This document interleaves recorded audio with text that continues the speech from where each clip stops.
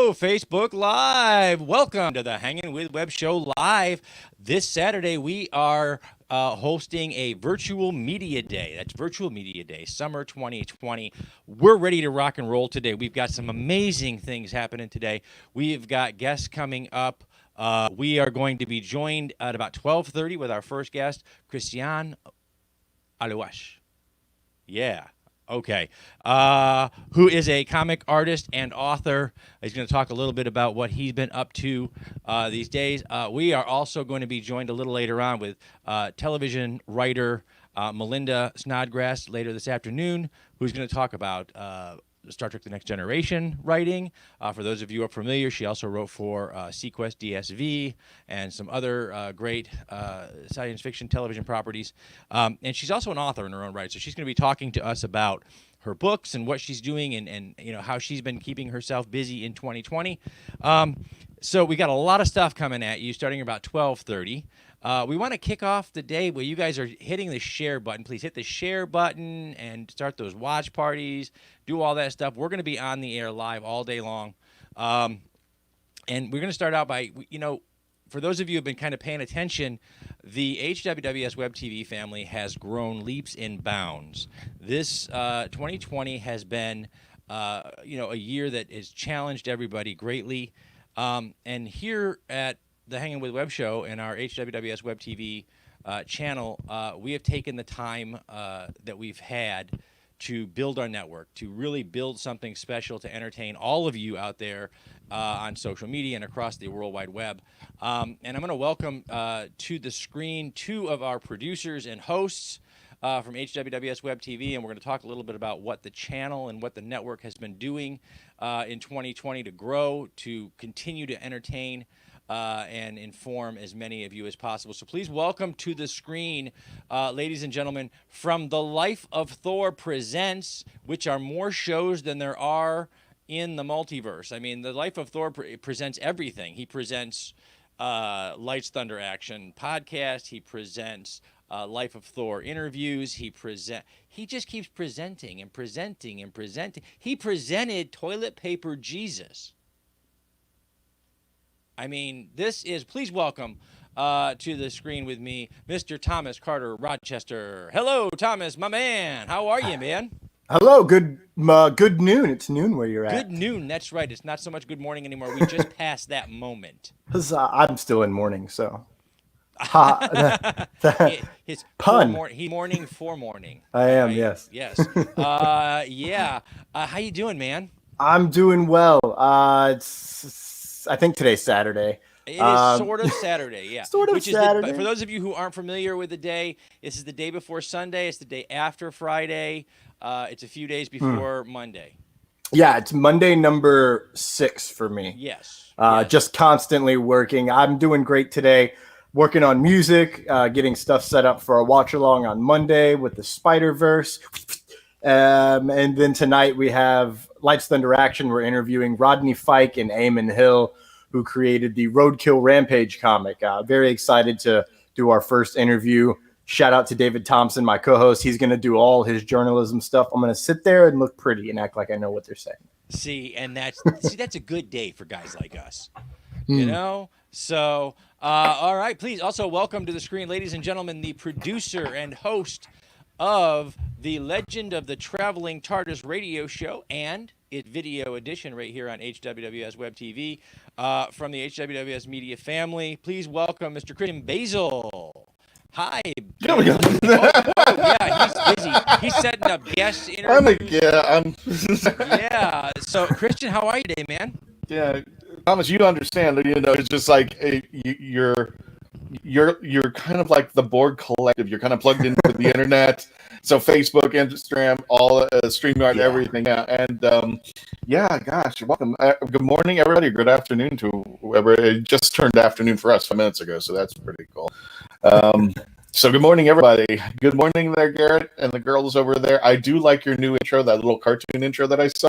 Thank you. I thought it was cute. I don't know why. It just reminds me of Whack-A-Mole. I have no idea. It's just coming out of the ground. I loved it the first time I saw it. It was actually that intro was a gift from dear friends over at NSC Live TV. Oh, really? Yes, Sweet. it was. We were, we were getting ready for CyberCon, and we were making some updates to the show, Mhm. and an animator over there animated that for us and took our logo off the wall here and animated it. It's awesome stuff. Really super duper job. And it kind of for me, it harkens back to those kind of talk show days or variety shows of the 1960s and early 1970s. It's had that theme going in there with the theme song. And, it does sound like really loved it. Really loved it. So, Reminds me of Austin Powers. The theme there you song. go. there you go. You know, it's got that 60s, 70s vibe, right? If you guys remember way back in the day, the variety shows, things like the Sonny and Cher show or Donnie and Marie show. I definitely remember those. Yeah, I was going to say maybe not Thomas. Dude, he's talking 90s stuff. I roll in with the 80s kind of, so I'm just like, yeah. okay, Well, when I was a kid, I grew up on that kind of television, and yeah, that was good television too. you know, and it was just because a variety show was, back then was, something that people were, home TV was new. They were looking for content for it, and they went to musicians and comedians and jugglers and you name it, and they put it all together in one big show. And that's kind of what we've done here at the network, guys. I mean, look what we've got. We've got Nerd Culture coming on board with Trivia, a game show just last night, their first HWWS production. Yeah. They did last night. They did a fantastic job. I saw you guys in the chat as part of the time. They killed it. Traveling TARDIS, you guys are talking Doctor Who and all things in the Whoniverse. Oh, yeah. And you've been killing the interview cycle in 2020 with no new shows. You have just taken advantage to bring out every person that's ever walked by a Doctor Who set. You've interviewed them now, and that's fantastic. Isn't it scary? It's been an interesting It's run. really awesome. We've got the guys over, Josh Bauer, our artist in residence here, who's provided all the art for the set here, and also so much art around our community, has launched Back Talk with Bauer, and just a really super fun, casual podcast experience. Chance to sit around and even, just cuss and make jokes and have a good time. Thomas Lights Thunder Action, you guys are doing awesome things. Whether you're just talking about pop culture that you love, or I've been enjoying the Battle of the Trilogies. Yes, the Tournament of Trilogies. Yes. So, you guys are doing awesome. And then, of course, now you're doing the watch-alongs, too. Yes. I'm looking forward to seeing those grow and seeing how people respond to those. They're reminiscent to me of a phenomenon on YouTube they call reaction videos. And one of the major distinctions, guys, for those of you who are watching right now on Facebook, when Thomas does it, is he's not just reacting to the 10 minutes allowed by fair use. Whether you're seeing it or not, Thomas is watching the whole movie with you. Yeah. And talking and sharing trivia and notes and things like that. It's kind of like when you're watching special features, the director commentary, only this is a viewer commentary. Super fan commentary. That's right. Mystery Science Theater 3000 style. Ooh, good pull. Yeah, see that? That's what we do here, guys. So guys, does anybody know? I mean, our schedule is so jam-packed every single day. We have interviews going all day long here in the Hangin With Web Show set. We're going to join starting at 12:30 with Cristian Aluas, comic artist, but we have Chris Bender and Robin Hofmann, Izzie from Izzie's Caravan from our indie music radio station. By the way, congratulations everyone out there who made the indie music radio station top 10 this week, including our own Thomas Carter Rochester over there. Me? With Toilet Paper Jesus. Yes. Yes. Thank you to everyone who voted. I It gotta was ask exciting. you, man, when you were putting together this, it's a parody song. It's a fun parody rap song. Mm-hmm. But 2 film festival wins, top 10 on the indie music radio station. Yes. Was that ever in your head, man? Do you ever see everybody loving this thing that you do? No, I was just happy that I didn't absolutely hate it when I got done. Normally with my Thor Watch videos, I get really stressed because I know for a fact that I'm going to put in about 40 hours of work on one video just to get it done to my insane eclectic taste. And so when I finished Toilet Paper Jesus, the film, I got to a point where that's a great comment. I like that. Commentary. Commentary. That's what we're going to call it. Commentary. Yeah. That sounds even better. Oh, God. I was going to go with commentary. But, don't blow his head up any more than it is. It's already full of lightning. It is. It's full of nothing but firing neurons and electricity. I forgot what we were talking about the topic, but everybody was saying something about exploding heads and stuff like that. Here we are again. Yeah. When I finished By the way, guys, Jesus, HWWS WebTV in the comments, apparently that is our good friend and social media manager, Guru. Mr. Terry McIver, Guru, really. Social media guru. Ireland. Man, he is blowing it up, helping us grow so much as a channel. I need to shout out Terry really quick because that man saves my life on the regular. There's so many things going on in a week between my day job, doing auditions, making music. I'm kind of scattered. I live in organized chaos. And that social media guru has helped me unblock my 7 chakras of social media and kind of open up remembering things.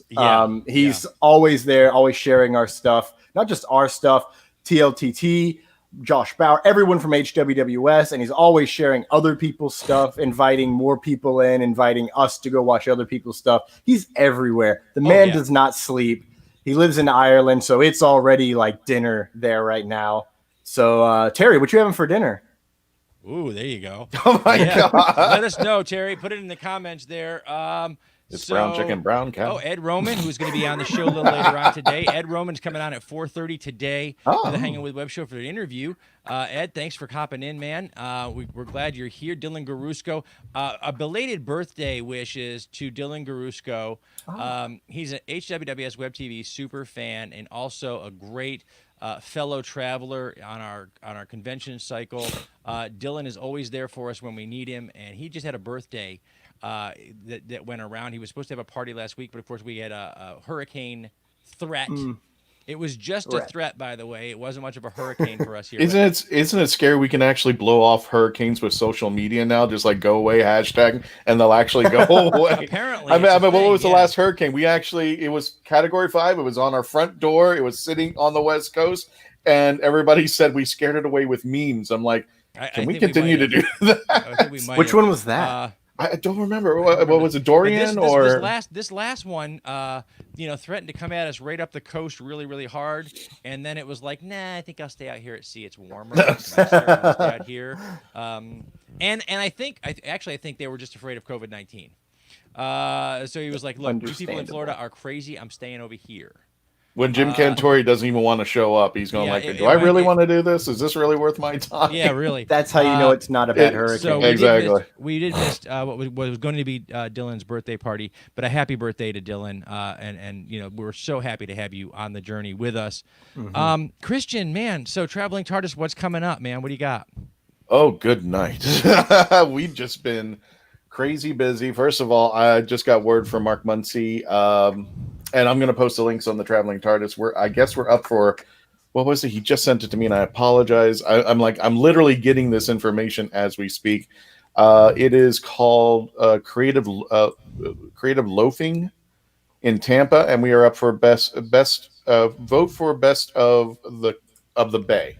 So Traveling TARDIS and Erie, Florida are both up in the running, and we'll provide the links for you out there. Yeah, it's just been a phenomenal run with the Traveling TARDIS with all the guests who've been very kind enough to show up. Annette Badland, Terry Malloy, Yi Cho, which, by the way, some of the guests who have been on our show, running on our show, like Yi Cho and Elena Thomas, who plays the Weeping Angel, they're all in the indie music spotlight. Their music is being showcased. So if you want to check out people who've actually been in Doctor Who and their music, go to the indie music spotlight. Yeah, but it's just been one heck of a ride. Thomas, and bring the three of us back up here because I want Thomas up there. Thomas, Harley Con next Saturday. We're both into this. I'm prepping now emotionally to be on point all day, on camera all day. No days off next week because we're moving Lights to Interaction to Sunday. I want a huge shout out to Amelia for spearheading what is shaping up to be an amazing day next Saturday. And also to all of the HWWS WebTV family members who when virtual conventions were starting, everybody didn't know what to do. No one knew how to do it or what to do. Our team came together and we did CyberCon 2020, and we learned so much. And we put in a full weekend. All of you guys put in a full weekend of entertainment, which is something that's very much lacking in, I think, a lot of these virtual convention environments, is something to entertain just those convention goers who can't go to conventions. And then, we watched as the big corporations and the people moving across social media started to do the same thing without the entertainment that we had done. And so we just watched the largest convention company on the face of planet Earth, San Diego Comic-Con and Comic-Con International, put on their virtual convention almost all week long, to what I would have thought would have been rave reviews, and turned out to be very mixed reviews. Very because mixed. it was a mix of panels and very slow, very super fan driven content versus the average fan that can go and see more entertaining stuff on site. So huge shout out to our own Harley Quinn, Amelia Poole, for taking on HarleyCon and throwing the entertainment back into the mix. And you guys are ready for a hell of a weekend, I'm sure. Oh yeah, That's going to be, and we got to first of all thank not only CyberCon and the wonderful team at the Hangin With Web Show, who really set the standard for online convention as far as I'm concerned. But I got to give props to Meredith Lawren, who ran Indie Event and the Geek Out. I believe it was Geek Out. It was with Geek Insider, her organization. So that got me prepped up for a lot of the online conventions and a lot of the interviews. It was like a training ground. And now I guess I can safely announce this live on the air. Traveling TARDIS may make an appearance at Dragon Con. I haven't confirmed it as of yet, but I did have to do a recording for Dragon Con. And it was, hopefully that segment will make its way to Dragon Con. But not only that, we're going to be at Necronomicon, doing a panel, and we're also going to be doing a convention called RoberCon, which I've never heard of. But we're just going to be busy all the month of September and hopefully for the rest of the year. So if online con is it, this is it. Plus, we're going to have Miss Snodgrss also this coming Tuesday. So when you're done with her, don't rough her out too much. We're going to be interviewing this Tuesday. Gary tells us he thinks that the problem with SDCC and the larger conventions also is they're spread out all over the internet. They're in all different places. There's not like a uniform place to go. And even though it's on the internet, people really need to feel like their traffic is routed to one place where they're spending time together. And that's one of the things that we were able to successfully do with CyberCon, was just bring everybody to one page and entertain the hell out of them, no matter what they were interested in. They could just stay on that page all day.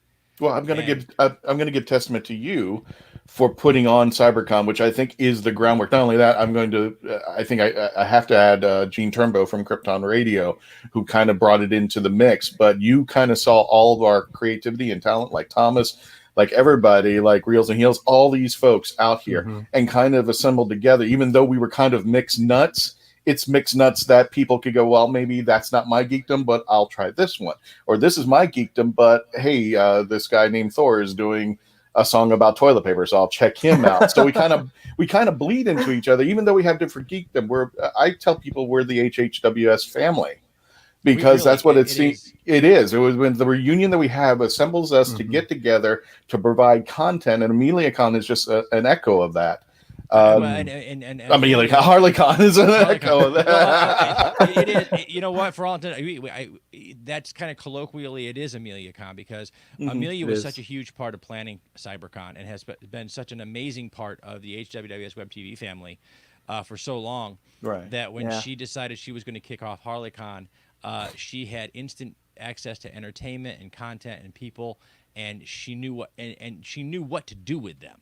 Right. And that's I think that's the important part. Is you can have all these great celebrities and you can have all these great things that come to your show, but if you don't know where to plug them in or what niche they can fall into, you run the risk of sending them over here on the internet and shunting people away from you, and not really building the kind of community that you want to have for one of these kinds of events.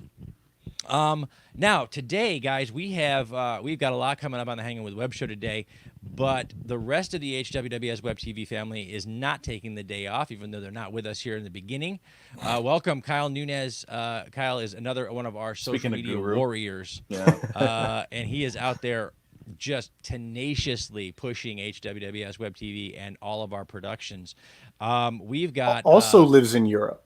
Also, again. From Trinidad to Holland to who knows, he's the world traveler, Kyle. So guys, what's coming up today? What do we have? We have Reels and Heels at 2:00. Yes, they're talking. I think today is biggest wrestling, most shocking heel turns in wrestling. Okay, now I'm not a huge wrestling guy, guys. So what's a heel turn? To go from a good guy to a bad guy. So baby face is considered a good guy or face, and then a heel is the bad guy. Okay, I gotcha. So like it's Sergeant Slaughter. When a good guy kind of shifts and becomes a bad guy for a little while, or the other way around. Like, for example, Sergeant Slaughter in the early 90s when he was touting Saddam Hussein and all that good stuff, that would be a heel turn. Okay, gotcha. All right, very cool. And the biggest heel turns. That's the theme of today's Reels and Heels. Yes.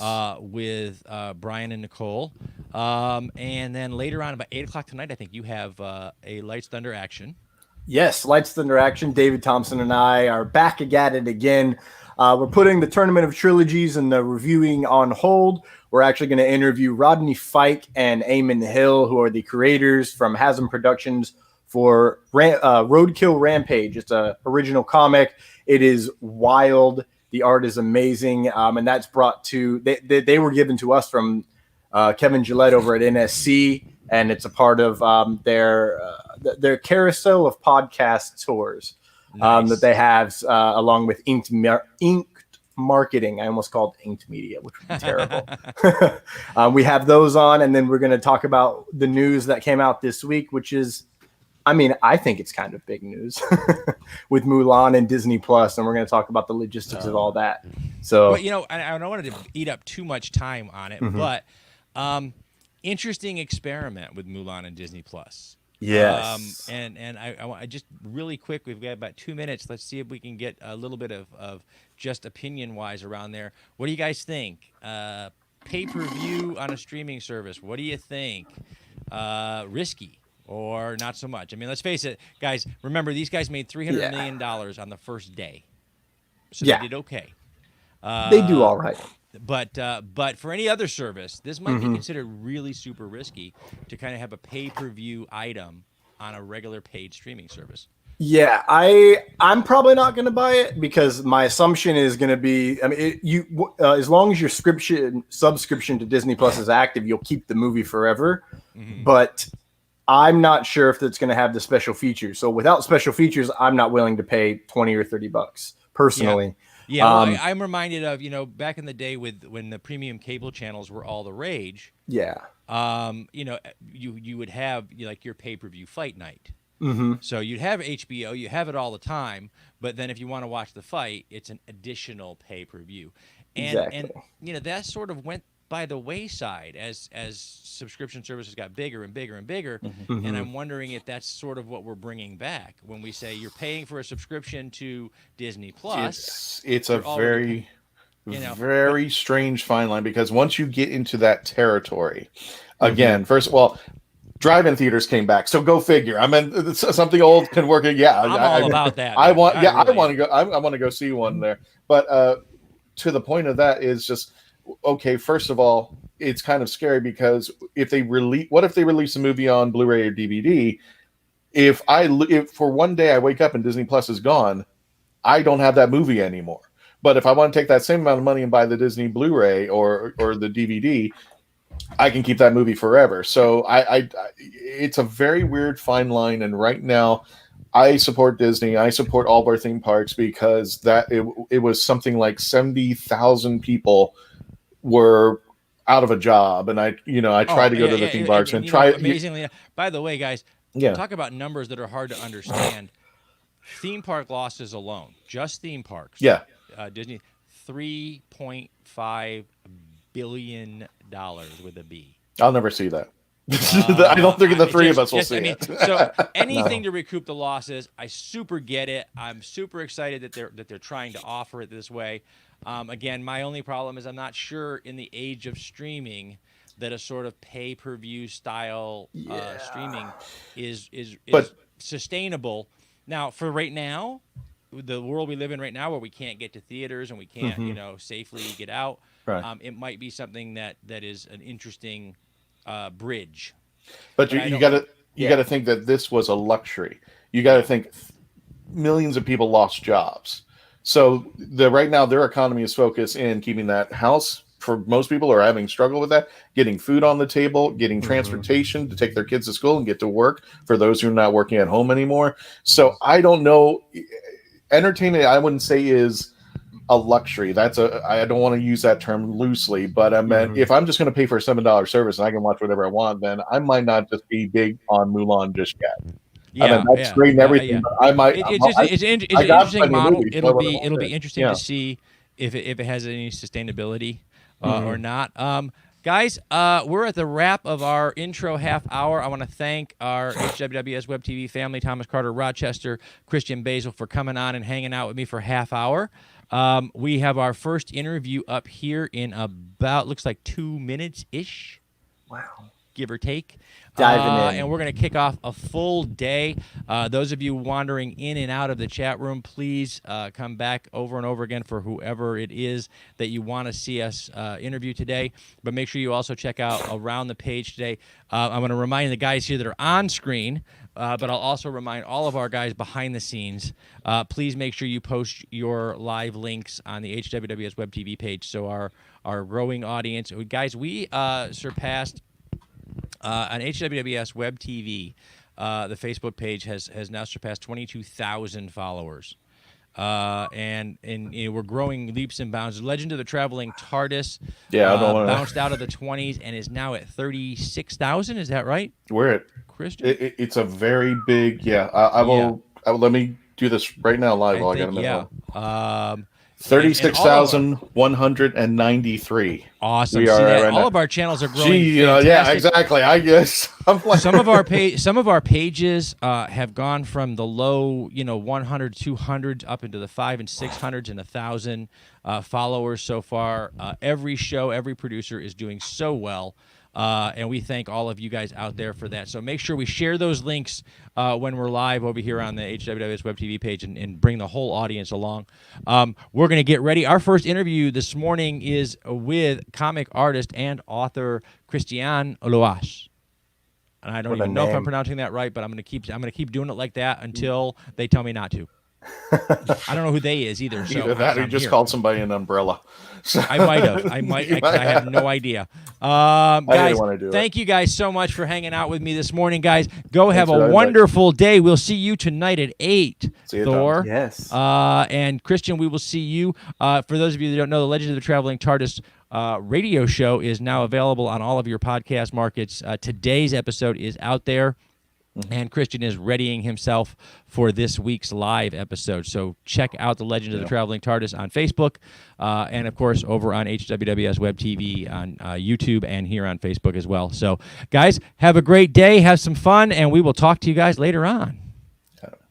All right, guys, we have our first guest down in the lobby. We're going to welcome him to the screen in a moment here and say hello and kind of warm things up before we start our interview segment.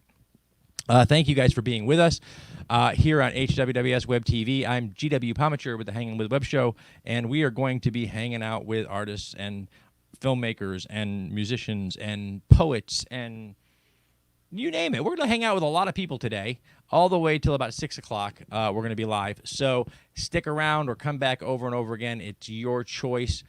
Please welcome to the screen so we can say hello, Mr. Cristian Aluas.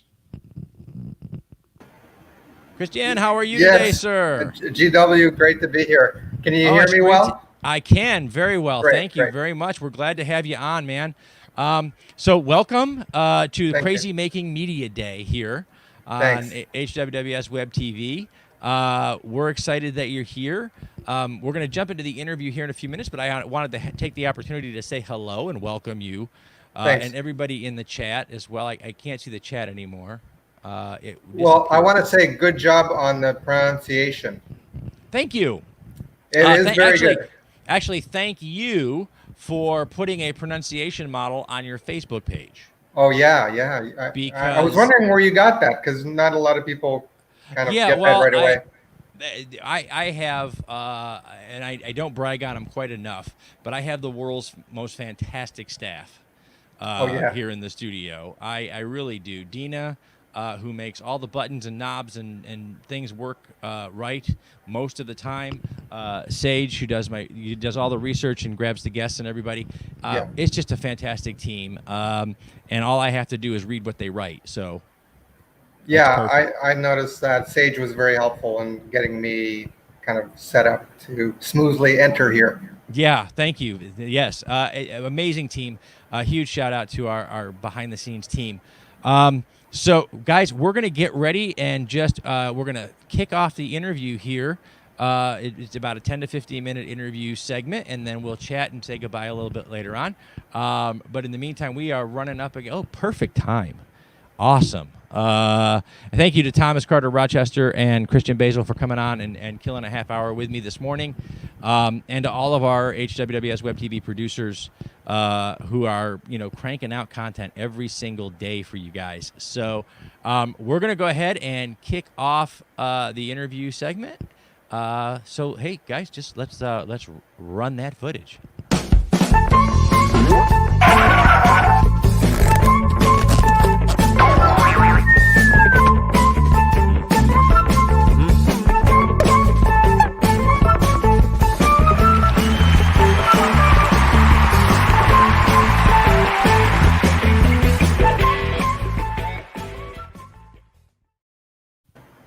Hello, World Wide Web. Welcome back to the Hangin' With Web Show. I'm GW Pomature. Thank you so much for logging on, tuning in, however you got here. You clicked on a link or pushed a button, tripped, and you hit the space bar on your keyboard, and that's how you got here. I don't know how you got here, but I'm glad you're here. So do me a favor. If you're over on YouTube, hit subscribe so you can come back over and over again. If you're on Facebook, hit the like button, hit the follow button. Get notified whenever we have new content coming out, because we're going to have content coming to you every single day on HWWS WebTV. This is the Hangin' With Web Show. We are hosting Media Day today, and please welcome to the studio author, artist, Mr. Cristian Aluas. Yes. Cristian, how are you today again, sir?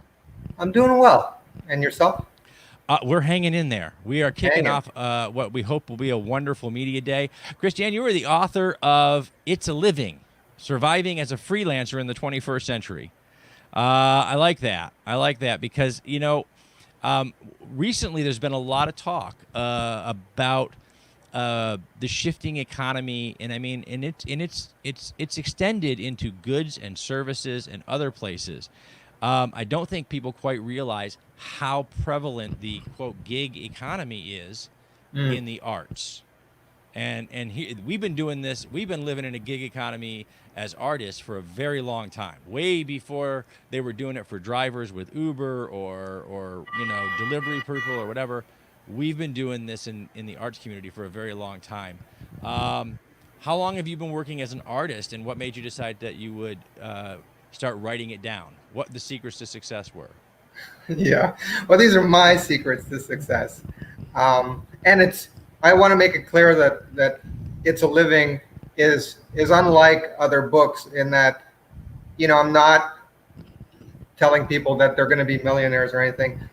You're going to make a living that you can be passionate about, and you can sustain yourself, survive, do well occasionally, and really kind of balance freelancing with your natural passion as a creative entrepreneur or professional. So I started out in the gig economy in 2002. I had studied animation and creative writing and art history in college and university, respectively. I worked in a few studios, animation studios, and then I had this crazy idea to just be an artist, quote unquote. And then I struggled for about 4 years. But in that process, I learned that I could bid online. And so initially I was just trying to update my website, and I couldn't really afford designers because I was so broke. I was just showing artwork in cafes at the time. And that was where my mind was. I thought I was going to be like Picasso, and I was doing paintings, and then I found this website called Scriptlance, and I realized that, hey, if I put together a little portfolio, then I can just get jobs. And the trick was that I could have gone back to the animation studios, but at that point I kind of burned all my bridges. I said, like, screw you guys, I'm leaving, I don't need you anymore. And so I had too much pride. I just kind of like thought, I got to make it on my own. Mm-hmm. So even though that was extremely lucrative, and I could have put my tail between my legs and went back. So I started bidding online, and at the time in the early 2000s, it was kind of the end of the tech boom. Some companies were going under, but there was a lot of activity, and a lot of the jobs that I was getting were mascot logos, a lot of web design, which I had to learn my own. I had to develop my own web design skills, so I learned HTML coding and a little bit of PHP. And certainly, I use my animation skills to do Flash animated websites and pages and little videos, which were very popular at the time. So that's kind of how I started. And the great thing is, I want to give you just some statistics about the gigs, the gig economy. Currently, there are 57 million Americans that are freelancers of some sort, and about 45%, the majority of that group are creative.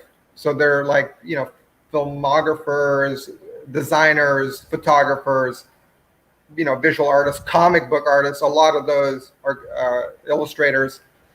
Well, I think a lot of people kind of confuse the arts, because I think when they look at an artist, particularly one that's working for themselves, they see they see the creative content that's generated, whether it's us doing video, whether I'm putting out a new book, or you're putting out an animation, or you're putting out a book.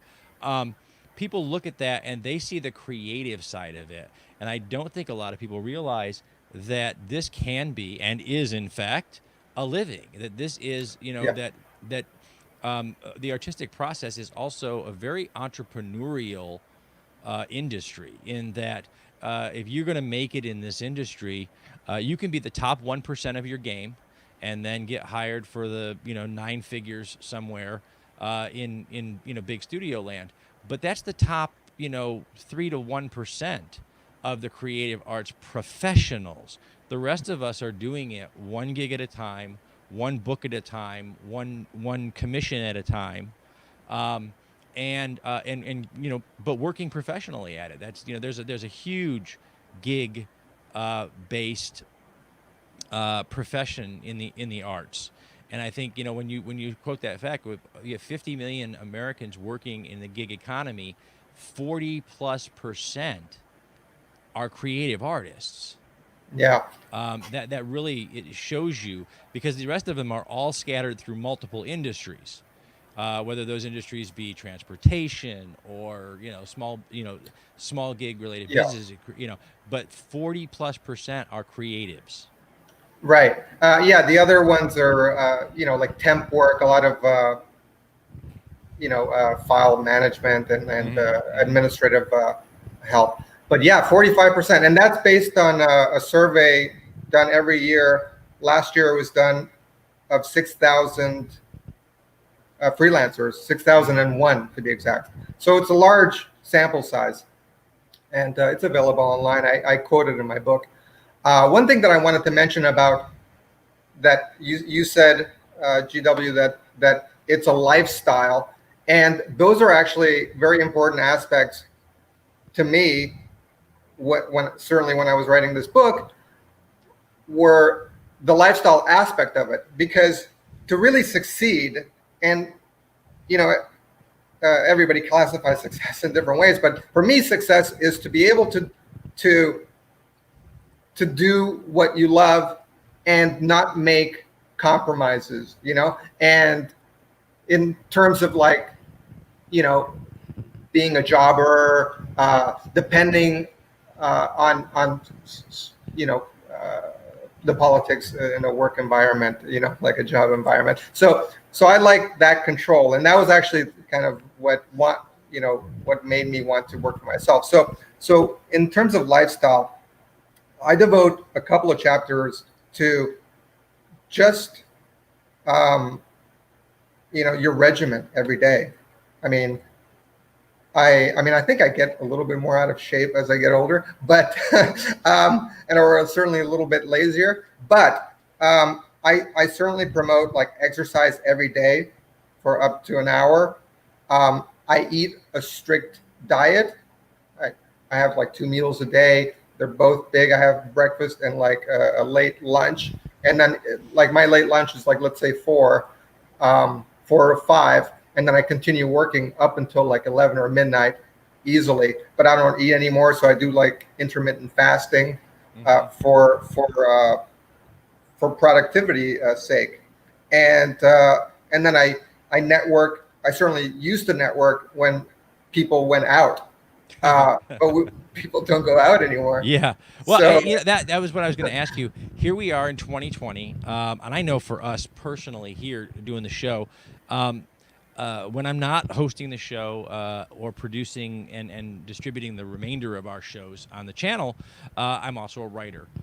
This has been, the 2020 has been an interesting year for writing because I have more time than I've ever had before to write and to focus in on things. But in terms of doing the rest of the show, it's been a challenge because so much of what we do depends on getting this set out into a public place where I can sit down with artists and filmmakers and creative people. For you working, again, like you said, a large part of what we do is who we meet along the way, because we're going to need those contacts both as, for assistance when we need it. We also need those customers. How has 2020 treated you? And what have you learned about your particular freelancing in 2020 and how you've had to adapt? well, that's a great question. And to answer that, my lifestyle hasn't changed much to some extent, because a lot of people ask me that. And, I work from home. This is my home and my background. And so I work from home, and I've kept a very somewhat strict, but I don't, I don't torment myself, but I keep a strict schedule and this, a very consistent schedule day to day. So, nothing really changed, but the significant thing that did change and the way I had to adapt was, for example, I moved to New York to be able to network, and when I lived in Las Vegas before, and I produced a short live action film based on one of my graphic novels called Big Boss Comic.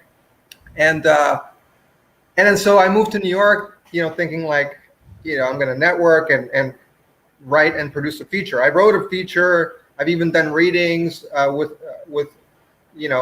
actors, and I've met with producers. And then, this year was going to be like one of those, incentive years to really push for getting that off the ground. And then I had to pivot and totally change that. Yeah. And the way I changed it personally, and that's something that every artist has to be able to have to build themselves up in a certain way to be able to adapt very quickly. So, so the way I changed was I used to have an art school in Canada, Masterpiece Art School, and there was a brick and mortar, and then I just simply closed it because I moved. And it was very successful. I quite liked it. And then I still offered some online classes. So now I reignited that. And I opened an Instagram. I've been recording new courses. So I've recorded 3 new courses that are on Udemy. So those are my own personal IP. And that's one of the things that I always recommend to freelance artists is for every job that you do for a client, you should spend the same amount of time on your own intellectual property. Mm-hmm. So to some extent, I sometimes feel like I feel less ambitious, although I work very consistently and I work kind of long hours, but it's not really stressful at all. So like the amount of time that I now spend on quality projects for clients is somewhat minimal often, you know? Mm-hmm. I mean, I'm not making millions, but I'm really like doing very decently. Yeah. And I managed to spend the same amount of time, sometimes gambling on certain, entrepreneurial projects. Other time, I know that like the courses were very lucrative in the past. And I know that even when I was very inactive with the courses online and promoting them, they were still bringing me residual income while I was freelancing. So, well, and I think this particular year has been the year for especially a lot of newer freelancers or a lot of newer creative artists who are just branching into making this their living. We have a lot of hobbyists, and we love you guys that are out there doing this on the weekends and whatever. But when you take that transition and you make that step, I think just like Cristian said, you take that step thinking, okay, 2020 is my year. I'm making the leap. Now it's going to be gangbusters. And then of course something happens like 2020.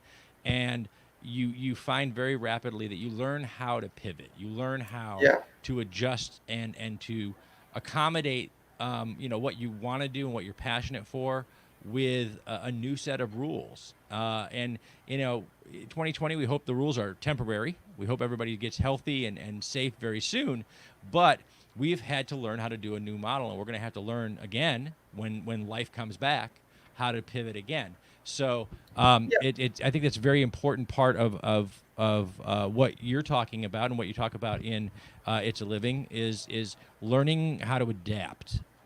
Because you have to, if you're going to be a gig worker, especially in the arts and entertainment industry, you're going to be constantly adapting to a changing industry.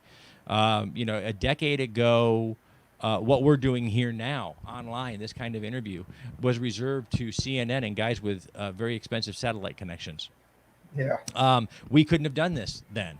And had somebody said to us, "Hey, you're going to have to do that for the next 6 months," we would have been like, "Oh, well, that's it. Close the door. We're done."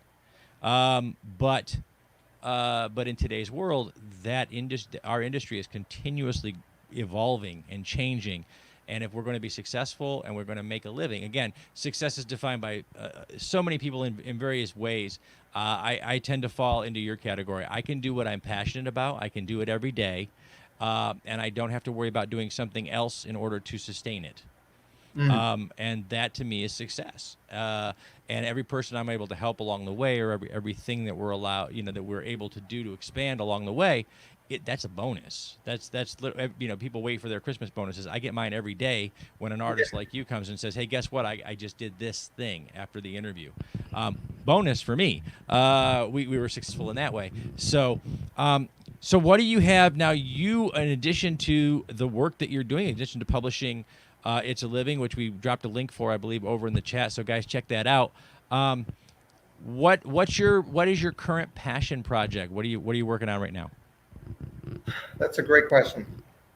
Well, I wrote this book, and I am working on an audiobook. I'm editing it, and I'm doing that myself, which is a passion project, to say the least. A whole different set of skills, right? Yeah. Yeah, I've learned film editing in animation school and all that, and I've done audio editing for a lot of little art films in the past. So, but yeah, my passion project, I've been researching this last half year on, I haven't really told people, but I've been thinking about serializing either a graphic novel or a fiction. So I've been doing a lot of research on that, and I've been making notes on an outline, and actually I've written one outline. So it's like, these are my works in progress, that and the courses. the online courses. I have pretty much, I'd like to say a short list, but it's a long list of like courses and subjects and a couple of outlines that I have to go through to record and edit. So it's really like, that's my new passion project, is to reignite the online art courses that I've done in the past through Masterpiece Art School. And, you know, I've taken on a couple of students as mentoring. Mm-hmm. So I got one client from Upwork that I meet with every Friday, and he's working on a webtoons, and I've been, you know, talking through his ideas, and he has a day job, so he doesn't want to give that up. Yeah. And you know, so it's like, how do you manage your time? And I kind of, you know, I'm his accountability coach to some extent, Awesome. and you know, and you know, he's got certain level of writing and drawing skills, so you know, and I take a lot of workshops each week. Like, you know, 2 weeks ago I took one with a TV showrunner, like I forget her name, but like she's run some big shows, famous actress, well, kind of supporting actress, and then last week I took another course on sorry about lagging, but a course on like story ideas and outlines. Awesome. And things like that. Oh, story. Yeah. Okay. Yeah. No. It is part of, I think, any downtime, if you will, between projects is always learning to be a better creative artist. I mean, it's the one thing that we're always going to be doing if we want to be successful is continuing to hone our craft and hone our skills every single day. So the fact that you stay busy with your own continuing education while helping other artists to continue their education, there's a lot of time in there to have to balance back and forth. I know. But I'm actually It's a Living, when we started doing the research here before we interviewed you, hit the top of my to read list. So I'm looking forward to it myself. So guys, check out It's a Living, Surviving as a Freelancer in the 21st Century. There are links in the chat, and we're going to put links in the description over on YouTube. So check that out, please.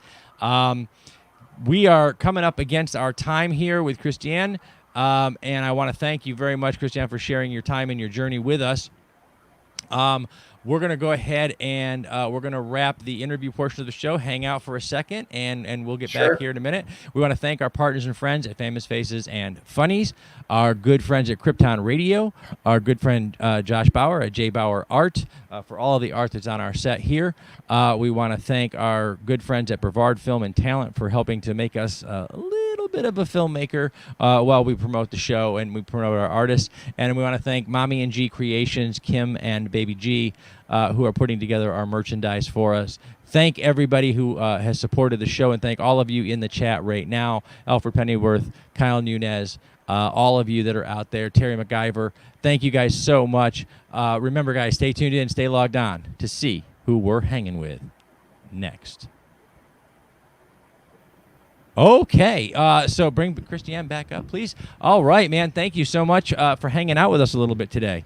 Sure. Yeah, my pleasure. Yeah. Well, I wanted to add something, GW. Yes, please. When you said about, like, you know, that I'm researching, I was thinking of this painting that I did years ago, early in my career, very first year, and it was called A Genius in a Glass Case, and basically it was this old man with a very long white beard. And he's like in this like machine case, like all glass, like a tube, and he's locked in there, and he's surrounded by books, and his eyesight is like, you know, almost totally gone. His, like, you know, eyes are like old man glazed, you know. And he's just surrounded by books, and I always thought that image was kind of absurd in a way, because here he is, he's a genius, but he's a constant student.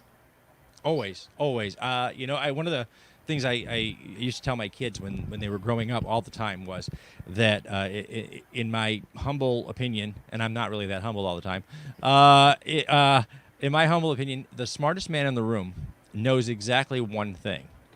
He knows that he doesn't know everything, and he'll persistently try to learn more. Because really, if you know, if you purport an expertise on anything, generally speaking, that expertise has an expiration date. The world changes too fast. Yeah. Whether we're working in art and our mediums change, or what our clientele wants changes. Everything is always evolving and changing. Since we launched the show back in 2015, the media industry has changed, and we were solely a niche item, when we started out, and I was comfortable. I was great when we took the leap into making this my day job, which it is. It was, we were comfortable with it, but we were very niche, very small. Our growth model was very limited. We had missed the period of time when, say, YouTubers went from 0 to hero in a year. We already missed that craze, and mainstream media still saw us as the outsider. But in the 5 years since we've been doing this, 2020 especially has demonstrated that there is a huge online media craving, and the audience has expanded from people who were limitedly interested in the arts to now, during the course of a week, I can put out an interview with a filmmaker or an artist, one that's lesser known, and still thousands of people will watch, because that's what they have to do now. And this is what people are doing, and I think people miss the fact that the internet evolved in a really funny way. When we started out on the internet, when I was a kid, you started out with things like AOL, where everything was under one roof. And then the internet, we learned that the internet was so much more expansive than that you could get on your browser and go to all different places. And then it kind of hit this bell curve where it comes back on the other side. And now a large majority of people turn on their computers and they hit their internet browser, and it takes them to their social media site. So again, we're back under one roof again, where we started out back in the day. And the result of that is people are looking for more and more media to consume, whether it's art or video shows or music or whatever. And when they're doing it under this one roof, the one roof of Facebook or Twitter or Instagram. And, that's their portal. My mom doesn't even know the internet exists anymore except for her Facebook account. Yeah. I don't think she's used the rest of her web browser for anything in 2 years. And what about Pinterest? No, she's not very crafty. So she's, but she checks out the news and what's going on. And years ago I used to tell people, the one person that's going to think I'm crazy is my mom, when she finds out that I took my journalism degree and I launched a YouTube show. Right. And then all of a sudden she became a viewer, because this is where she is. She's on Facebook. She's cruising for live videos, and here's where she comes. And she says, "Oh, I saw your show." And I'm like, "Oh, wow. I never thought that would happen." My mom is in her 60s. I didn't think she'd ever check out a Facebook show. But there she is. And so we've evolved so much that consummate thirst for more education, you can never quench it enough, because by the time you figure, I've got this figured out, I'm an expert, and tomorrow they change the rules. Or some computer guy. I love the guys who write algorithms for social media. Those guys change their rules every day. Yeah, that's true. They rewrite the algorithm so many times that I'm just like, okay, I don't know how it works anymore. I'm going to have to figure it out again. But yeah, it is. You're constantly trying to re-educate yourself and continue. It's, in the professional, the non-gig economy over there in the office space, they refer to it, I guess, as continuing education. Well, yeah. I never stopped. So continuing is, I just keep going. Yeah, same. I got to admit, sometimes it feels like taxing because it never ends, Yep. But other times you get into it. I mean, one thing that I noticed, when you're freelancing and working for yourself, is every day is an effort to motivate yourself, Yeah, well, you do. You do have to self-motivate. Yeah. We've actually set up a side of our house where we have the studio, and we also have the office in the studio. So that's where I have to go. I have to turn the switch on in my head. I'm going in the studio. I'm going to work, as opposed to the rest of the house, right? Yeah. Cristian, thank you so much, man. We have to get going. We're on to our next guest. So thank you so much for being with us. And, thank you, GW. It's been really fun talking to you again. Yes, sir. All right. Anytime. Okay, so Dina. All right, and please bring in Anthony to say hi. Guys, thanks for being with us today on the Hangin' With Web Show live on Facebook Live. We have Media Day all day long. We're going to be talking and interviewing some amazing creative artists. Coming up next here, welcoming to the screen, Anthony Train Caruso. I like that. Anthony Train. Nice. How you doing? Doing pretty good, man. Doing pretty good. Guys, so stick with us. We're going to be interviewing Anthony here in the next half hour. And coming up after that, we've got Chris Bender. We've got interviews all day long. At 3 p.m., we're going to be interviewing Billy Ray Rock. At 5:30, television writer Melinda Snodgrss from Star Trek The Next Generation and SeaQuest DSV and a bunch of other stuff. So we're going to be on the air all day long today. So stick around and hang out with us. Anthony Caruso coming up here next is a musician with the 308 Ghost Train. So I guess that's where we get Anthony Train from, okay? So go ahead, bring Anthony up here, darling. We're just going to hang out for a second or two. We've got a few minutes before we have to kick off the interview. We'll just say hello. It's how you doing, man? I'm doing great, man. How you doing today?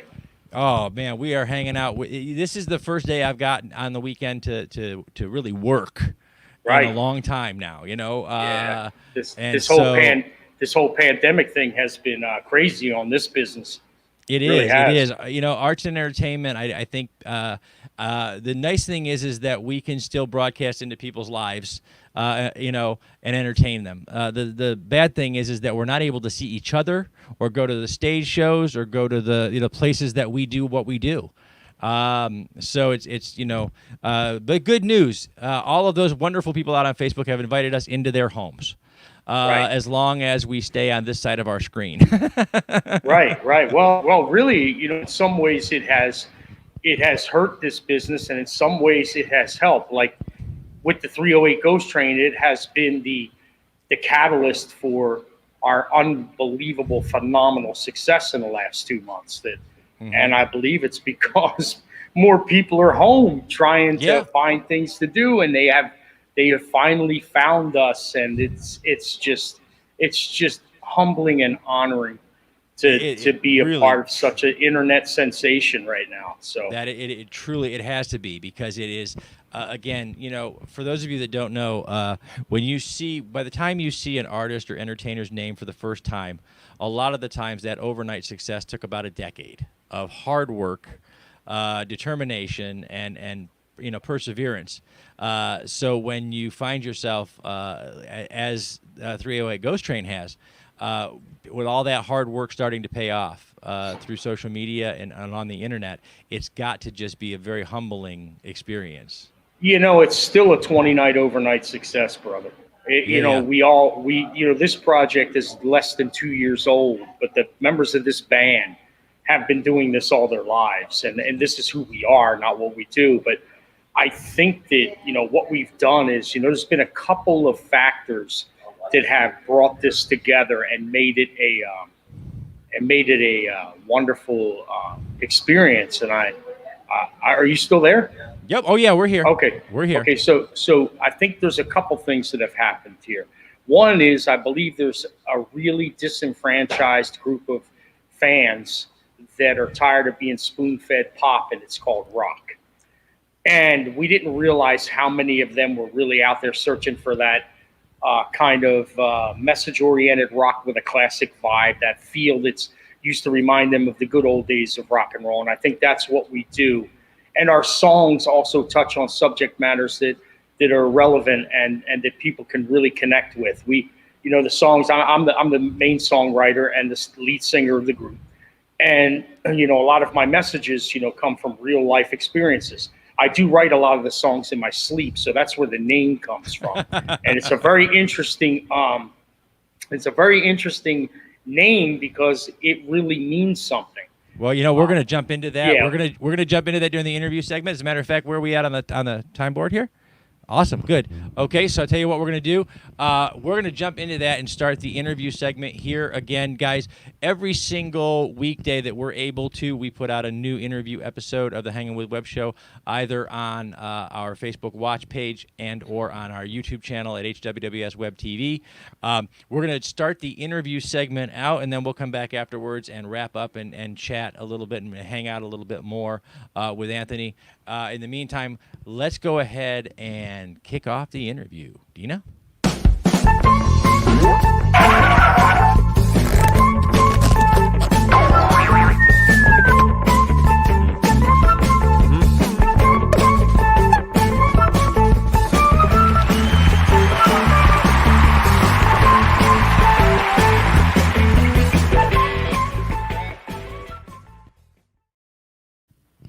Hello, World Wide Web. Welcome back to the Hangin' With Web Show. I'm GW Pomacher.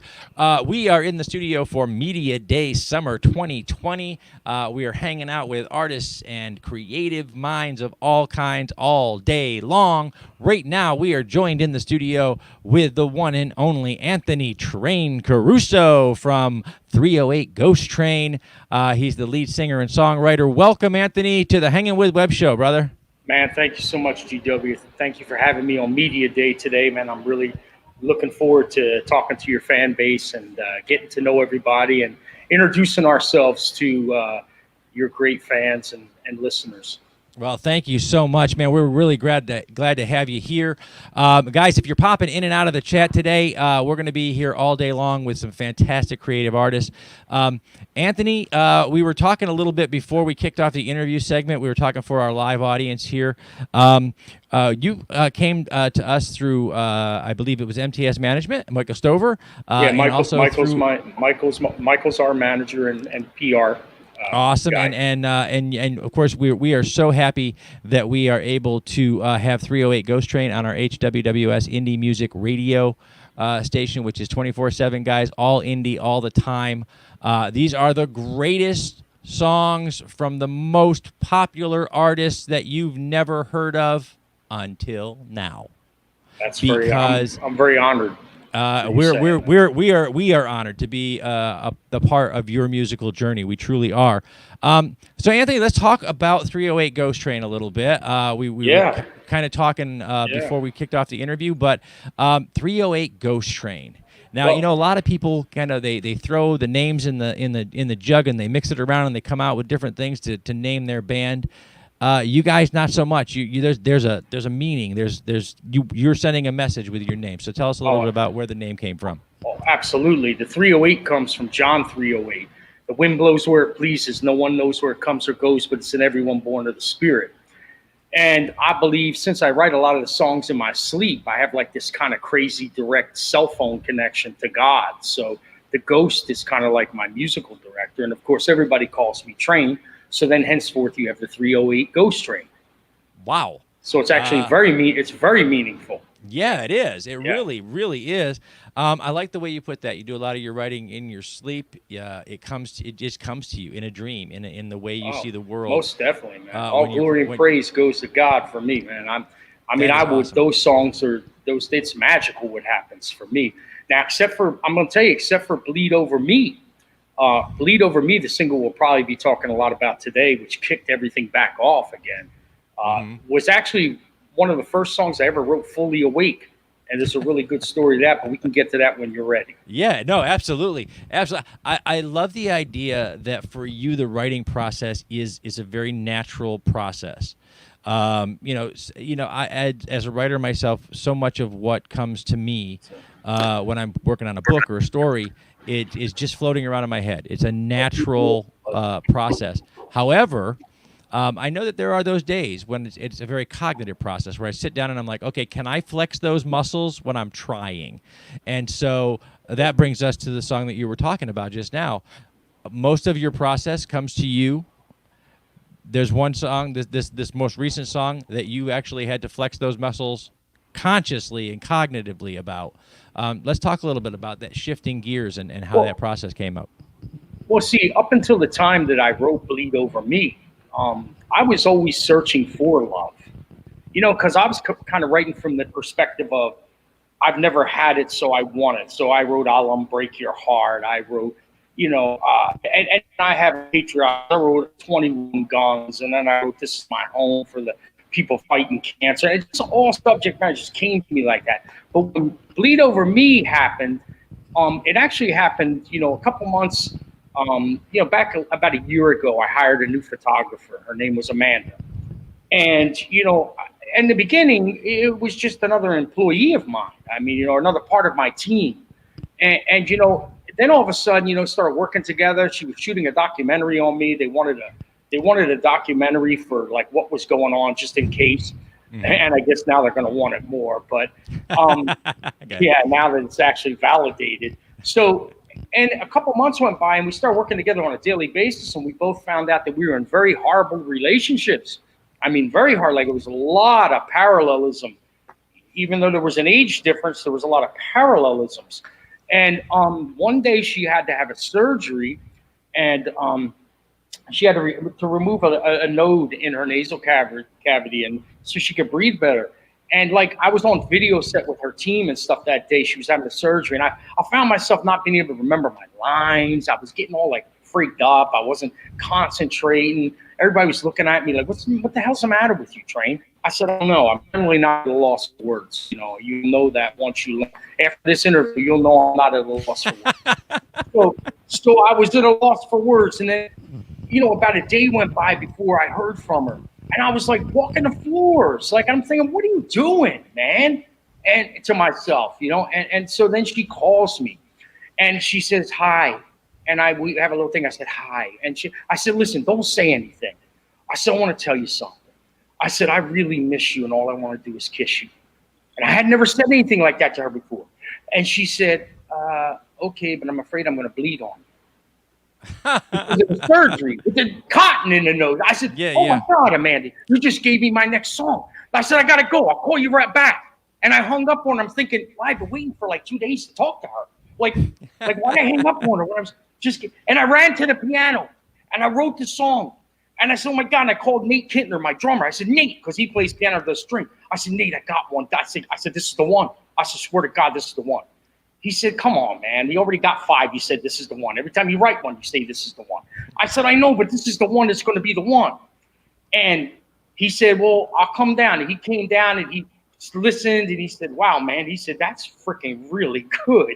And I said, I know, man. I don't know. So it was the first song I ever really wrote consciously awake. And now what I'm thinking is it's because instead of writing looking for love, I'm finally writing from the perspective that I found it. Mm-hmm. So it's no longer mysterious. It's all relevant and in the present. So that's kind of a different perspective has changed the writing. And that's the story of Bleed Over Me, which what is our #1 song right now. It's 6 million plays. Out of the 25 million, it has 6 million plays, but it's the one that brought everybody back around to listen to all the songs and make this 308 Ghost Train the internet sensation it is today. And that's only been in the last 2 months. That's amazing. That's amazing. What's really amazing about that is and you hit it right on the head. Every once in a while, as a creative artist, you are able to make a connection with your listener, make a connection with the person that's enjoying the art. And when you make that connection, you find that they go looking for the rest. They want more. And so like you said, with all of those millions of plays, a huge part of that is this new song where it touched you so strongly to be able to write it that now it's touched those listeners, man. They've felt a connection with you and with your journey, and they just want more. That's, you said this project is about 2 years old. It's not even 2 years old. Not even 2 years old. It's about a year and 2 months old. Uh-huh. We released our first record May 24th of last year. Wow, that's fantastic. And that was 21 Guns and a Million Tears. And it went to #1 in the Midwest on some small chart back in July. And then so did I'll Unbreak Your Heart after that. But we really didn't get a lot of plays. I think on Spotify, we had a total plays for 7 songs was about 100,000 streams. Mm-hmm. And then all of a sudden, Bleed Over Me blew us up, and now we're at 25 million in 2 months. So I have to give credit to that one song for kind of like you feed people a dish and they love it so much they will come back and try the other things that you have. Absolutely. It's almost like a musical restaurant, I guess. It is. Well, it is. And in today's modern listener is very different because everything is a la carte. Today's modern listener, everything in the musical restaurant is a la carte. You can order one at a time. It's not like when we were younger. When I was younger, you went and you bought, a whole CD at a time or a whole record at a time. Today, it's 99 cents on iTunes at a time or on Spotify, picking the songs that you like. So when you're able to make that connection and get them to stay in the restaurant for more than the ice cream, that's quite an accomplishment because they can just pick one and move on. But they didn't. They're sticking around there. They're looking at all of those things. How many band members? How many of you are there in the band? And go ahead and give a shout out to all the different band members. Sure. Let us know who they are and what they do. They play in the 308 Ghost Ring. Absolutely. There's 4 guys. Anthony Cucurello, he's the guy with the long blonde hair. He's our lead guitarist. And then next to me in the banners is Nate Kintner, the drummer. And then next to him is Dave Taylor, the bass player. And we make up the 308 Ghost Ring.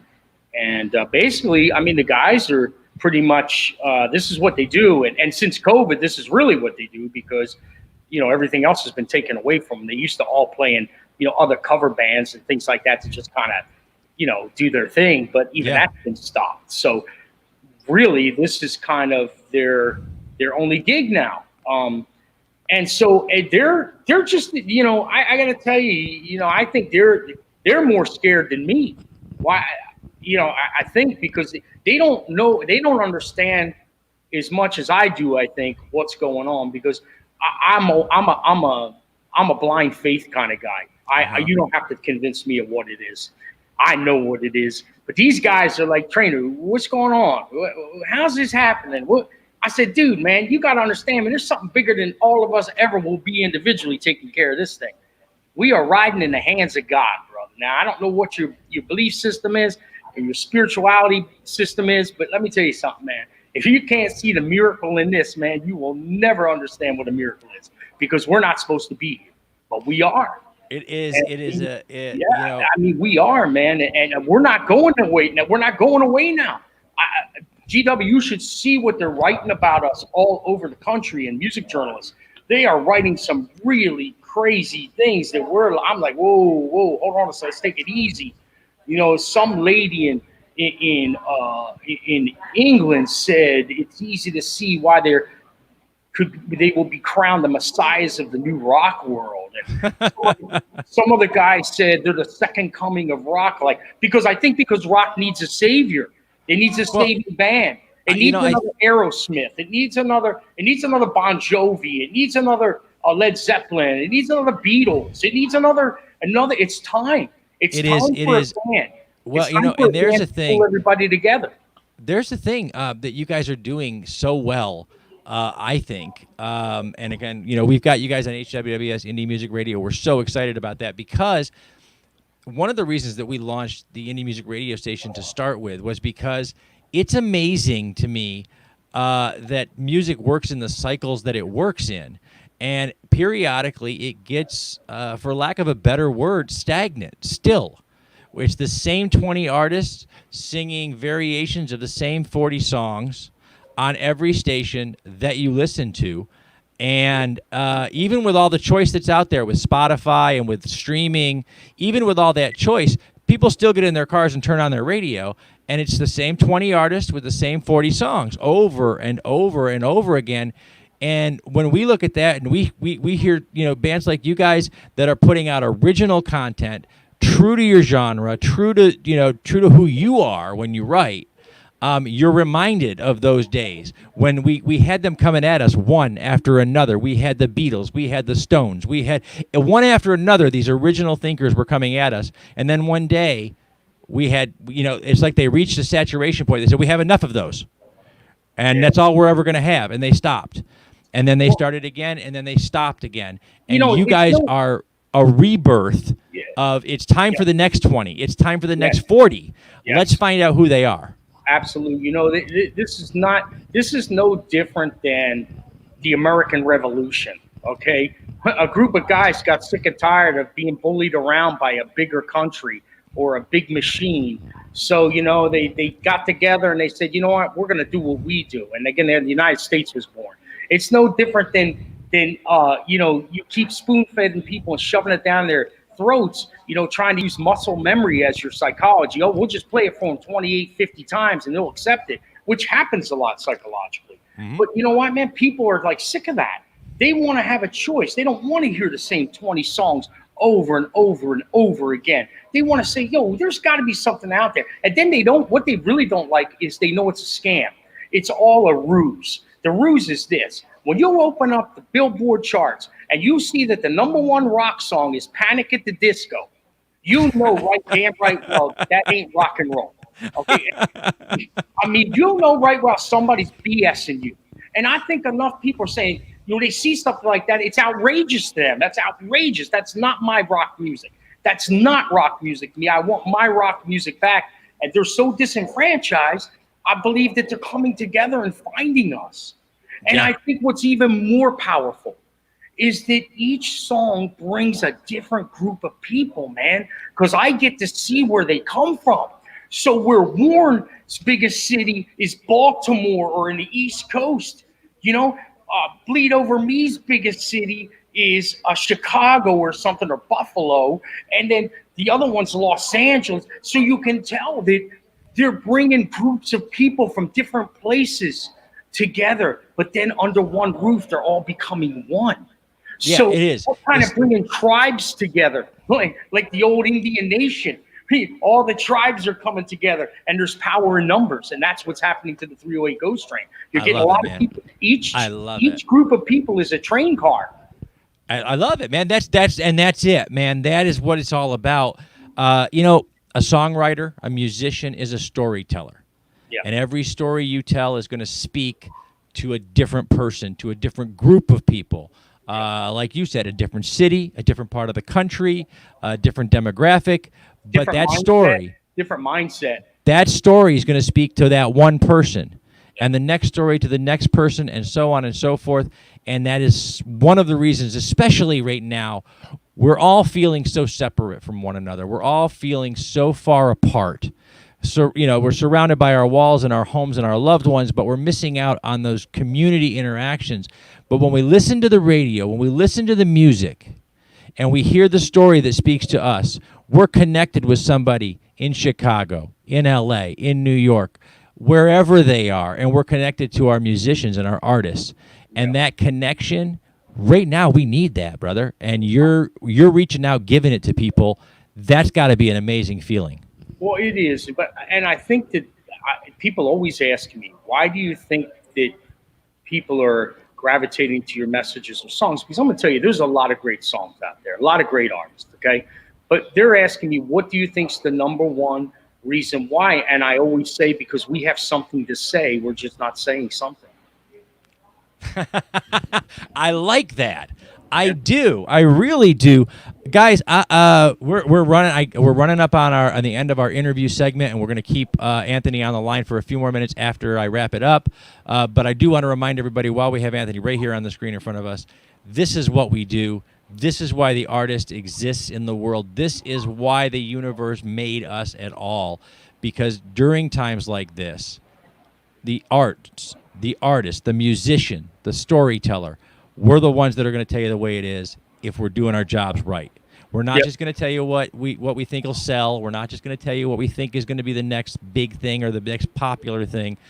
It comes from here, and as Anthony already told you, it's his own life experience that brought it from here out to your ears, and that's what connects with people. That's what the storyteller is all about. Guys, we have to wrap it up. We're going to say thank you to Anthony for being on the air with us. We're going to say thank you to our partners and our friends at Famous Faces and Funnies, Josh Bauer at J. Bauer Art for all of the art that adorns our set, our good friends at Space Coast Comics and Hearts Helping Others of Central Florida, our great friends at Brevard Film and Talent and Mommy and G Creations. Thank you for all of your support. Thank you to Kyle Nunez and Terry McIver and Alfred Pennyworth and everybody else that's in the chat today. Thank you for listening in. Remember, stay tuned in and stay logged on and see who we're hanging with next. Go. And guys, we're back here on Facebook Live. We're live all day long, and we're here again. We're for those of you that don't know, we're here with Anthony Train Caruso from 308 Ghost Train. We've been talking about creative arts and music and making you connect with those songs. Anthony, what's next for you, man? What's you got another song coming down the pike? What are you working on right now with the guys? We got 4 more coming. We're getting ready to record the rest of this EP. And we're going to be releasing singles. We do nothing but singles because you need to keep people engaged. Every 6 to 7, 8, 10 weeks, you want to throw a new single out there, and that's the way you keep everybody kind of in the fold with you. Right now, what I'm going to do is drink this beer. Okay. Amen to that, brother.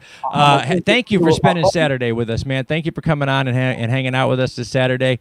Guys, you can listen to more from Anthony and the guys at 308 Ghost Train right on HWWS Indie Music Radio.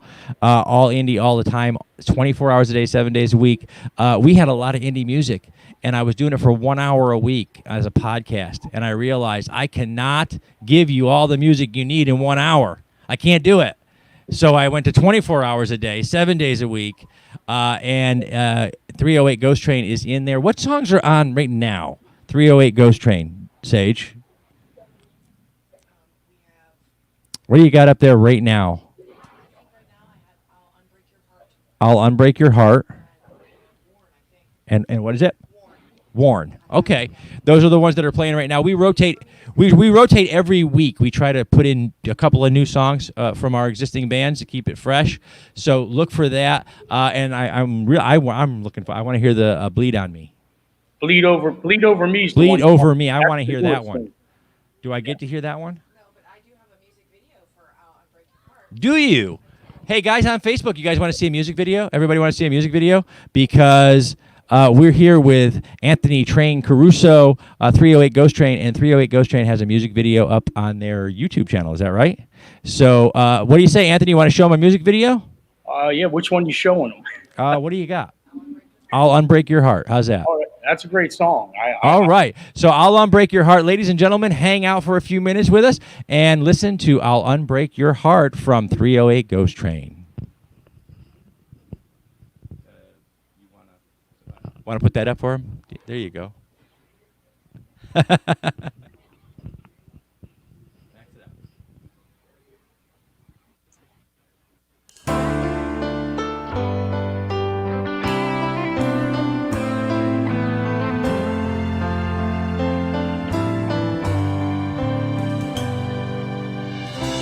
From the first time I saw you, I felt something inside, the kind of thing that gets you twisted up, makes you toss and turn at night. And every time I ask about you, you say you lost a lot of blood, cut so deeply from a shattered trust. I said, girl, I'll stitch you up, and I'll unbreak your heart, fix what's all been torn apart. Feels like you tumbled off a cliff in the dark, but I catch you, girl, and break your heart.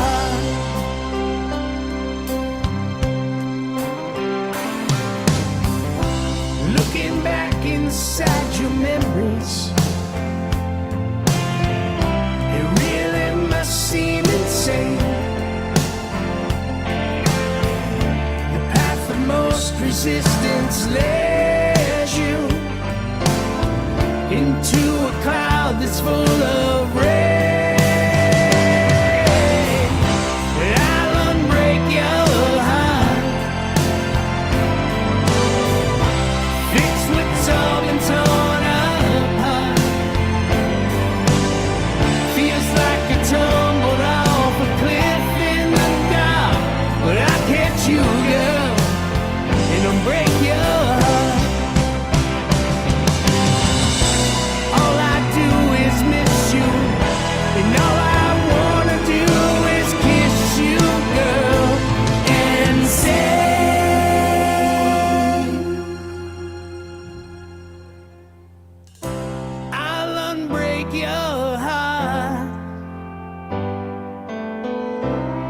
fix what's all been torn apart. I'll unbreak your heart. I'll unbreak your heart. Fix what's all been torn apart. I'll fix it all, girl. Feels like we tumbled off a cliff in the dark, but I catch you, girl. I catch you, girl. I catch you, girl. I catch you, girl. Oh, I catch you, girl. And unbreak your heart.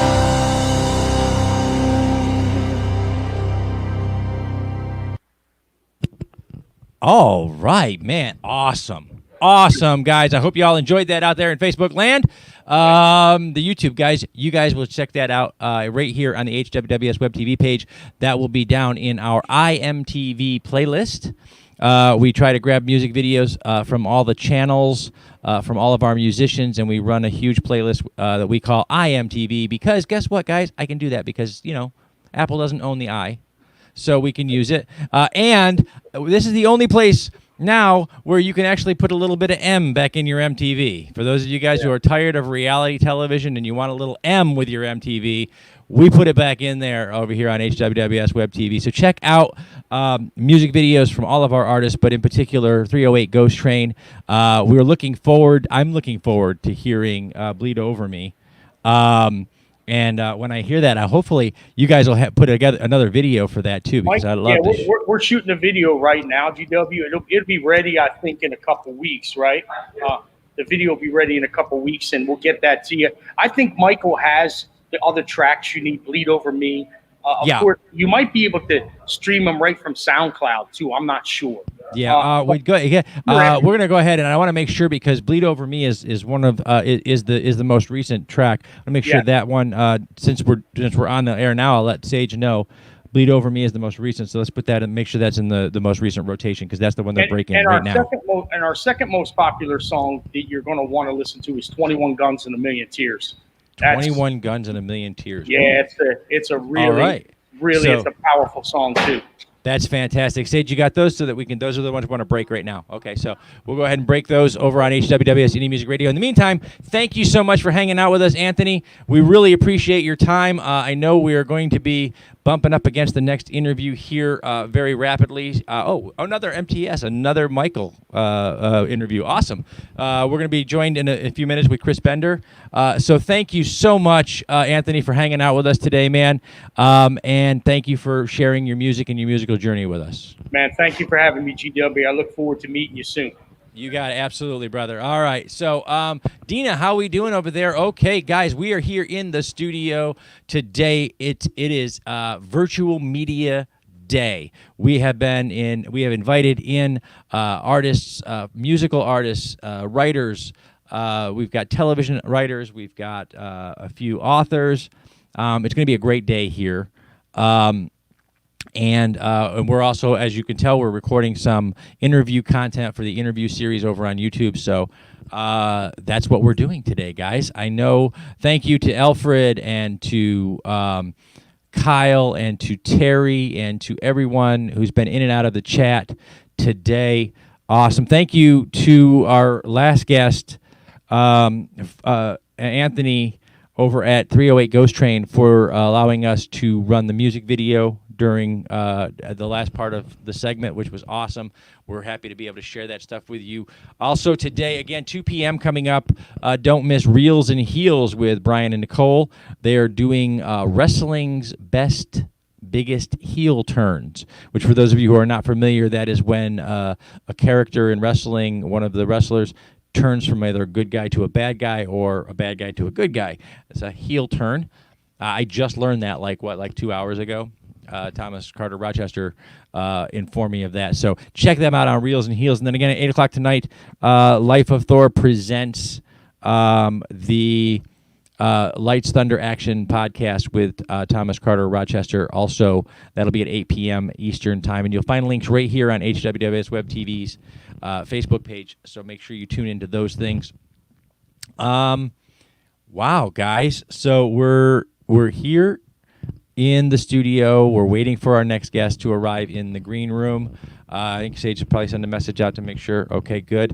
In the meantime, guys, let me see what's going on in the chat. Anybody's making chatty comments, things, etc. Let us know what you think of today's lineup.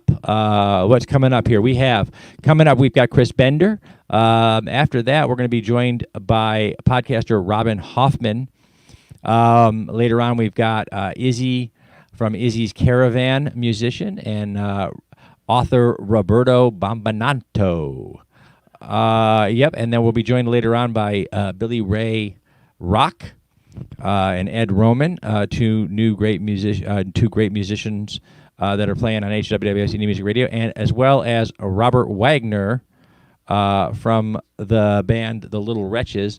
And then we're going to be joined by Alexi Vandenberg from Prince of Cats Productions, who's going to talk to us a little bit about a new model, if you will, in indie and small press publishing, and he's doing some amazing things with some awesome writers.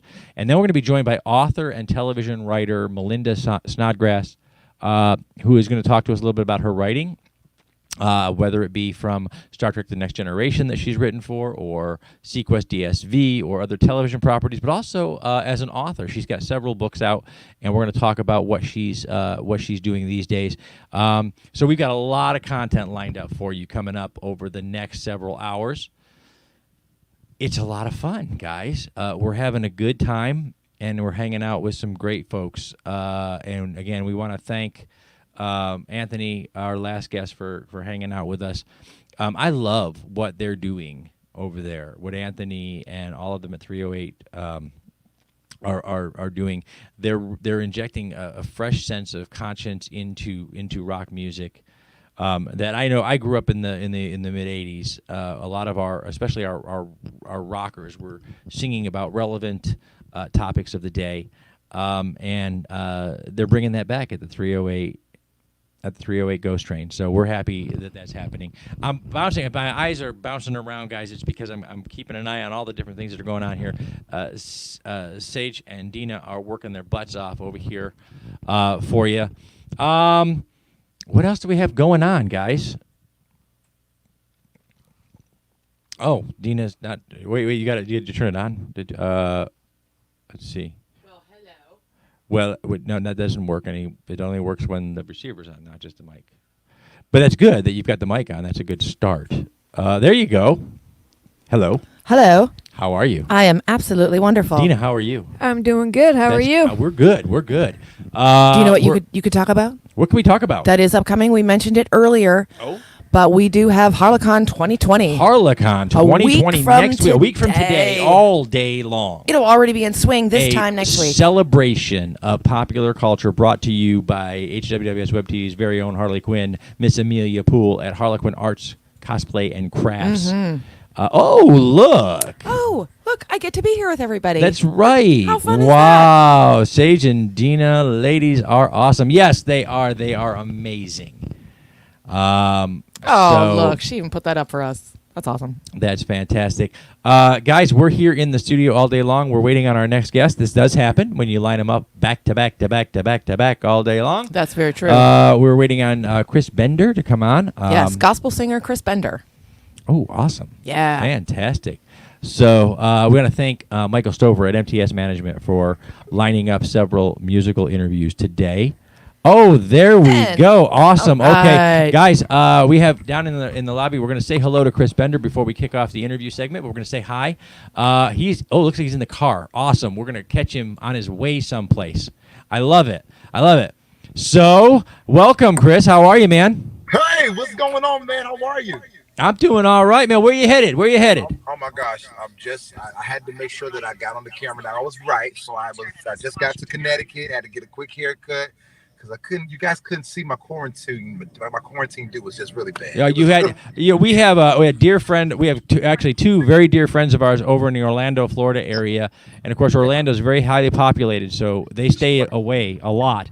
And both of them had what we thought it's amazing because when you can forget about the many shades of humanity. Mm-hmm. When our hair grows out to a certain length, because everybody's got the quarantine fro after about 6 weeks in quarantine.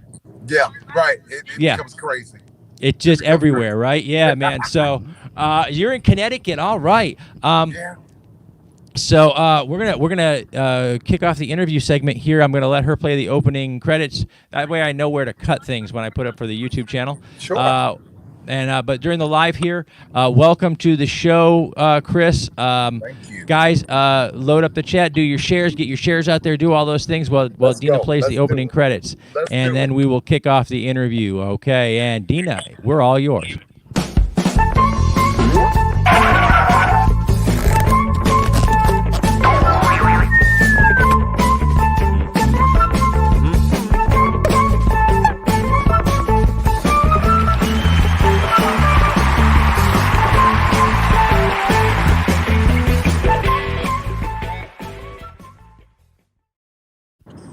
And welcome back, everybody, to the Hangin' With Web Show. I'm GW Pomisher, and we are on the line right now with musician Chris Bender. Thank you very much, guys, for tuning in and logging on. Chris is on his way. He's traveling about, man. World traveler over there, brother. On the road, man. I have to minister here in Connecticut tomorrow, and so had to come in a little early and get freshened up and make sure that everything's all ready to go. Take a slight right turn. That is awesome, man. Ladies and gentlemen, whoever the voice of the GPS is, we welcome them too. We want to give them props. It's terrible, isn't it? Yeah, she's she's awful pushy too. She seems to want to tell you exactly where to go. You know, I think that GPS voiceovers are just so forceful that it just kind of doesn't make sense sometimes. Like, wait, is this serious? Are you really being angry with me right now? Are you angry? I didn't turn left. So what? It's okay. Right. Yeah. So, man, let's talk a little bit about music and your musical journey. How long have you been performing and recording? Oh my gosh. Well, I graced the stage for the first time when I was 13. And wow. Yeah, I haven't stopped singing since. I started singing at a little church, a little hometown church in Brockton, and yeah, it's been history ever since. I've struggled with stage fright for a very long time, actually, for years. Really? Oh my gosh, I was petrified. I couldn't do it. It was something that I just couldn't imagine myself doing. But after I guess a real long talk with God and making sure that he was perfectly clear that if he wasn't with me, I wasn't doing this at all. He gave me a different level of confidence, man. Wow. Yeah, that was it. I mean, music runs in my bloodline. My uncle, who was deceased now, actually was a signed artist with East West Records back in the 90s. And so he had passed away. He was murdered, actually, unfortunately. And so I was passed the torch, and I've been doing my best to make sure that I honor his legacy, but also remain unique to myself and to what my purpose and my assignment is, man. That is awesome, man. That is, every artistic journey is a different one, and when you have a gift and you're compelled to use it, and like you said, when you're using it for the right reasons, and that your creator is with you, that's an amazing feeling. So we have we've got some music at HWWS. Yes, Sage. Yes. Okay. Yep. I mean, to make sure we do. I have lost count. When we started HWWS Indie Music Radio, we started with about 13 musicians that we had met doing interviews like this. And I thought we need a way to highlight their music. So we started up a podcast, a 1 hour a week podcast. And before about 6 months, was up, I had too much music. I couldn't do it in an hour. After about a year, I said, you know what? We need something different. So I called a friend of mine who ran a streaming radio station, and I said, how do I do that? And we got the server space and everything so we could stream a radio station out, and that's how we got started. Now we have over 120 artists streaming 24 hours a day, 7 days a week. So it's hard. When I'm meeting new artists for the first time, I realize a lot of times I've heard your music, but I haven't seen your face yet. Right. Listen, I get it, man. You're the man with the plan. So you got it I don't know about a plan, but I'm a man with a lot of bills now. No. I understand that too, man. Yeah, Sure. yeah. So, okay. So, the Blood Song debuted number 22 on Billboard. That's awesome. I love it when she gives me facts so we can spit out. So, and that's the one we have. That's the one we're running Yes, too, sir. right? That is fantastic. So, Yeah. let's talk about that. Your musical journey and where you are right now, and you know what those greatest rewards have been. Yeah, so I think some of the greatest rewards of, you know, being an independent artist, as we all know, is like one of the most stressful, most tiresome, yet most rewarding tasks ever. I don't think that there's any other place that I would rather be specifically in my life. As it pertains to, you know, my career, I don't think that, you know, one day I do wish to be signed and all of that great stuff, but as of right now, I think that it's taught me a lot of discipline. It's taught me a lot. It's taught me how to really honor.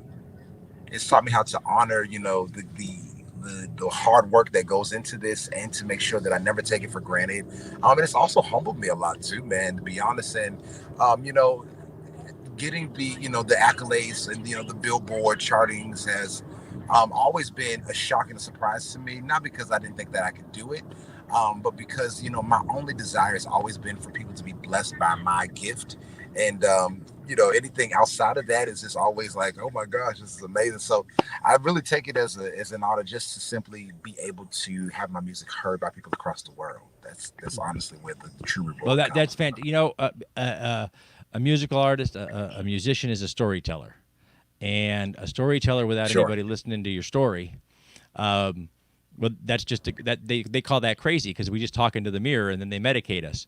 So we have to Right. have somebody Right, listening, exactly. right? Somebody's got to hear the stories we're telling, and that's got to be rewarding in and of itself. But when you read that so many people are listening to your music and talking about, you know, people talk about their music. They get out of the car and they're like, hey, I just heard this song. And so, you know, now you know that, Right. that you're making that impact on people with your gifts and with your talents. Yeah. Your latest release, Glad in It, I guess, in July 2020, Yes. right? So your latest release, you got one out. Yes. That's the beauty, by the way, of being an independent creative artist right now in 2020. As across the country, as studio spaces have shut down and closed down, and all the big artists are not able to do what they do, our indie musicians are working hard in every local studio space they can find. We talked to one artist who converted a walk-in closet into a studio space because he wasn't going to stop recording. By any means necessary, man. That's right. By any, this is guerrilla art, ladies and gentlemen. We're going to do it wherever, whenever, however we can do it. So, what has 2020 been like for you? You got a release out there, man. So, what has 2020 been like for you? Gosh. How you doing? Yeah. So 2020 has been challenging for me, actually. You know, this pandemic has really put me in what I would call a press, if I can be honest.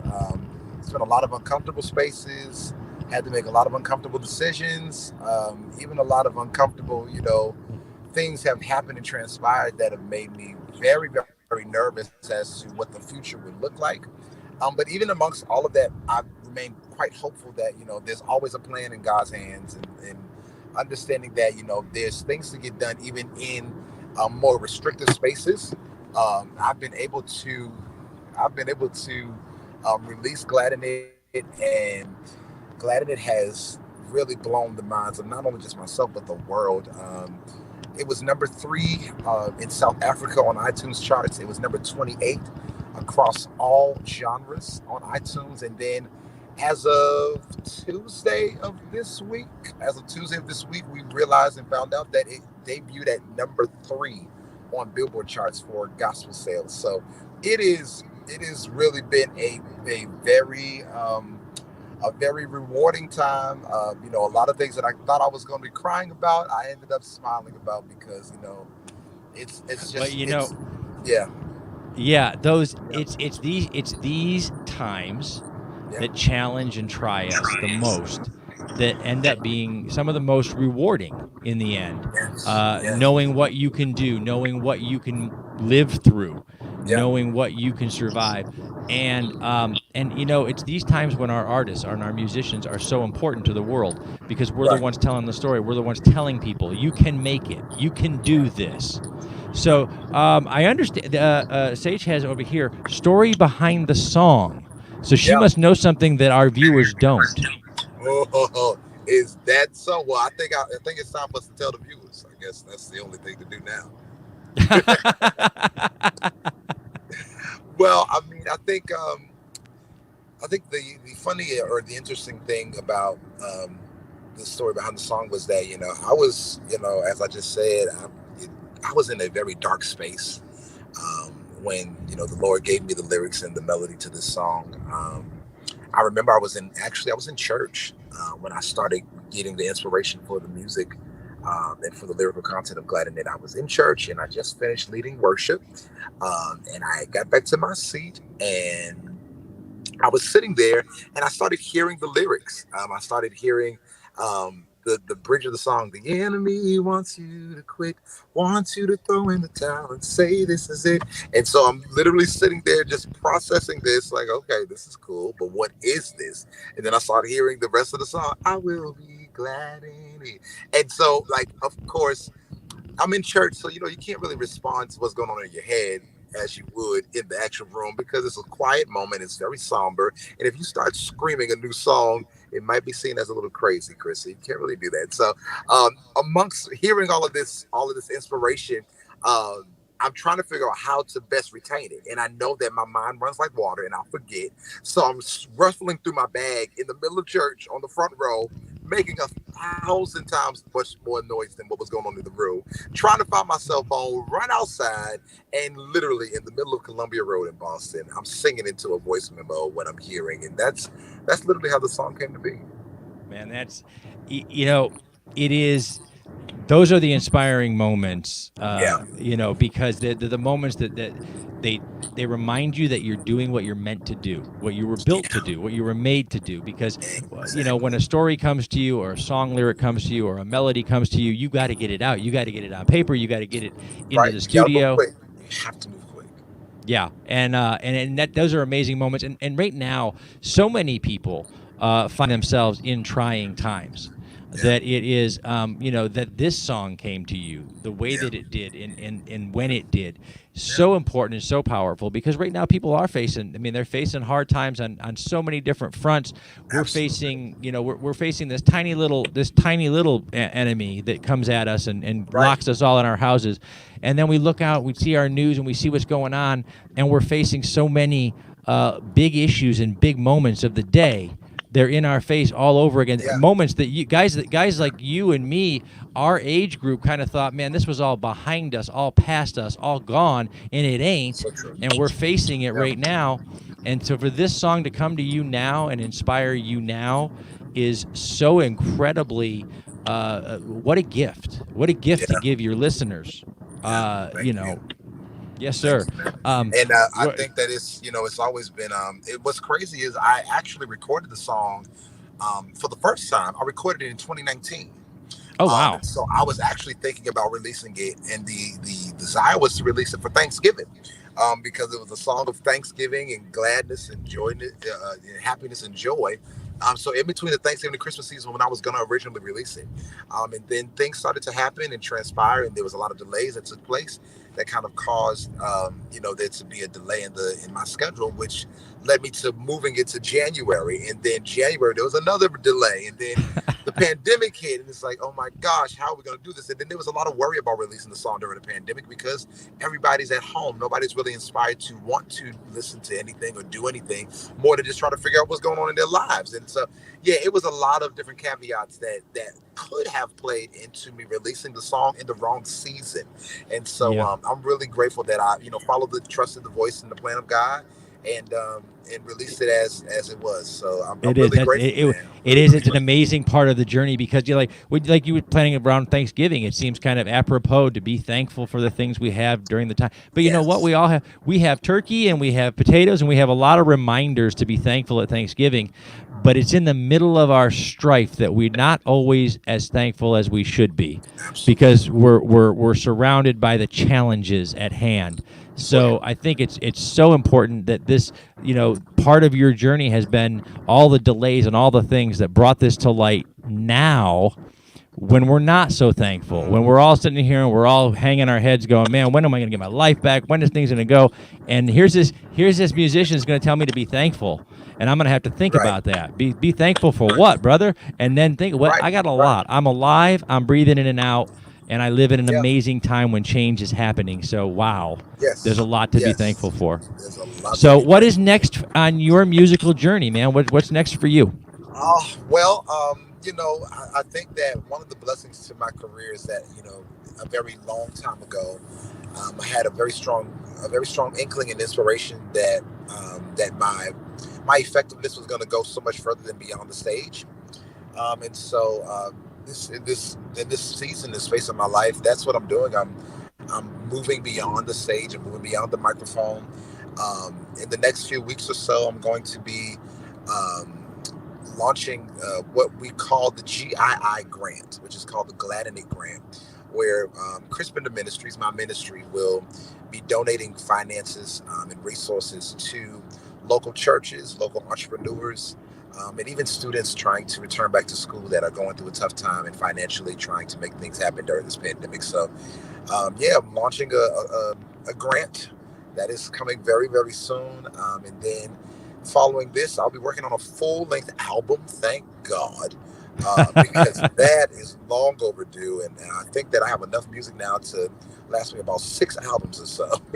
And Nice. then finally, continuing to travel and tour the country as safely as I can to spread the gospel of Jesus Christ, even during this pandemic. So that's what's going on now for me, man. Much more to come.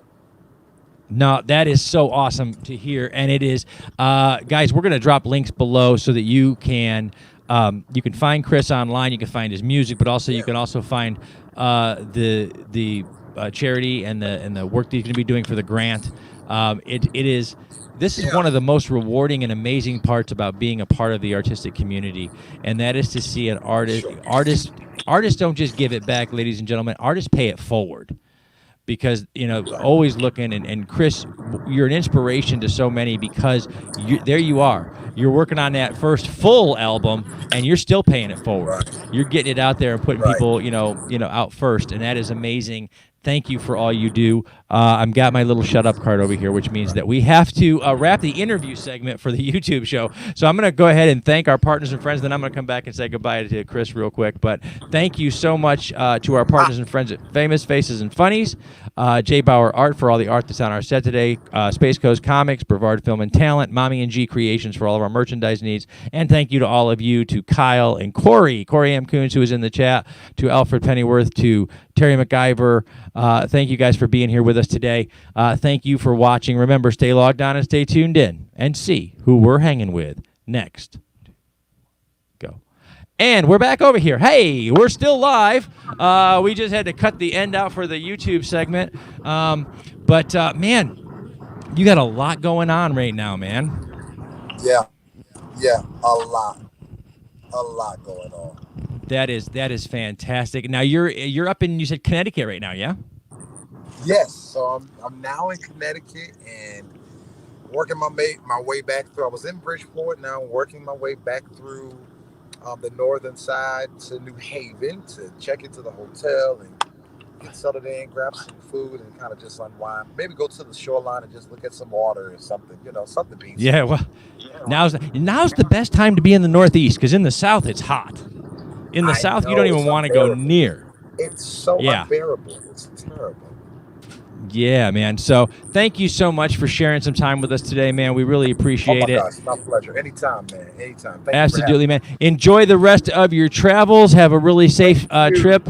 And we have our next one. Our next guest is down in the green room, so we're going to say goodbye. But thank you so much for sharing some time with us, brother. We really appreciate it. Man. God bless you. Have a good one. God bless you too, man. Thank you.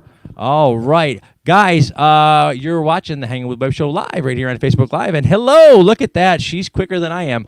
Okay. Robin Hofmann is in the house. How are you? I'm doing great. How are you?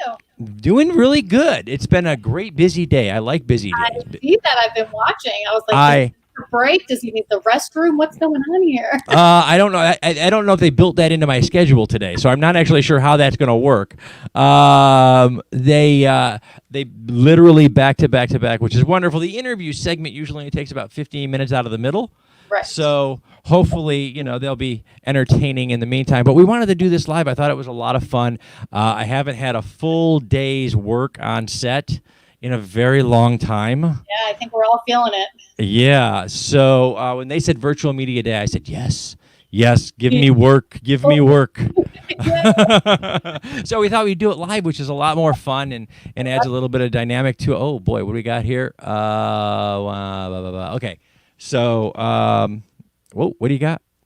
I got that already. You got that? How many of those do I need? You need lots and I'm lots. telling you, she's got cue cards here behind it. She reminds me what I'm doing and who I'm doing it with periodically. And I've got 3 of the same cue card, and I'm like, oh, I'm gonna sound silly in a minute because I'm gonna repeat that 3 different times. So super important then. That's right. Oh wow. Oh boy. So I have Robin. I see you are on. You're a podcaster. You're a fellow broadcaster. I do. Yay. I do lots. That's for sure. That is awesome. I have 2 different shows. What's that? I have 2 different shows. 2 different. Oh, good. What are they? So one of them is called Bake With Me. Oh, cool. I like that. I'm inviting you to bake with me. And the other one is Chat With Me. Bake with me and chat with me. Which I do regret because just adding the with me, it gets people crazy. So like everything we do, I could have a drink with somebody and it's drink with me. Or I could take a walk with you. I'm like, all right, enough with Look, this. I've been listening to Let's Hang With Us jokes for 5 years. Welcome to my hell. Okay, it's good. I love it though. I do, and it's wonderful, and I love it. It is clever to be, because this is what podcast, especially in 2020, and this is what podcasting, this is what broadcasting in the social media age is all about. It's about sharing a connection. It's not a one-way connection anymore. It used to be you broadcast, we send it out to the world, and then we sit back and count numbers and do all those things. But now it really is a with me mentality. People are in the chat room, they're talking. I can't even read. They're very, Alfred, that's a very long chat thing. I can't read that while I'm doing my job. But yeah, no, I mean, it's great to have so many people coming in and hanging out with us, and really, and it's just this last year has been challenging, but so rewarding. I get to see the chat room now. But when we were broadcasting before, we would do some live stuff, but mostly pre-recorded, and I would put it on YouTube and be happy with that. But now the live is so much more important because there's so much more interaction. Yeah, it's a lot of fun live. There's so many technical aspects of it that can go wrong, and we've seen every single one of them. But but what's great is that you and I don't have to feel bad when things go wrong because we can watch like major, like multi-million-dollar celebrities in a room, and the dog will walk in. Absolutely. And I'm like, yes, it happens to everybody, not just us. And people are used to it now. They weren't before. Like you'd get all the comments and everyone has something to say and pick on this and pick on that. But now people are so used to just the natural happenings of the world around you. Yep. And now it's like, so it's okay. It's like, all right, now we're here. Yeah. And of course, we get to do it more and more often than we were able to do it before. And because of that, we get to be better at it. We become better at broadcasting. And it's so much more dynamic to have. I mean, we really do have, for those of you guys on Facebook, you guys already know, you are the live studio audience. We can't hear you, but we can read what you're saying and watch your chatting comments and things. And that is so, it adds such a new dynamic to internet broadcasting today. So, guys, we're going to go ahead and get started with the interview segment here that we're recording for YouTube. And while we do that, and then afterwards, we'll do our thank yous, and then afterwards we'll come back on the air again with Robin a little bit more and let the Facebook audience have something special. I don't know what it is yet, but it'll be special because by then, Robin and I will know each other better, and we'll be able to hang out with you guys. So, all right, Dina, take us away.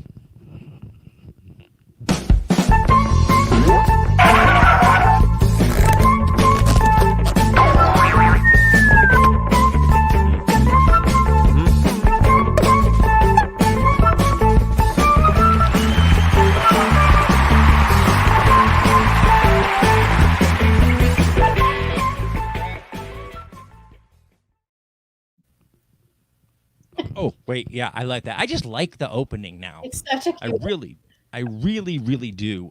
Thank you to our good friend Kevin Gillette over at NSC Live TV for helping and gifting us with that opening credit sequence, because I just love it. It's kind of fun. And I look so much better animated than in real life. I'm just saying, there, a lot of you out there that are watching the show right now are wishing that the animated guy was the guy talking to you instead of me, but he's not, so get over it already. Because I'm what you're stuck with. So we're here, guys. We're the Hangin' With Web Show. I'm GW Pomacher. We're in the studio today for Virtual Media Day, and we are welcoming to our studio Robin Hofmann, podcaster, broadcaster extraordinaire. We have Bake With Me and Chat With Me. She does a lot of with me's. A lot of with me. It's always with her. She wants you to hang out with her. I'm hanging out with her. I'm hanging with Robin. Because she said, hang with me. See, with me.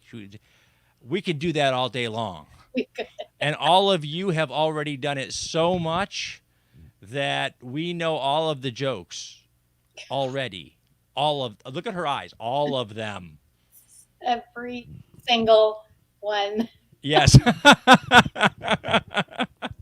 All right. So, Robin, where did you start? Was it with Bake With Me? Was that where you started, or yes? Yes. Okay, so Bake With Me.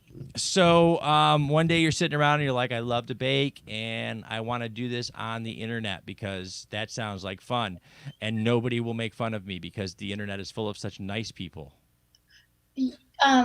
Sure. Well, let me go back and tell you the real story.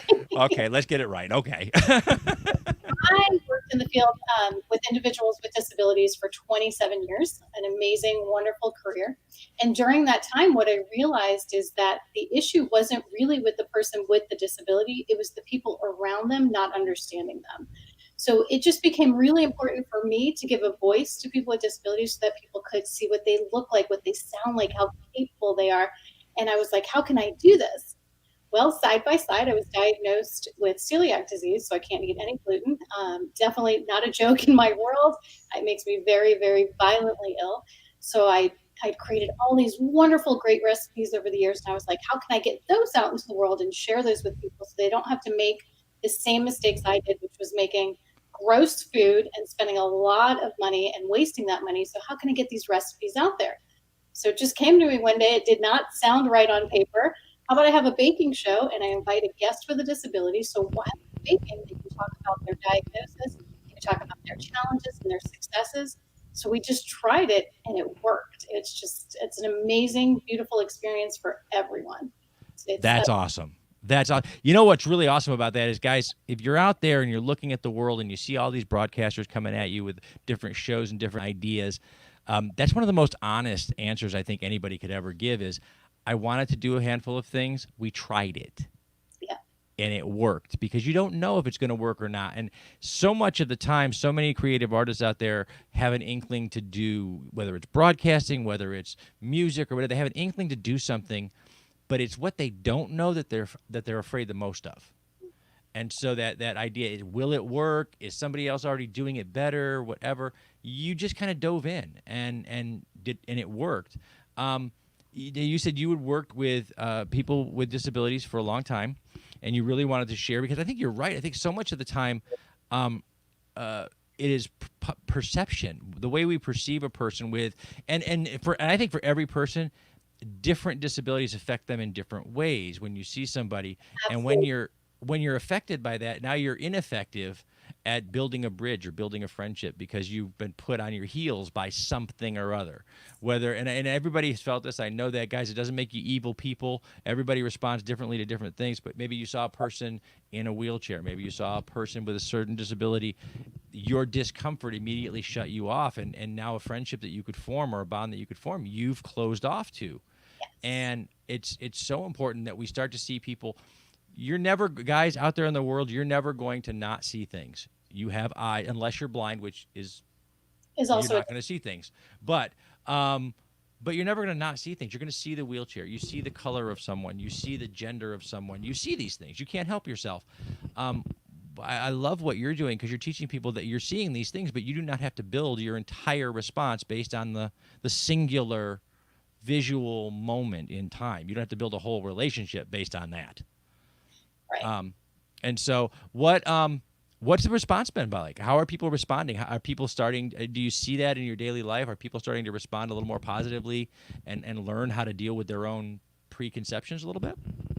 I think so, for sure. And one of the best outcomes out of all of this isn't just the audience building, it's everything that's happened on set. We filmed the show at Full Sail University, so it's a great outlet for students to come on to a real, set and see how it all works and be a part of that. And every single student that I've worked with at one time or another was just touched by what we do. They all said, anytime you film, I want to know, I want to come back. They all learned something, or one of them would approach me afterwards and say, oh, my mom has this condition. And then we would talk about that and bond for a while. Or somebody came up to me one time and said, I would never ask those questions, but now I might think about it. Now I might have this conversation with somebody because it's not so scary. I see that it's important to learn about them. But my favorite outcome so far was from our very first episode. I actually had my daughter on. She has a rare condition called Ehlers-Danlos syndrome. And a mom messaged me, and it gives me, I have goosebumps right now. A mom messaged me and said, my 13-year-old daughter has Ehlers-Danlos syndrome. We sat on the couch together and we watched your episode, and she started crying and she hugged me and said, Mom, she's just like me. So she had never met anybody else that had her rare syndrome. And to see somebody on a show and she's up and she's baking and she's talking and she's having a good time, it was just so heartwarming for everybody. And I said, if I never hear anything from anybody else again, that was enough. That's it. Yeah. Done. First episode. And you're all that amazing reward. Again, it's so important that we learn to, and I really, a lot of times I have to pinch myself about the world we live in, because I say, when I was younger, I thought we were doing the work. I thought we were putting in the time. I thought we were doing the work, and I thought we were there. Because my own bubble seems filled with all kinds of wonderful diversity, and people who stand or can't, see, hear or don't, left, right, center, brown, black, white, yellow, green. My own bubble is filled with that, and I thought the whole world was doing that. But we never stop doing the work. The work that you're doing is always going to be important, because the next generation has to be taught the same things. The next generation has to be taught after that, and the work is always going to be there. To see it reward you from episode 1. Yes. That's an amazing thing. Yes. Oh, how cool is that? Because that's something everybody wants to know. I need a link for that dropped, please, because July 2020's episode, gluten-free chicken and waffles. Yes.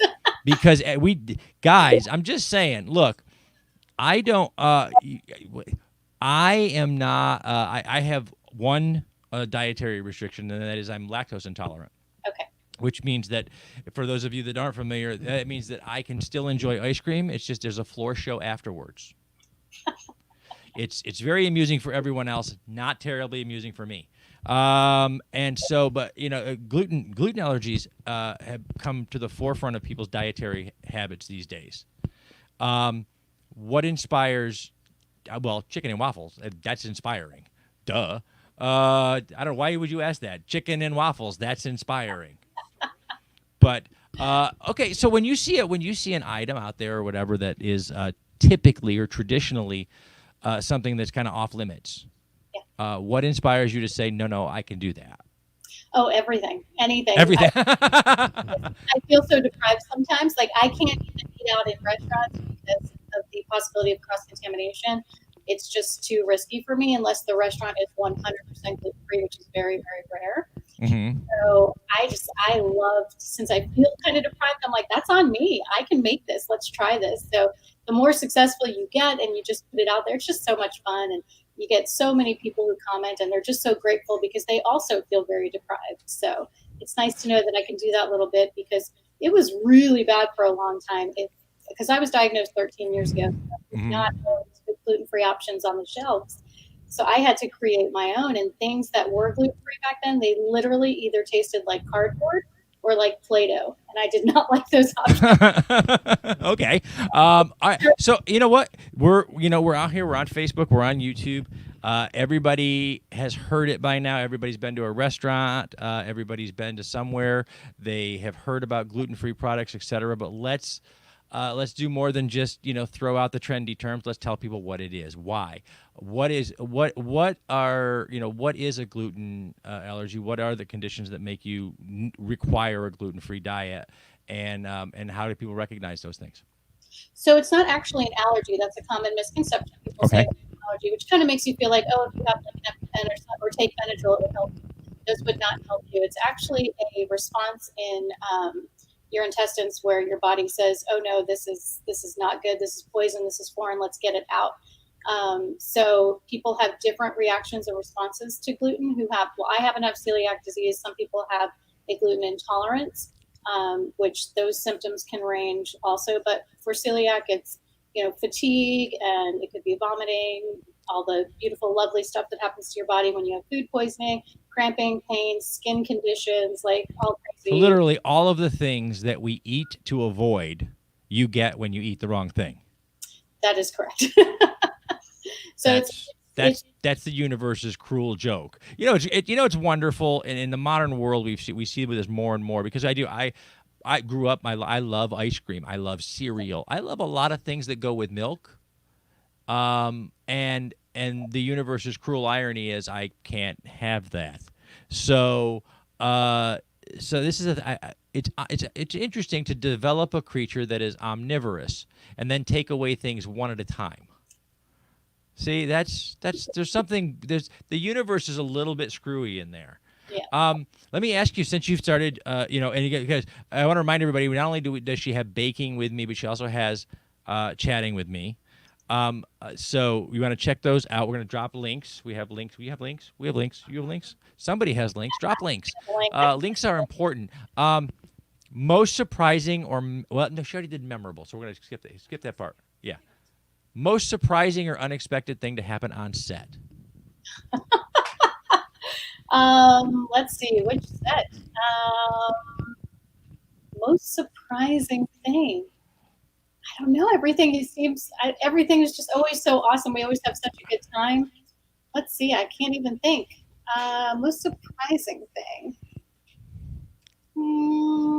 I don't know. Help me out. Okay. Well, I can help you out. Okay. So example, I can help you out here a little bit. So for me, well before we had the set, just like every other podcaster, every other modern broadcaster, before we had a set, before I had the chair, I was walking around sticking my mic in people's faces, guerrilla style journalism.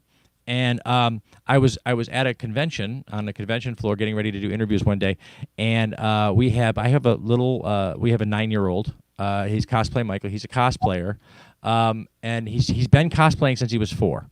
And so when we do the show, we have to have we don't call them babysitters anymore because, well, you ever tell a 9-year-old he needs a babysitter? It's a bad day. So con watcher, whatever. Anyway, we have one at the thing. She comes running up to me and she says, Dad, Sage and Dina need you. They need you right now.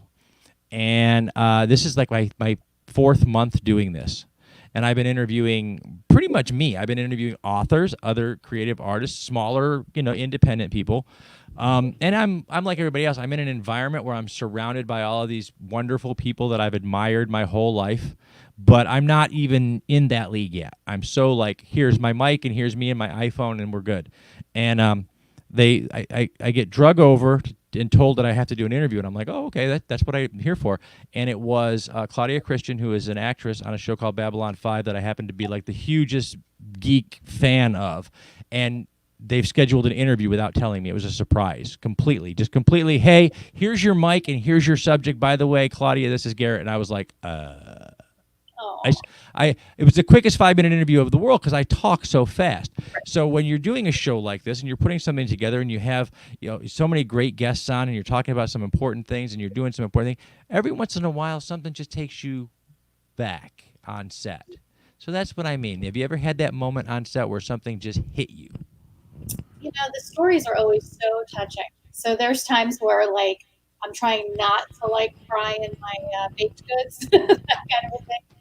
But I think most of the surprising stuff for me came after, like when the shows aired, people's responses, the wonderful ones. And of course, you always have your internet lovelies who love to tell you all the things that you're doing wrong.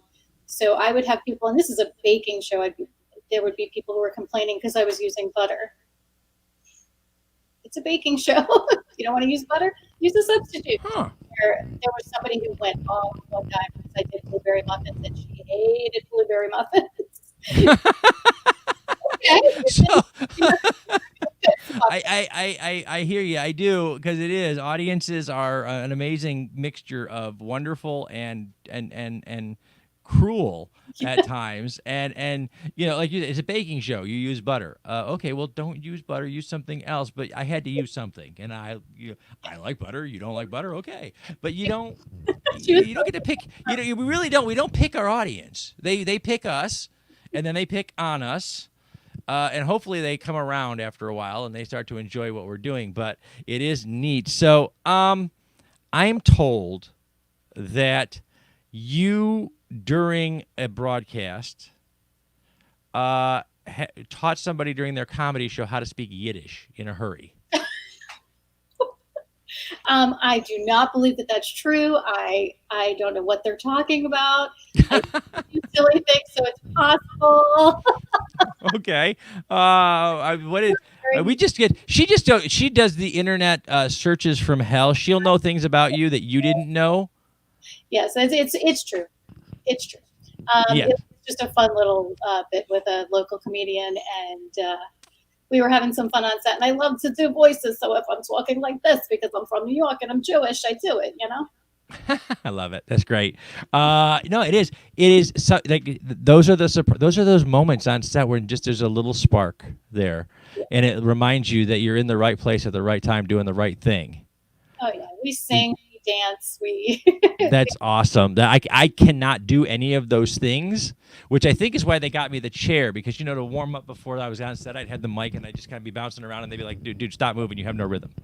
Just sit in the chair. We'll bring people to you." Want to hear the scariest thing I did?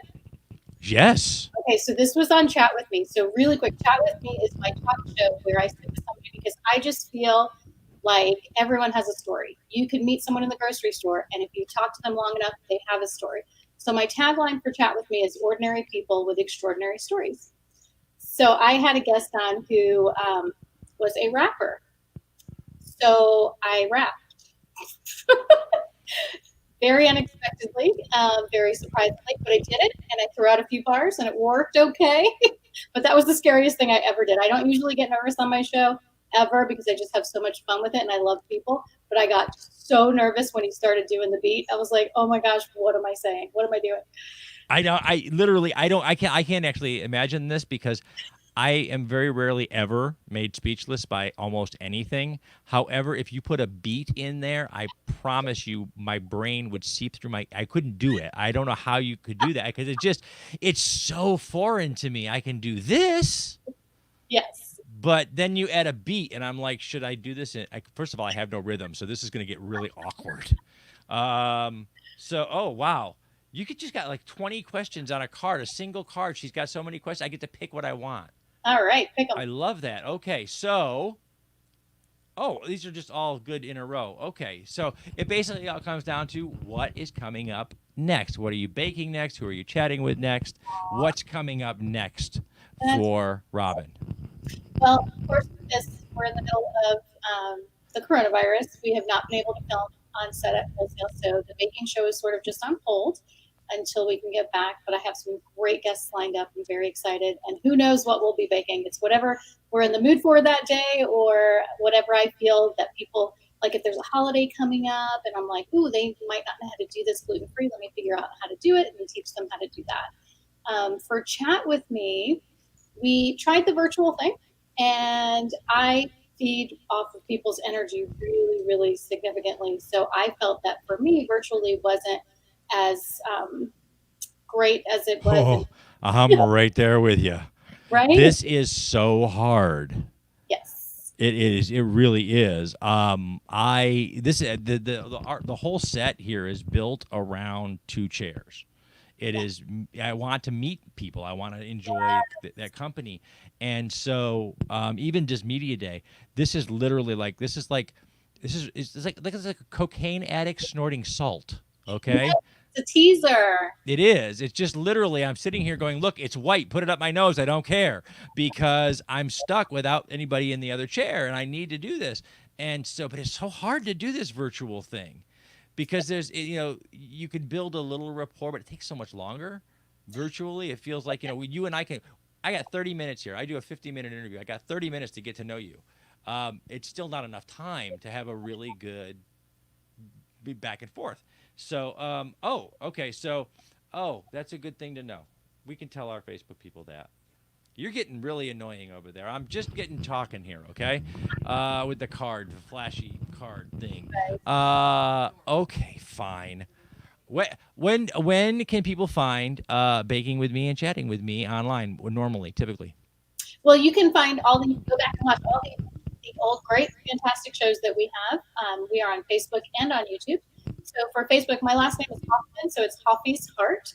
So it's Hoffy's Heart, Bake with Me, and Hoffy's Chat with Me. And on YouTube, it's Bake with Me, gluten free. That is awesome. Yeah. Very cool. Guys, check those out. There'll be links because she does when she's not annoying me with a Sharpie, she does links. So yeah, it is. It's so hard in 2020, guys. I'll tell you what we're going to do. We're going to keep chatting with Robin, but first I'm going to go ahead and wrap the YouTube segment up. So let's go ahead and thank our partners and our friends. I want to thank Rick Shea over at Famous Faces and Funnies and his whole team for sponsoring the show. Josh Bauer at J. Bauer Art for all of the art that's on our set.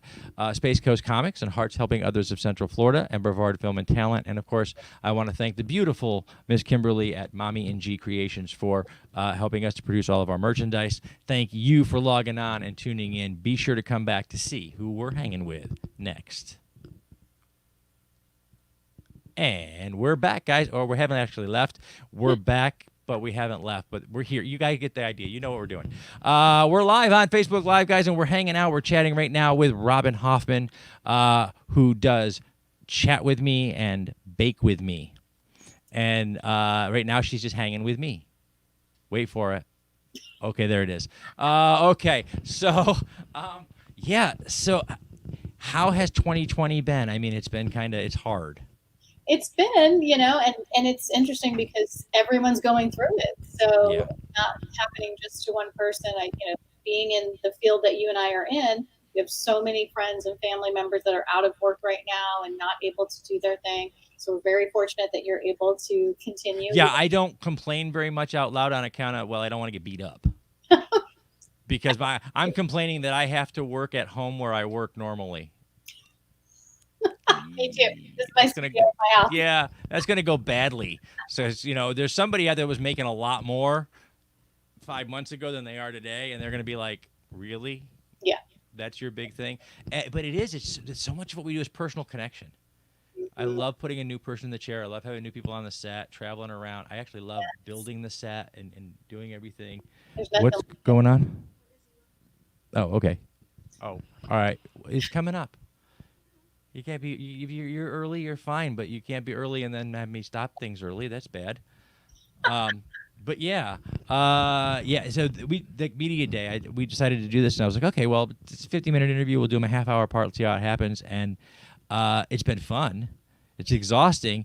And I forgot to write it down for them to tell them, please get me off set like once per day, in case there's a restroom break or something that's necessary. So, yay. Thank you so much for sharing some time with us, Robin. We really appreciate it. Awesome. Yeah. So, okay. Okay. So our next guest is no. What is that? Who is that? What is that?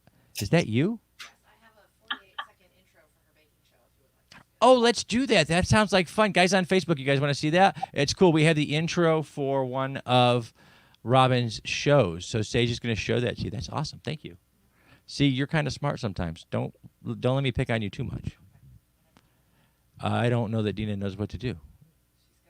Oh, she's got to do that. Oh, that's what she. Oh, go ahead. Let's play this. Go ahead and play it. Welcome Roll to that Bake footage. With Me.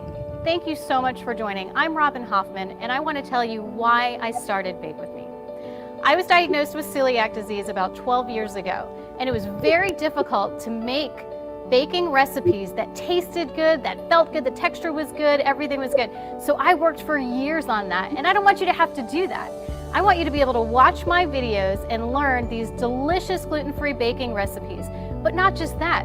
I want to introduce a different disability to you each episode so you can learn about amazing, incredible, and capable people so we can spread awareness and understanding and hopefully some compassion.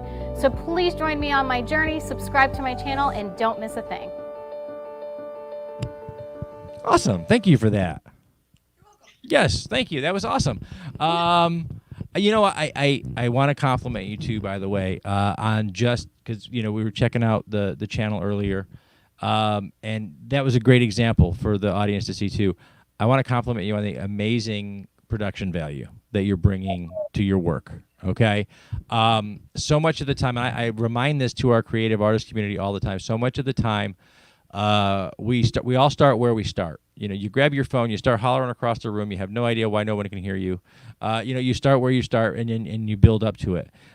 So much of the time, though, a lot of the young people who are coming into modern internet broadcasting come in and it's turn on my camera and guess and hope for the best.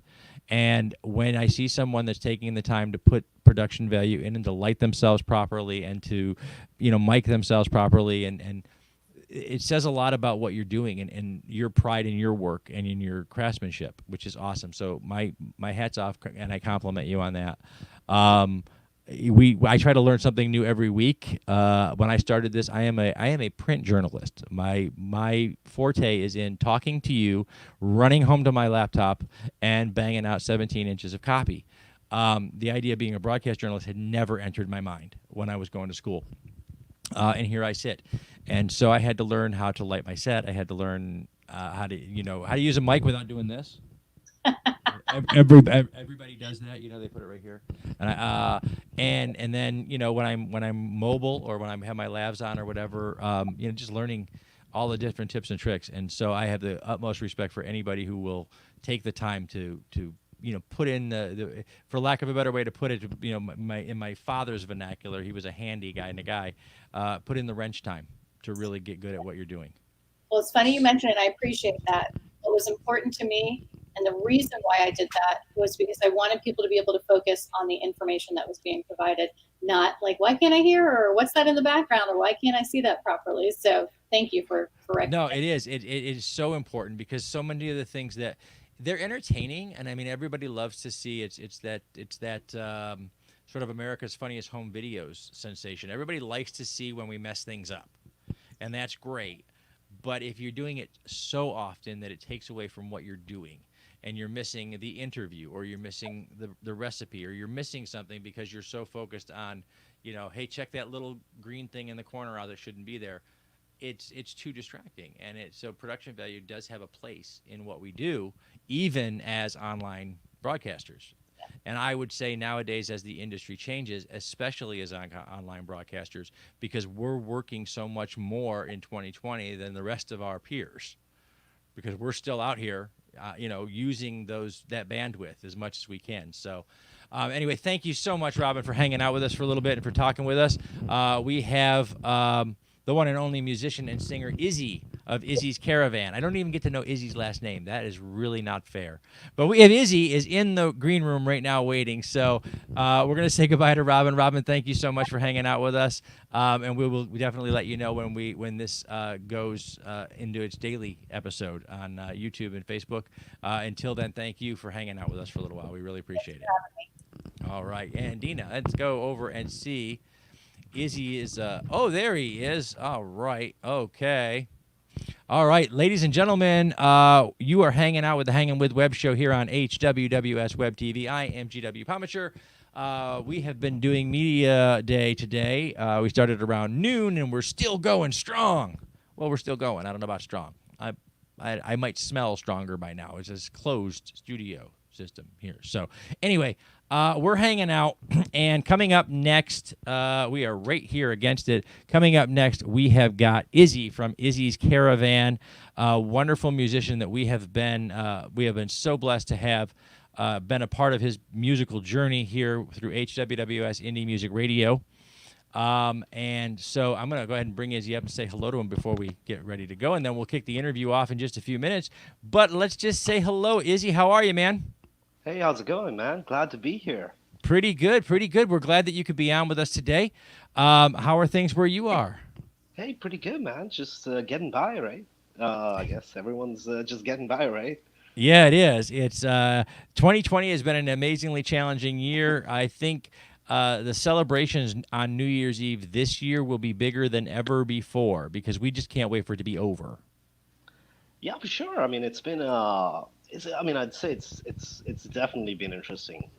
Yeah. On the one hand, you've got the whole global situation, and then, as right off the bat,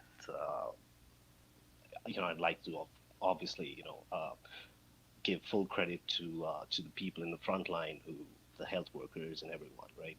Absolutely. And I will say this, as challenging as 2020 has been for so many of us as we self-isolate and we stay, a safe distance from one another, huge compliments to the scientific and medical communities who are every day getting closer and closer and closer to treatments and to vaccines and to all of these wonderful things that I think anybody in the scientific community would tell you these things are 3 and 5 and sometimes 7-year projects.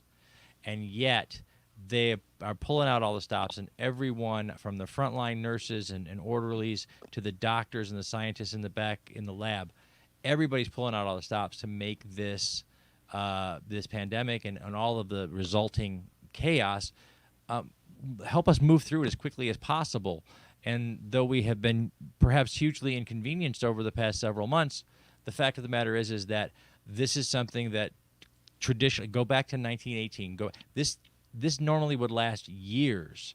It would last years. It would kill millions. The scientific and medical communities have pulled out all the stops to help us get through this as quickly and as painlessly as possible. And it's still painful, and it's still inconvenient, and it's still hard to go through. But man, this is breakneck speed, and that's a tribute to the dedicated people who are, like you say, on the front lines doing it. And it's great to be able to do what we do, and to be able to continue to entertain people and hopefully maybe feed their sanity a little bit. Good music, a little, some good interviews, a few jokes here and there, and it does a world of good for everybody, I hope. Otherwise, they just turn me off and they're entertained by the fact that they know that they weren't entertained. Yeah, like you said, a huge shout out to these guys, right? It's, those guys are the real heroes, right? And, the doctors and the nurses and like I said, the frontline staff, the scientists, everyone. I mean, these guys have really sort of come together and shown just how amazing they can be. But yeah, having said that, though, I mean, I guess we have a little part to play in this whole sort of jigsaw puzzle as well, right? And that way, I mean, I'd say, in a sort of a very twist of fate kind of way, it's been a pretty prolific year for me and then the band, at least, right? Because but it's just the unfortunate that when we got sort of really when we got the ball rolling, it's just the timing was just so off, right? Yeah. Well, it is. But it's timing is a good word for it, because I think, especially within the independent creative community, there are so many out there that they put in so much time and so much hard work and so much drive, and you think, oh man, every day you turn up, you open your trade magazines and you see your television or whatever, and it's another guy that's already been a billionaire and he's already famous, doing their thing. This timing, though, it's made all of our voices so much more important and so much more impactful on our audiences. And so our indie musicians, our indie authors, all of our creative, they're doing so much. And it's becoming more valued than it was ever valued before. And I think that's going to provide opportunities in the future. I also think that it's good to remind us every once in a while not to go home and you don't have to run out and become a plumber right away. Do what you love to do. It will catch on sooner or later.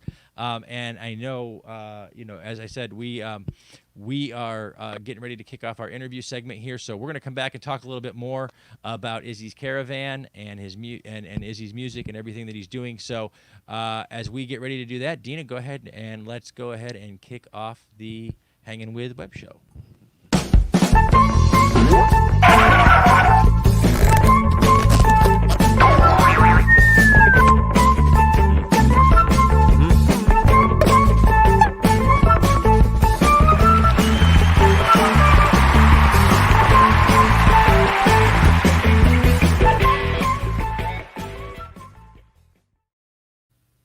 Hello, World Wide Web. Welcome to the Hangin' With Web Show. I'm GW Pomisher, and we are here in the studio today for Virtual Media Day. We have been interviewing authors and filmmakers and musicians. We are talking to creative minds of all kinds, and right now we're joined in the studio with the one and only Izzie. Wait for that. Hey, how's it going? Hi, Izzie. How are you, man? Izzie from Izzie's Caravan. Izzie, let's talk music, my man. Yeah, sure, man. No, that's all that's right. what I do, So I guess. give us a little background on Izzie's Caravan, what your inspirations were and how you got started, and then we'll talk a little bit about where you're at right now. So let's take us back to the beginning, my man. Wow, it's been a long journey, man. And it's interesting that you say the beginning because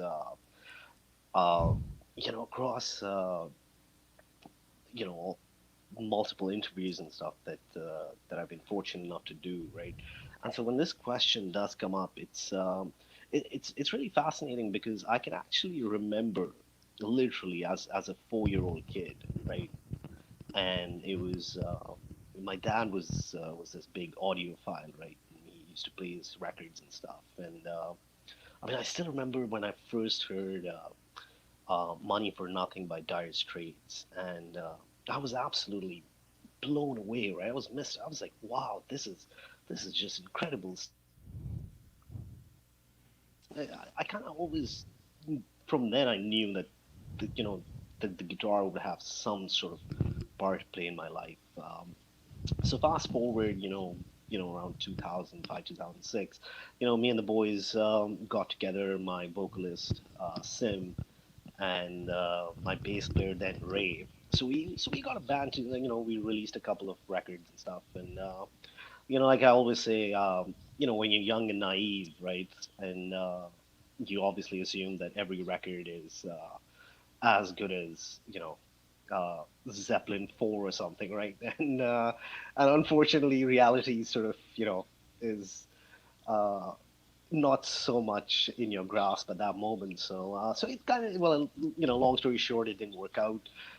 And believe it or not, I actually quit music after that. And for a decade or so, I actually didn't even pick up the guitar. Right, I had like this beat up guitar. I played on and off, and that was about it, right? And it was just a couple of years back that I really sort of had this second coming, so to speak, right? And just it was a chance, meeting with a couple of friends.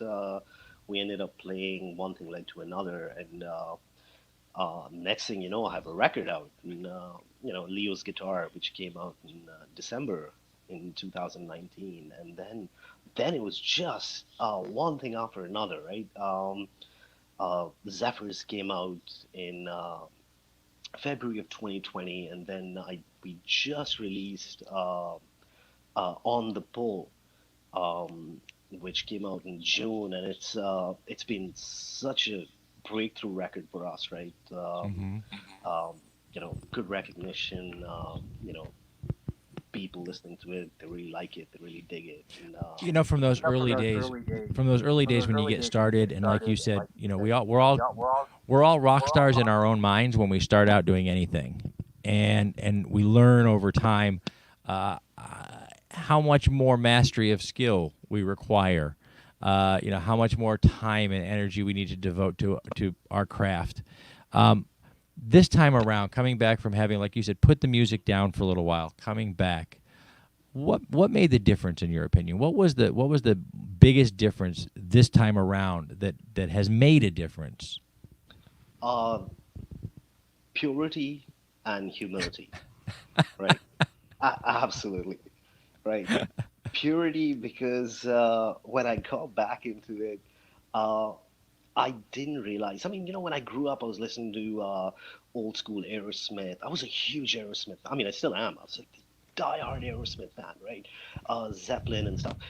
But behind all this was something which escaped me when I was much younger, and that was the blues. And so this time when I came back, I was like, look, I got to figure out what it was. What was this common denominator behind all these great bands that I'm missing out on? And so this time around, when I say purity, I think it was a little bit more academic as well as musical, right? Where I actually wanted to understand what the blues was about, what the history was, the culture, and so to speak, right? So yeah, I guess that was the purity aspect, and humility was when I started listening to guys like Buddy Guy and Lightning Hawkins and John Lee Hooker and Earl Hooker, and I mean Albert Collins. I mean, name it. There was this whole sort of meta culture of just these brilliant musicians and these brilliant artists, and it was like opening Pandora's box at that point, and once I was inside. That's a great way to look at that too, because again, when we're young, when we're energetic, when we're we're chomping at the bit to get out there and do what we're going to do, so much of the time we're spending finding out who we are, but not paying as close attention to the influences and how we got where we are. Like you said, when you look at those classic rock bands, you can look at them as a fan, as a listener, and just hear the distinct sound that they've created. But as a musician, as a student, you want to look at how they got there, the steps along the way, and that deep blues influence that runs through there. It's easy for a fan or a listener listening to the radio to bypass that, to not hear that. But the audiophile in you, the musician, the performer, if you don't catch that, then you're always going to be missing that tiny piece, that one piece of magic that you need to understand to make your work that much better. And it's great that a little bit of maturity and a little bit of experience, and you were able to pinpoint that. So many people can't. So many journeys end when you can't find that missing piece, that missing magic. And you were able to pick it up and do so much. So along the journey now, where are you at? How are you feeling about your music and about the way audiences are responding? And how are things now? Oh, really, really exciting. This is it's such an exciting time for us because to me, this latest EP that we did on the Pull, it was such a definitive record for me. This was, as cliche as it sounds, this was the true sort of blood, sweat, and tears record, right? And again, speaking of the blues, I mean, I affectionately call this my Johnny Winter record, because I was so into his catalog of music, and it was so inspirational for me. So when I started writing this record, I knew at that point that this one record has to really sort of make a statement for what this band is and where we want to go from here, right? I mean, we're obviously a little bit older now and much more sort of wiser in terms of how we want to sort of approach this project now and awesome, take it forward. So yeah, On the Pool's doing great. It did really well on iTunes. It's hit the charts, so that's really awesome. That was, and it's such a thrill, right? When we just hit the charts just a few days ago, and when you see your name, and then I'm just seeing it wasn't even the fact that my name was there. It was just that sort of the names that are on that list at that point, right? There's Bob Dylan and Robert Cray and Elvis Costello, and you're just like, wow, that's actually my name next to these guys, right? It's just what an amazing part of the journey to realize that I think we all aspire to what we perceived as we were growing up as greatness, but to look over and see, hey, wait a minute, I'm a part of this whole tradition, and it's official. I'm there. I'm a part of this whole tradition. What an amazing, amazing moment. We are okay. There we go. Good. Oh, I like that. I like that. We this part of our journey with our independent musicians has been getting to know more and more about music. For those of you who are listening on the radio, you already know this. If you're listening on Facebook, you probably should know this. I can play the radio. That's my only talent. This doesn't do anything. I can't play an instrument. I have no hand-eye coordination. The fact that I'm holding my microphone up right now is actually miraculous. That's why I wear the lavalier most of the time, because I don't have any hand-eye coordination. So I'm always learning what musicians can do and seeing all of those talents.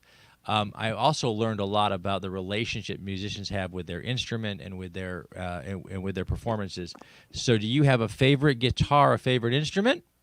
Yes, absolutely. And does she have a name? Yeah, I'm actually a die-hard Fender. I mean, I'm a self-proclaimed Fender fanatic, right? I mean, I think I have literally I'm in the studio and there's like just a line of Fenders right now, right?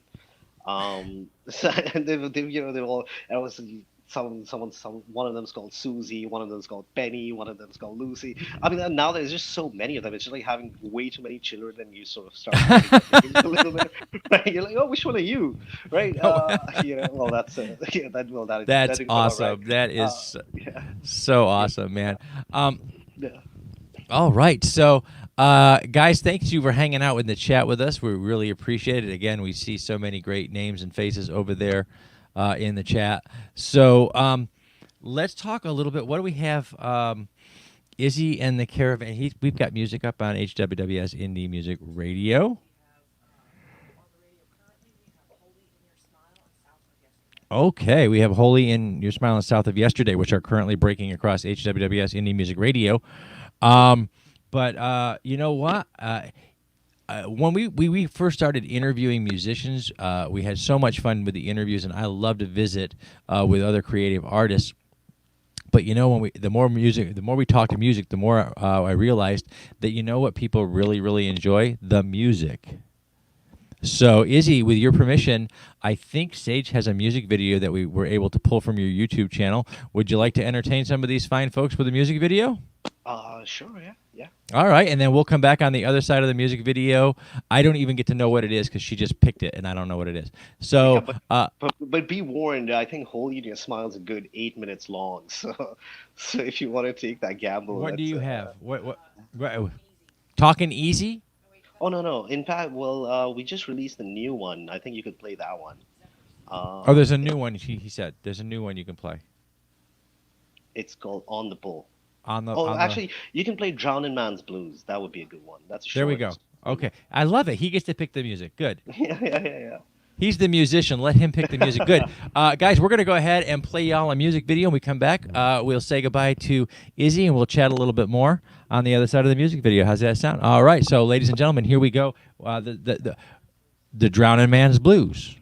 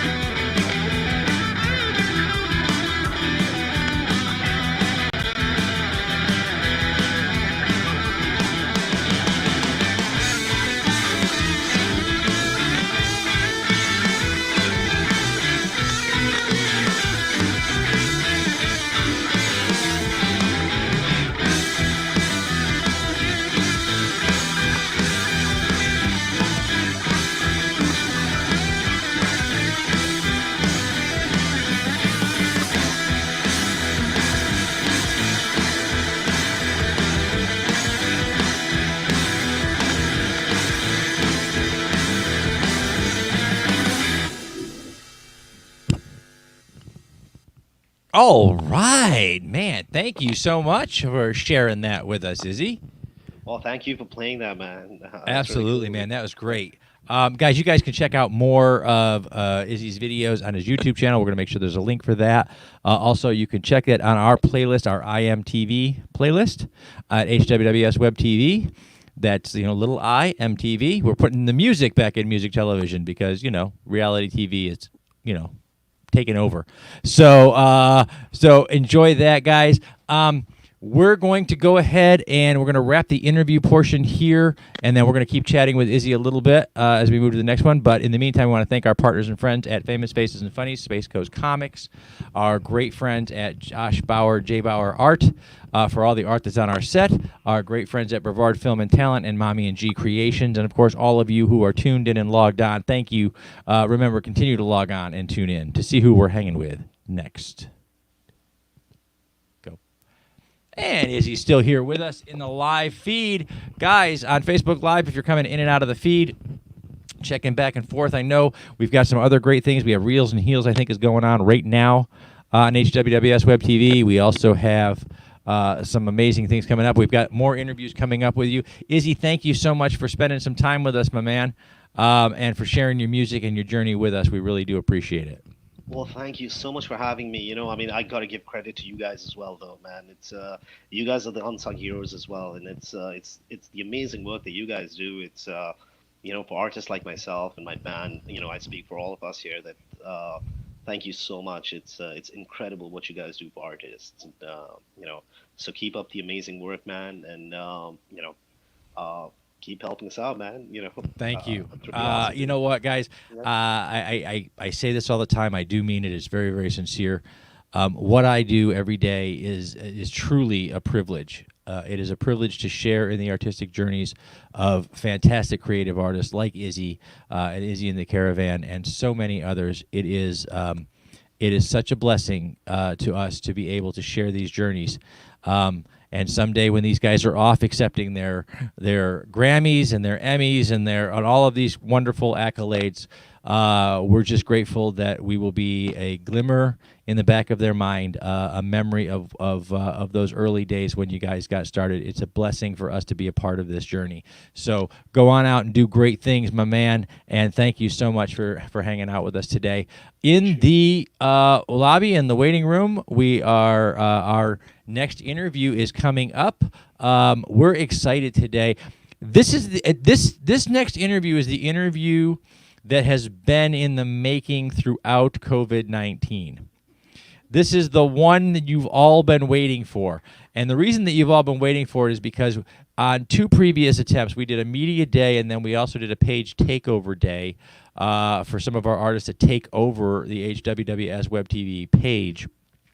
And on both of those occasions, we scheduled this next guest to be with us.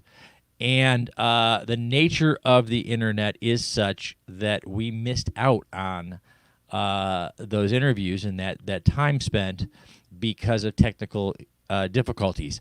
And I know that all of you out there who have joined into internet broadcasting since this whole thing has begun, you guys have all experienced the gamut of technological challenges that come with being an internet broadcaster today. None more, I think, than our next guest.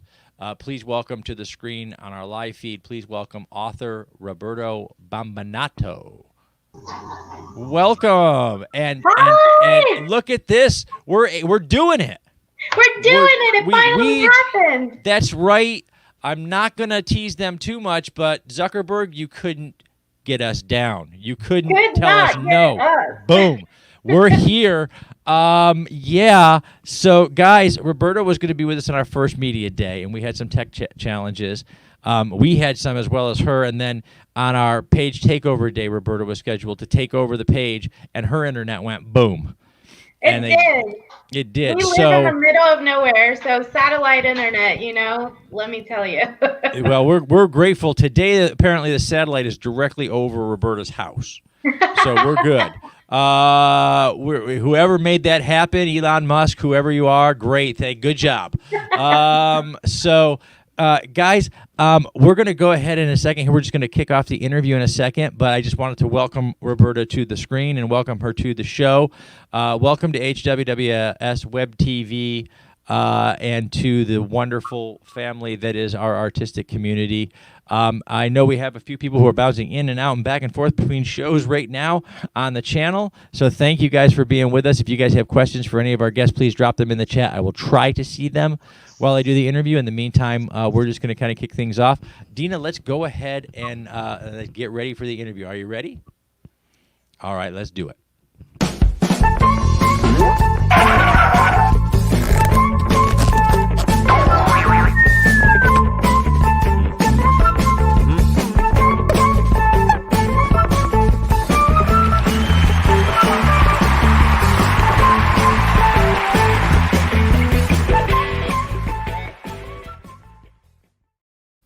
Hello, World Wide Web. Welcome to the Hangin' With Web Show. I'm GW Pomacher, and we are here for Media Day Summer 2020, and we are hanging out in the studio all day long talking to artists, authors, musicians, filmmakers, creative minds of all kinds. We hope that if you're watching us on YouTube, you'll go ahead and hit subscribe.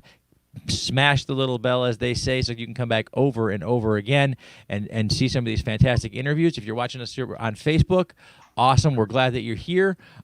We try to drop one interview episode every single weekday, and then we use our weekends just like this to gather more content, more great content for you, and we're doing it live today. So you can catch the live feed, you can catch the replay, you can catch all kinds. You never have to miss one of these interviews with an up-and-coming just an up-and-coming author, future bestsellers we've got here. We've got future Oscar-winning filmmakers, future Grammy-winning songwriters. They're all here, and they're getting started right here for you. So make sure you tune in. Welcome, please, to the Hangin' With Web Show set, author Roberta Bombonato, the author of To Guard With Love. Welcome, Roberta. Hi, thanks for having me. It's been so great. Thank you so much for being with us today. How are things where you are? It's pretty rainy today, but my friend is actually hosting me with her internet, and everything is so cool. That is awesome. That's wonderful. See, that's nice. It's a nice rainy day. She still gets to visit with friends and come on the internet with us. Where are you calling in from? Gainesville, Florida. Gainesville, Florida, over in the middle of the state, home of the Gators here in Florida. There you go. So that's right. Awesome. Thank you so much for being with us today. Let's talk about your journey as an author, as a writer a little bit. How long have you been writing? How long have you been writing professionally now, published? Okay, so the first time I ever published was self-publishing back in 2009, and it's been kind of surreal, just having like characters live in your head and then you have to get their stories out. Like, it's just incredible and therapeutic, and you can really breathe live into them. There's something amazing about the creative artist journey, because when you start out and you don't realize that you're an author yet, or you don't know that you're a writer yet, you just have these people living in your head telling you a story over and over and over again. Exactly. And you have two choices. One of them is medication, and the other one is get a keyboard and start typing. And so but transitioning from that into being an author and being published and having readers pick up your work and tell you what they think of this running dialogue that's happening in your head, it is a very surreal, very special journey in transition. Life is a series of moments in transition between what we are and what we're going to be. When you're That's beautiful. Yes. When you're a creative, thank you. When you're a creative artist, we are always in transition, because there's always a new story to be told, always a new character that wants to be introduced. Since your first time publishing to your journey where you are right now, what has been the most rewarding part of that journey for you? I think the most rewarding part is that redemption is such a big theme in my stories. So I've noticed that people are rooting for, let's say, hitmen or demons or whatever, but they all have redeeming qualities. So redemption is for us all. And that's what my stories are pretty much about.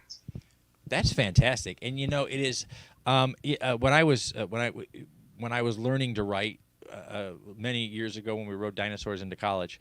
I remember many conversations where we talked about the fact that I was going to school for journalism, and in journalism we focus on fact. Fact is important in journalism if you're doing it right. It's about what's happening now and who it's happening to. As a creative writer, though, my journey was a lot different because we don't focus on fact, we focus on truth. And these are two very different words. Fact is a very sanitized word. Fact is just what's happening, what the camera would see. Truth is what happens in here, because truth is a very human thing. It's very subjective. And so whether it's the truth of love or the truth of faith or the truth of a hero's journey, as Joseph Campbell would say, there's truth. And in redemptive storytelling, there is truth. We are all less than we want to be on a regular basis. And we all want to reach a place where we've reached our potential, where we've made amends for what we've done wrong. And where we had that moment in transition where we have become, and redemption is a huge part of that arc, and it's something that your characters and your stories focus heavily on. And there are so many other places that writers focus so much of the time. We spend a lot of time telling love stories, the truth of our love, the truth of how we love and who we love. We spend a lot of time talking about the truth of a hero's journey, a journey from becoming what you are, from where you started to the distance traveled. How far did you travel on that hero's journey? We don't focus a lot of the time on the mistakes we made and how we redeem ourselves. What made you focus in and hone in on that particular truth in your storytelling? I think that because I live in the gray area of storytelling, like, I really believe anybody can be redeemed. So when you focus on the characters drive the story forward. And I have been learning how to, create a bigger world around the characters. But for me, the importance is the people. What are they about? What are they going through? How are they going to react to the stimuli everywhere? And how are they going to feel good about being who they are? It's such an important part of storytelling, because to build a world, however grand, you could build the Marvel Cinematic Universe, to build a world, however grand it is, in order to make readers connect, in order to make people connect, you have to build a person first. Because that's what's going to drive people into your story, are those characters. Are they believable? Do we empathize with them? Do we sympathize with them? Do we pity them? Do we love them? And when you're focusing on that, I just find it really fascinating that you focus in on the fact that people are flawed. We make mistakes. We all have a proverbial past. You may not be an assassin, but you have a past, and you have something that you're trying to atone for in your life, and that drives us all so much. Whether it's to be a better parent, a better partner, whatever we're doing, we're trying to atone. And it's interesting that you focus so heavily into the character development, and then finding what they're atoning for, finding that redemptive arc inside of them. So we have here, when they do the research, they pull a book, they pull a title, they pull something out of thin air, so that we know what we're talking about. Let's talk a little bit about To Guard With Love. That is the book that she chose for the interview. Okay. So let's talk about To Guard With Love. Let's start out with, give us the book blurb. Give us that little paragraph on the back of the book. What can readers look forward to? Okay, so To Guard with Love is actually the story of a puppy and his woman, his person that he is trying to, I don't know, help her find herself. So it's told in the dog's perspective, and he helps her see that the relationship that she's in, it's an abusive relationship and she needs to get out of it. She does. So he also introduces her to the neighbor, which is actually a really good love,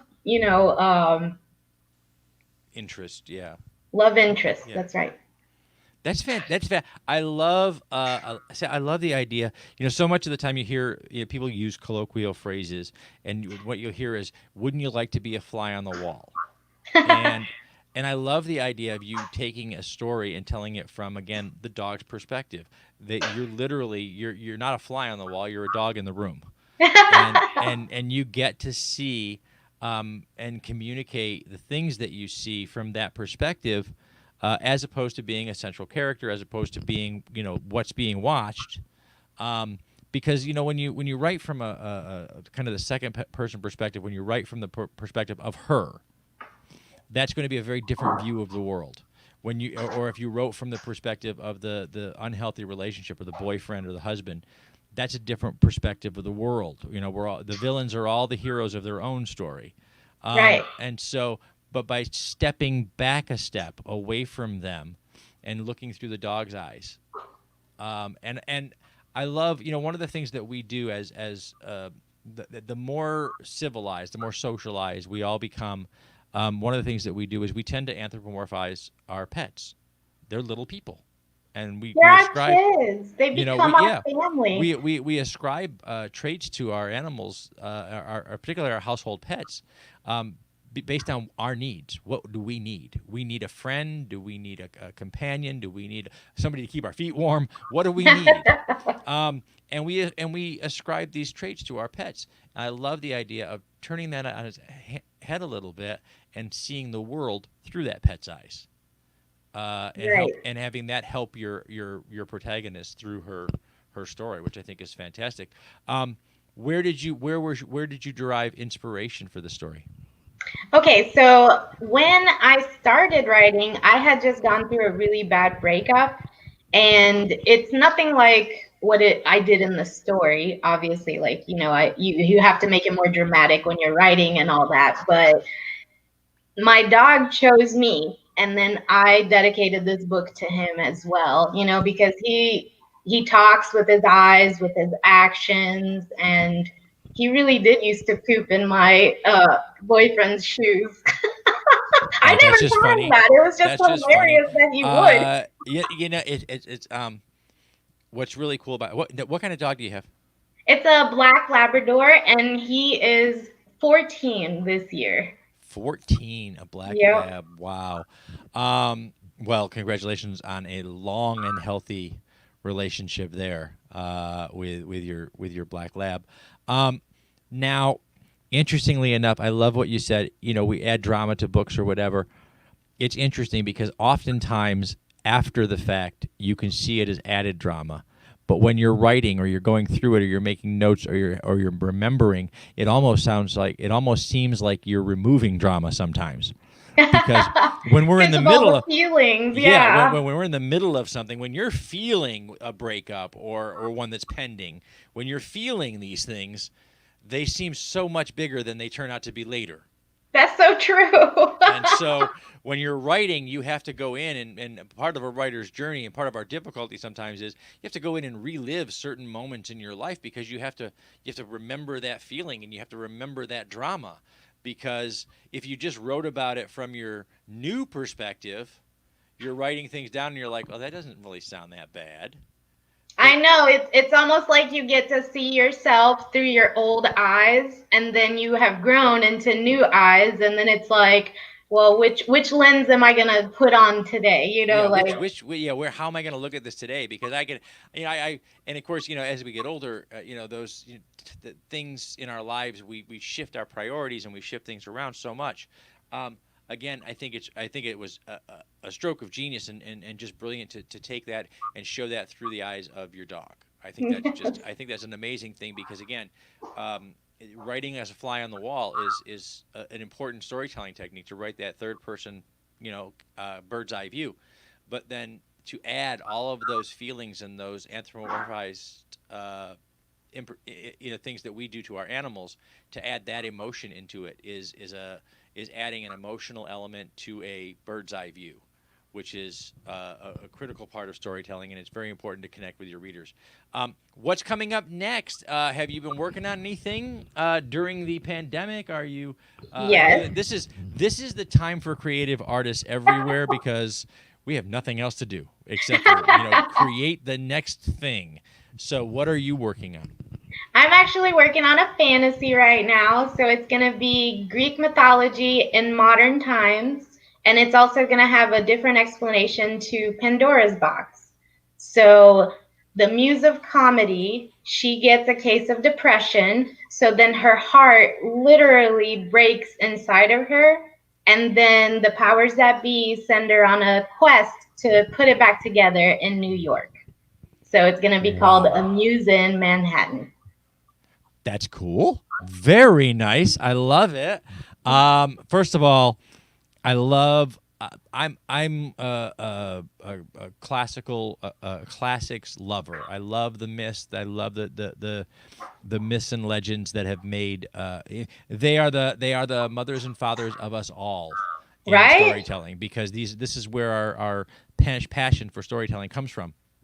But I really love when we're able to contemporize these things. Me too. Because it's a reimagining of a story that has so much weight and so much pomp and circumstance surrounding it. Sometimes we forget that these storytellers were contemporary storytellers of their era. And because we get so, I mean, my favorite are people who love Shakespeare. I love Shakespeare. However, when you do Shakespeare and you perform Shakespeare as this form of gravitas, you lose touch with Shakespeare because Shakespeare was a contemporary playwright. He was writing the movies of the day. So you almost, if you want to do Shakespeare justice, you have to do Shakespeare by, Coppola, because those are the comparative places. So it's amazing what you've done there to contemporize it, and you've kind of made it some fun. You made it fun for you, and hopefully for your readers. I can't wait to see that when it's out. I really wanted to just bring awareness that, it doesn't matter where you are in life. You can get struck with depression. You can get struck with all these emotions. And it's just about how you deal with it and how you interpret them and how you, react to it all. But ultimately, you just got to keep your head up high and keep going forward because it's all just a wave. And you will end up back at the beach, There you go. I love that. Was a great way to put it. We are all folks out there. We are all on a journey. We are all somewhere in life going somewhere else. And most importantly, we're all on a kind of quest. We're all on a quest to get to our next breath, our next moment, our next phase. So take a look, check that out. Do you have a title picked out yet? Are you still wandering around? Are you? It's going to be A Muse in Manhattan. A Muse in Manhattan. That's right. She did tell us that already. And you guys let me ask the question anyway. I hate you all. You're fired. No, I can't do that because then I'd be stuck here on the air by myself and I wouldn't know what to do. So, because these guys are way too important to what we do backstage. So, guys, we have to wrap it up. We've been hanging out with Roberta Bombonato, the author of To Guard with Love and other titles. We're going to drop links in the description on YouTube. We're also going to have them over. I know they're over in the chat already because the girls have been just working feverishly. So that's happening. Roberta, thank you so much for hanging out with us. We're going to go ahead and thank our partners and friends real quick. Our partners at Famous Faces and Funny, J. Bauer Art for all of the art that's on our set right now, Space Coast Comics, Brevard Film and Talent, and of course, Mommy and G Creations. Thank you guys for all you do for the show. Thank you for watching, for tuning in, for logging on. Continue to come back to see who we're hanging with next. Okay, all right. And Roberto's still, there we go. Roberto's still with us. And we are, oh, wow, we're ahead. That was good. We're ahead of schedule. If you're with us in the Facebook Live, guys, thanks for being with us today. Hello to everybody that's with us today. We're having a great time. We're hanging out with musicians and authors and creative minds of all kinds, and it's just been so much fun. So thanks for bouncing in and out of the chat room and leaving your comments and things. We really love that. Thank you to Alfred and Terry and Kyle and so many others.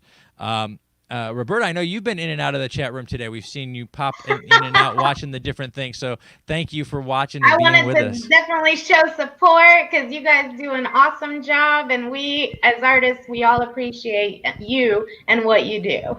Well, thank you so much. This is, I said it before in the last segment, it's a privilege to get to be a part of the creative journey of so many amazing and talented artists.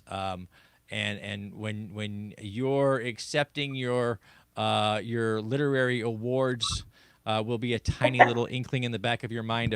I remember when I did that interview, and so it is such an amazing blessing to be a part of that. Oh wow, great, Nick, thank you. Nick, share that with everybody on the screen. Nick, thank you. You're absolutely right. We are blessed to be joined with Roberta Bombonato here in the studio. All right, guys, our next interview coming up will be with, who do we got? Rock musician Billy Ray Rock. Like literally, he was named for his job. Like he had no other options. With a name like that, he was like, okay, I guess I'm going to be a rock musician. Those are my options. So that's awesome. We're going to be joined by Billy Ray Rock coming up. And then later on this afternoon, we have television writer Melinda Snodgrss will be joining us at 5:30 to talk about her career and her books, as well as some of her television writing for Star Trek The Next Generation and SeaQuest DSV. And oh my God, the list was it was just a huge list. And it was a huge list of like all of my favorite things on TV growing through the 90s and the early 2000s. So I'm like, yeah, this is going to be awesome. Every once in a while, I get a chance to just like geek out and go complete fanboy on the show, which is, fun for the audience, I guess. I probably sound a little silly compared to most people, but. Well, if you enjoy it, the people, then, other people are going to be like, yeah. Oh, yeah. I love what we do, and I love, again, sharing the moments from the beginning of your journey with you, and then to circle back around sometimes and catch people, kind of at the crest of their careers or where they are is so much fun because you're thinking, oh wow, you really have become a part of this really long journey. And it is a long journey sometimes, right? And you just have to take every step as they come. We are all part of a 10-year overnight success. It is, and we're all just waiting for that night.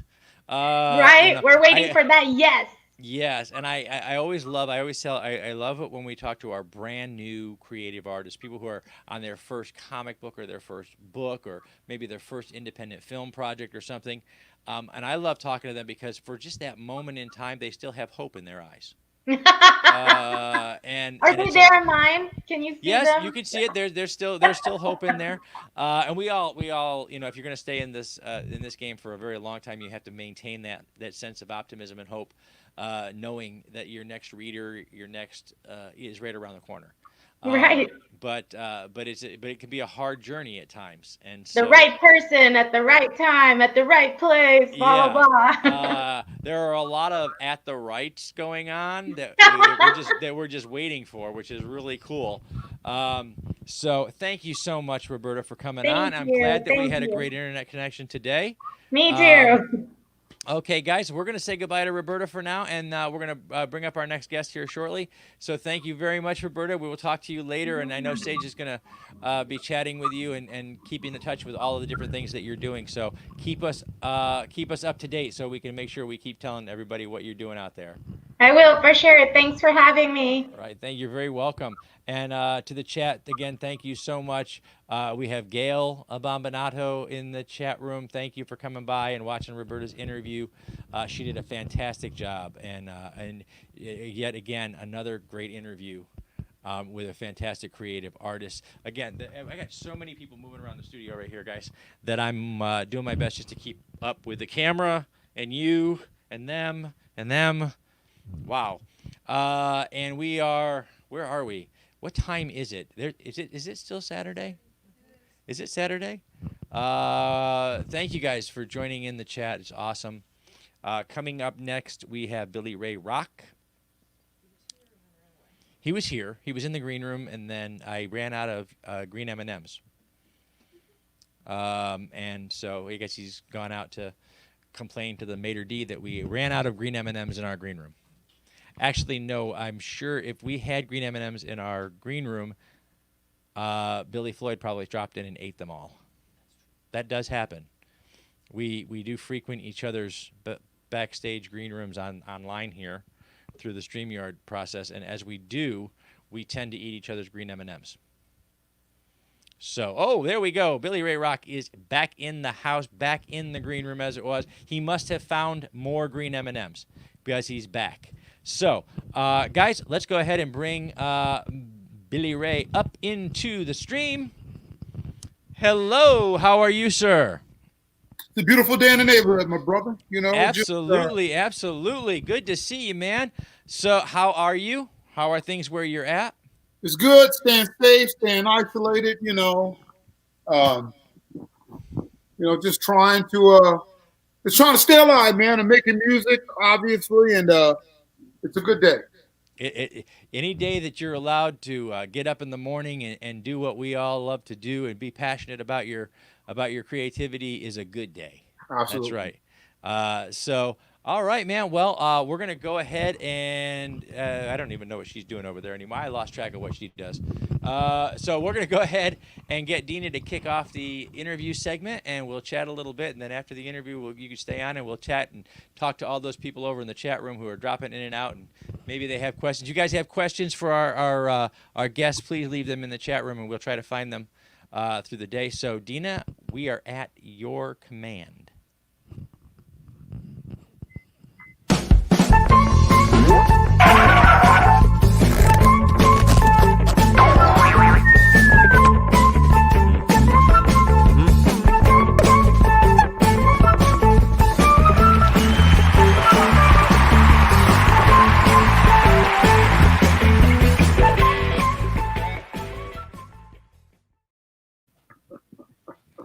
I just really love that opening, guys. Hello, World Wide Web. Welcome to the Hangin' With Web Show. I'm GW Pomacher. I really do like that animated opening. I can't help it. Thank you to our good friends at NSC Live TV for that opening. Guys, we are here in the studio for Media Day, summer 2020, and we've had a great time today. We're hanging out with musicians, authors, filmmakers. We had some podcasters. We're loving this, man. So thank you for hanging out with us live today while we record our interview segments for the Hangin' With Web Show. I'm GW Pomacher, and joining us in the studio right now is musician Billy Ray Rock, because when your name is Billy Ray Rock, you only have one career path. Your parents have limited you to one career. You have to be good at music because they named you Rock. You don't have a choice. You're going to be the guy or not. But you can't work at McDonald's and say, hey, welcome to McDonald's, I'm Billy Ray Rock. That won't work. You have to be a rock star. So welcome, Billy Ray, to the Hangin' With Web Show, man. I know you're staying safe, you're isolated, you're doing your thing, but you're still making music, man. So, how's it going? It's going good, man. I think sometimes the most creative moments happen when you're in the most isolated situations because you don't have the distractions and whatnot, man. So absolutely, man. This is the time. If you're gonna write, you got to write. If you're gonna sit down and put down a melody or lock in a lyric, now's the time, because all these things swim around in your mind when you're by yourself, right? Absolutely. Absolutely. So let's talk a little bit about your musical journey. Let's bring everybody up to speed here. How long have you been playing and performing, and how long have you been doing so professionally? And let's just talk about your journey and where you got started, man. Well, I started off in music, man. Back years ago, I was basically doing the whole garage band thing with buddies in high school and whatnot. And then, and I love the fact that we did all different types of music and whatnot doing it. But before I got to that point, I was largely influenced by my brother Freddie, who was in the back room of, because I grew up really poor. An old house. He was always practicing on the saxophone, and I thought it was kind of dumb. It was annoying. I was a kid, about 9 years old, and I got to be about 11 or 12, and he was still practicing. And one day, his band came down to my local junior high and did a concert, and every pissant girl that I even thought I was cute came running to the stage and was screaming, and I was like, "Oh my God, I gotta check out this music thing," you know. So I got into the music, and again, I did the garage band thing for a while. Got up in out of high school, kept learning how to play different instruments. I was just curious about everything, and I finally, at about 16 or 17 years old, latched onto the bass guitar and did that. Was influenced largely by some bassists from years ago, Verdi White from Earth, Wind and Fire, of course, Verdine. He caught my eye. Louis Johnson from the Brothers Johnson, Larry Graham, those types of guys, and largely influenced what I was doing. And so I did that for a while, man. And we peeled up into the 90s and early 90s. I was doing some booty shaking music, kind of like the old Two Alive crew. You know, shake that, Nice. shake that booty, you know, those kind of things. So I went through that. I had a song I did called Booty Slide. It got a lot of attention. And it was real big in the South and East Coast. And I got hooked after that, and I got into the late 90s, man. I thought I wanted to be a gangster rapper. Then I realized I wasn't a gangster. And then, but I kept producing music and playing instruments, man. And next thing you know, it was the 2000s. And I've always loved EDM music, you know, house music. And so I went and did a bunch of songs doing that. And then I realized that when it came down to getting booked in places, I was having an issue because a lot of EDM organizers, they want DJs if you're doing EDM. Yeah. And I wasn't a DJ, and certainly I didn't have a six-pack to show people on stage. So there was nothing for me to do there.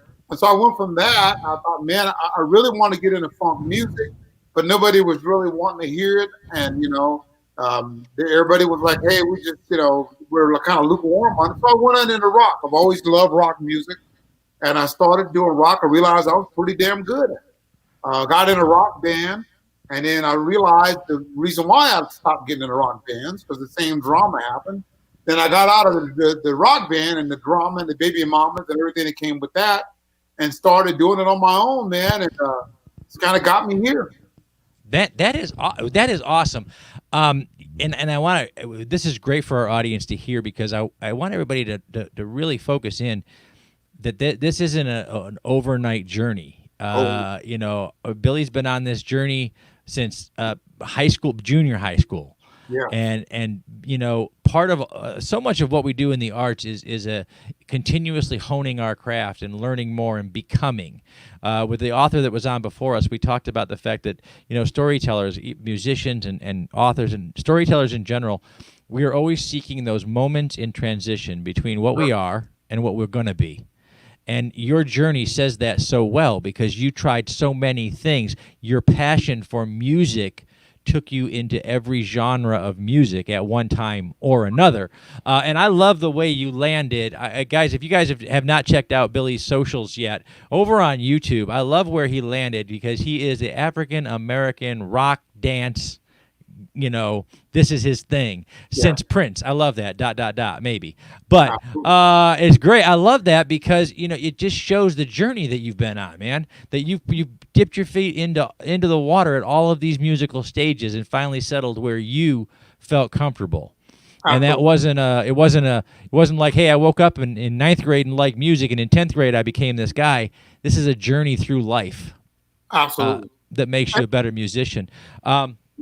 Do you have a song, one of your songs that is near and dear to you that stands out more than the rest? It's like trying to pick a favorite kid. I know it's hard. Although I have enough children, so I can tell you I do have a favorite. So yeah, I've got a song that I think like the song I do, "Time Keep On." It's probably one that strikes me because I think it's so relevant for what's going on out there. It's an alternative rock type of song. Okay. And it's got a real good friend of mine, Chris Holmes, who does a phenomenal rock guitar solo in it. But that song, stands out to me as being a song that I can't hear enough. I'm never tired of hearing it. It's got a lot of, again, lyrics that are relevant to the struggle I think a lot of people are going on right now. My favorite song depends on the mood I'm in. When I feel silly and want to dance, I pop in Sunglasses at Night. Nice. And then when I just want a cool, funky kind of groove, I jump in Get the Funk, which is, of course, my single right now that we're promoting. Yeah, no, Get the Funk and Sunglasses at Night are actually the two that are currently up at the HWWS Indie Music Radio Station. Just let me know that those are the two that we're currently breaking on our radio network. Are those two songs right now? And I know she's got probably more than that from you, but we try to break two at a time for each musician, and those are the ones that she's got right now. And it is. What I love about that is, again, like you said, the mood that you're in, the place that you're living in. That's going to decide what you're listening to and what you're playing. Sure. It's going to inform so much of what you're doing. Yep. And that's an amazing part of that journey, man. So, are you working on anything special right now? You got anything that's in the works? I mean, this whole thing has got us all kind of penned up. There's got to be something that's just dying to get out, huh? Well, I got a lot of singles, and the one thing that I'm so adept and used to making music. I have to dial it down because the fact of the matter is, we've pretty much completed the Bad News album. And so what we're doing right now is we're trying to put together videos for some of these singles. Awesome. And so we're putting the finishing touches on Get the Funk, the official full length. And we're also getting ready to start on Bars Closing, which is another song that I'm really high on. And we're going to do a full length of that one. And of course, right immediately after that, we're going to do Sunglasses at Night as a full that's fantastic. Official thing. Yeah. Fantastic. That is awesome, man. This has been like you said, it's been one of those times when you're kind of kept up to yourself, your creative juices get flowing, and you start working on all kinds of different projects and things that are going on. We pretty much. It's been about a year now, but the last 8 months has been where we put all the work into the indie music radio station because that's what we can do. We can reach out, we can get music and things like that. So it's been an interesting time. Now, in your musical journey, starting out from those early days of interest up to performing and in testing the waters with different things.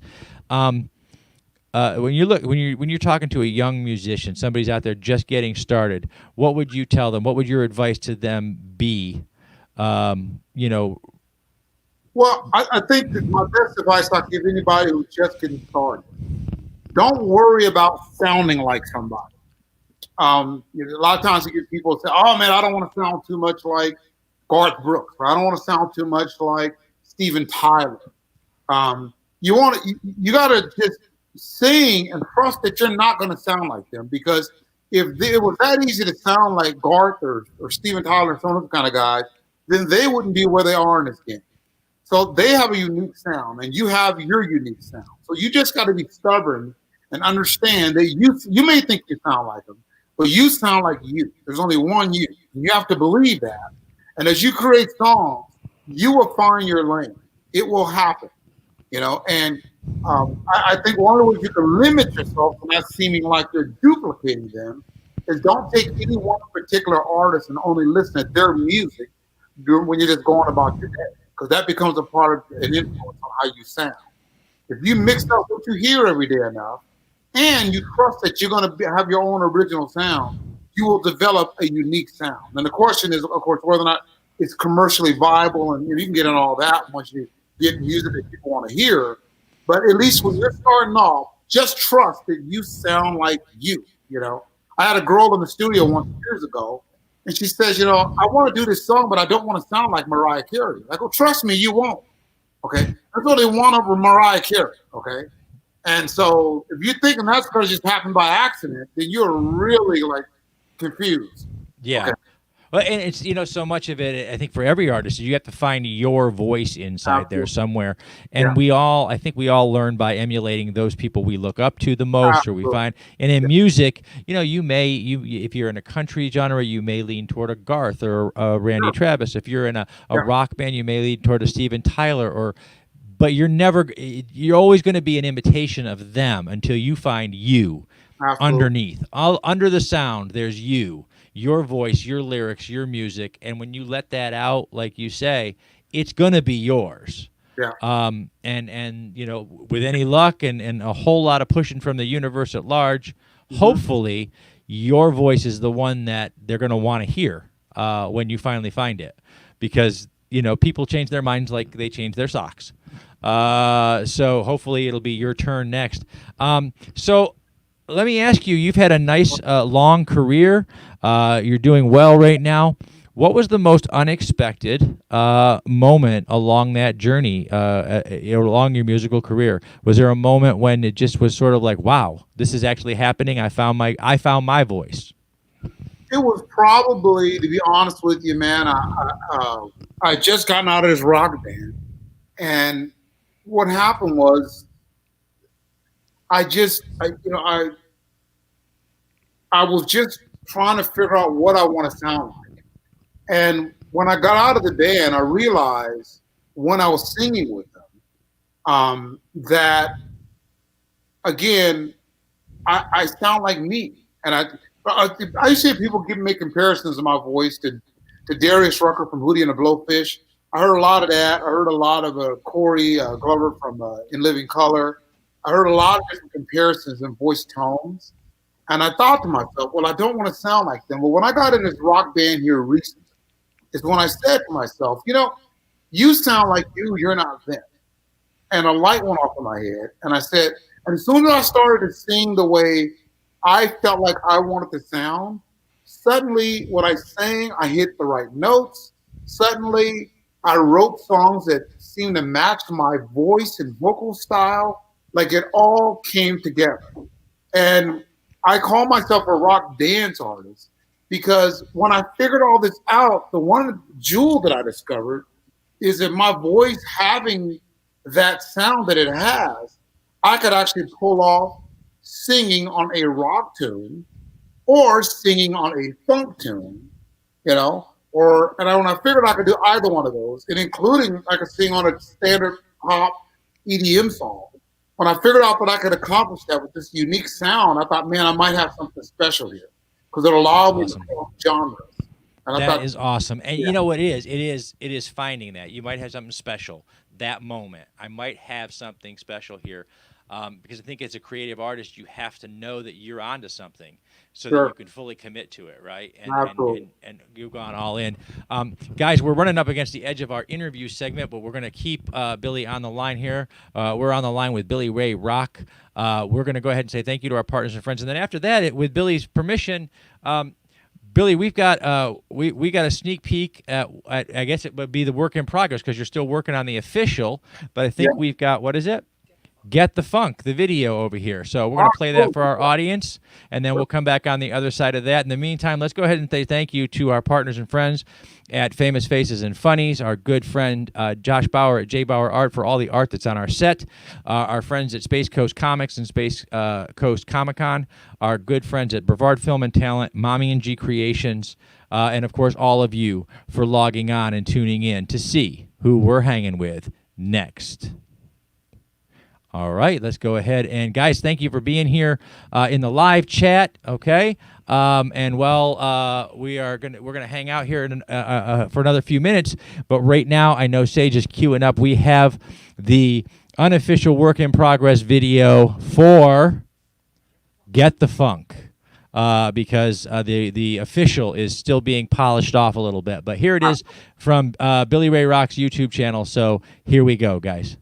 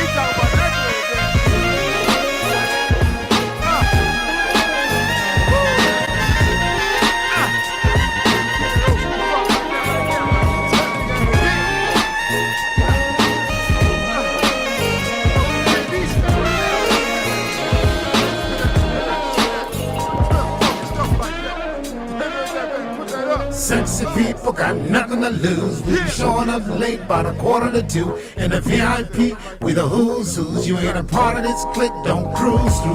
We out to Roscoe's chicken spot. You can ask somebody about the funk we got. It's like Bruno Mars meets Billy Ray Rock. I can take you back when Slay was hot, when Parliament first album dropped, when Knee Deep fill the dance floor up, Earth, Wind and Fire, make the people stand up. If you feel it's funk, throw your hands up. We don't care cause we be here to do this. Just let me be clear. Get the funk, you gotta give it up. Get the funk, you gotta give it up. If you wanna dance, somebody show these kids. Big Bro, can you give them some fun now? Freddy's, give them a little bit. If you wanna dance, somebody show these kids. Big Bro, can you give them some fun now? Freddy's, give them a little bit. Get the fun, then you gotta give it up. Get the fun, then you gotta give it up.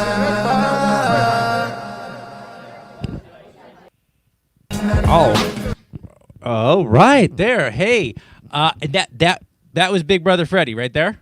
Yes, it was. Yeah. Yes, it was. That's awesome, man.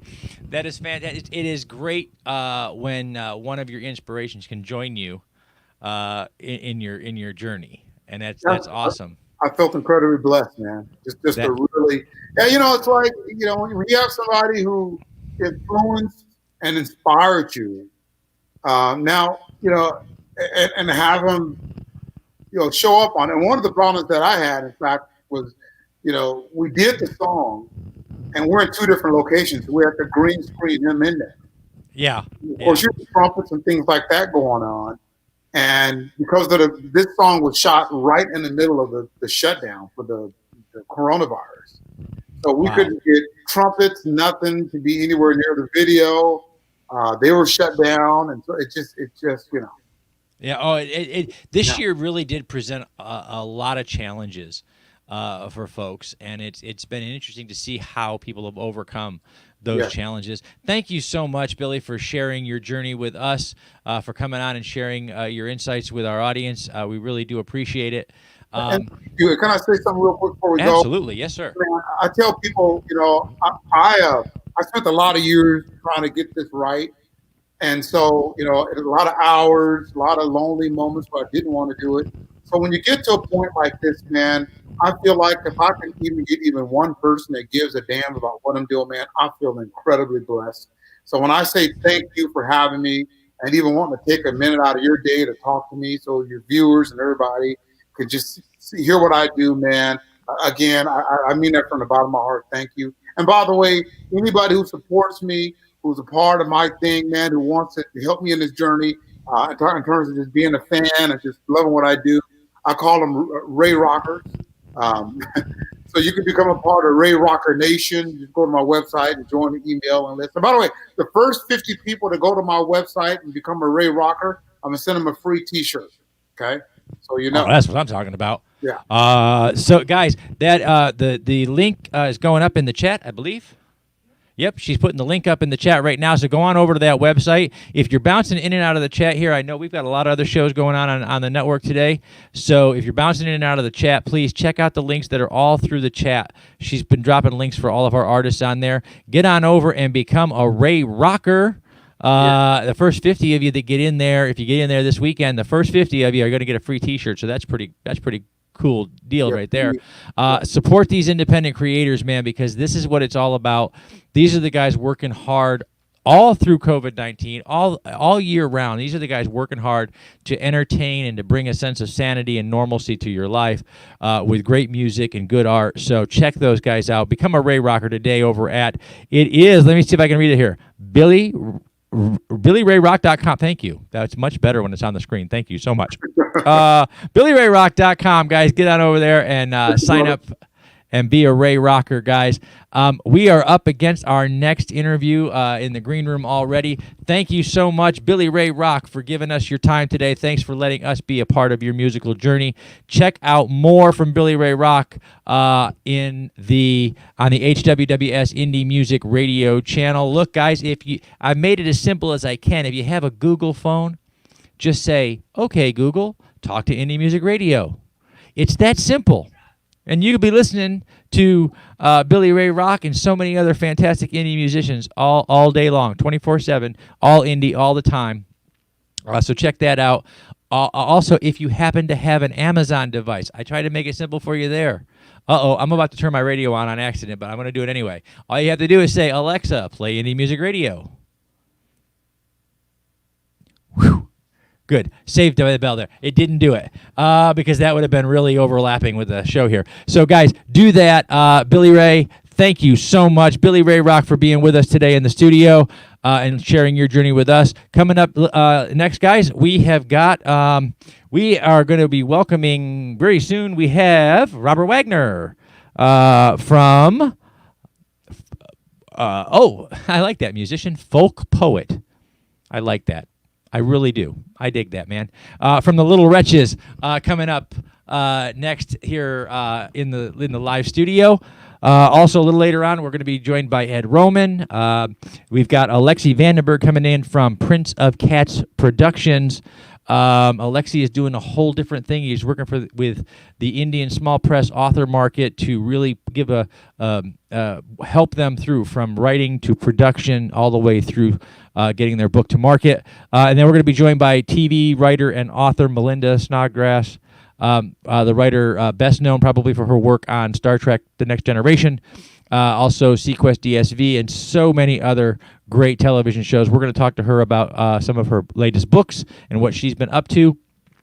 But coming up here, we are... oh, wow. How's that, guys?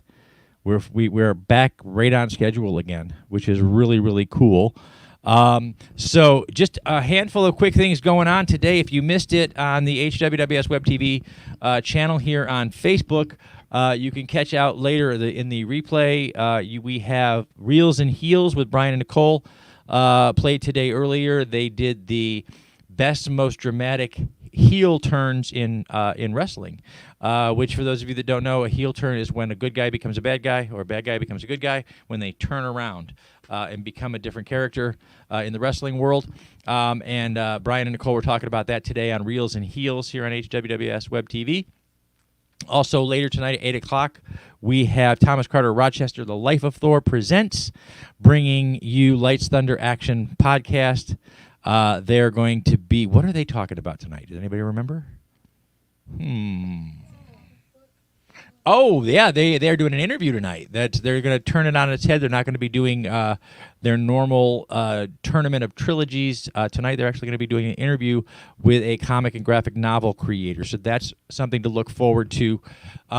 Just a reminder for everybody here at HWWSWebTV.com.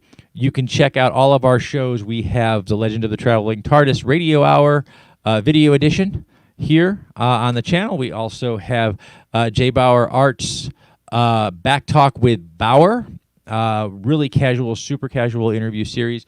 We have Nerds United of Brevard and Beyond, tackling all things in pop culture. We also have Nerd Culture's Battle of the Nerds, which is a nerd trivia game show that we just debuted here on HWWS WebTV. We have the Hennessy Williams Experience, which is sketch comedy. So there's a lot to choose from here on the HWWS WebTV channel, so make sure you tune in for all of that. Make sure you hit the like and share button. Show a little love to these amazing content producers. And we are here with you, the Hangin With Web Show. We are here with you, bringing you interviews with artists, authors, filmmakers, musicians, creative minds of all kinds, from everywhere along their journey. From the beginning to those who have hit the top of their game, we've got it all. So make sure you go ahead and like our page and subscribe to our channel and do all of those things. And I know, again, it's been a long day for everybody. If you're bouncing in and out of the chat room, go ahead and share our guests. You can see whereabouts they are in the live stream, or you can, when you're watching this on the replay later on, you can choose the artist or the thing that you're most interested in. There's a time block in the description, so you guys can find that again. So thank you so much. Thank you to Alfred for being in here, and to our great friend Kyle Nunez, and to Terry MacGyver, our social media magician, as well as to all of our guests today for popping in and out. Welcome. Please, guys, we're going to get ready here. Dina's going to warm up over there and get ready for the interview segment. But please help us in welcoming to the live chat. Please help from the Little Wretches. Please welcome our next guest to the screen. Hello, sir. How are you? I'm doing well. Thank you for inviting me on. It's, thank you for joining us. Show. I really liked the segment with Billy Ray Rock. I wish I could have been part of the conversation. We could have been like the Tonight Show, you know, with the feature interviewer and then everybody else sitting off to the side. I had toyed around with bringing everybody on camera as they came in, and then I realized that I'm just not that talented, so it would have been really hard to keep track of everybody. And also, she only makes me, it's really, really weird. I think she does this on purpose to keep me focused. She only makes me one card at a time with everybody's name and who they are. So if I had 3 or 4 people on screen, I would only know who one of them was, and I would probably lose track. It's probably not true, but it could be as far as anybody knows. Ladies and gentlemen, please welcome Andrew Wagner to the screen.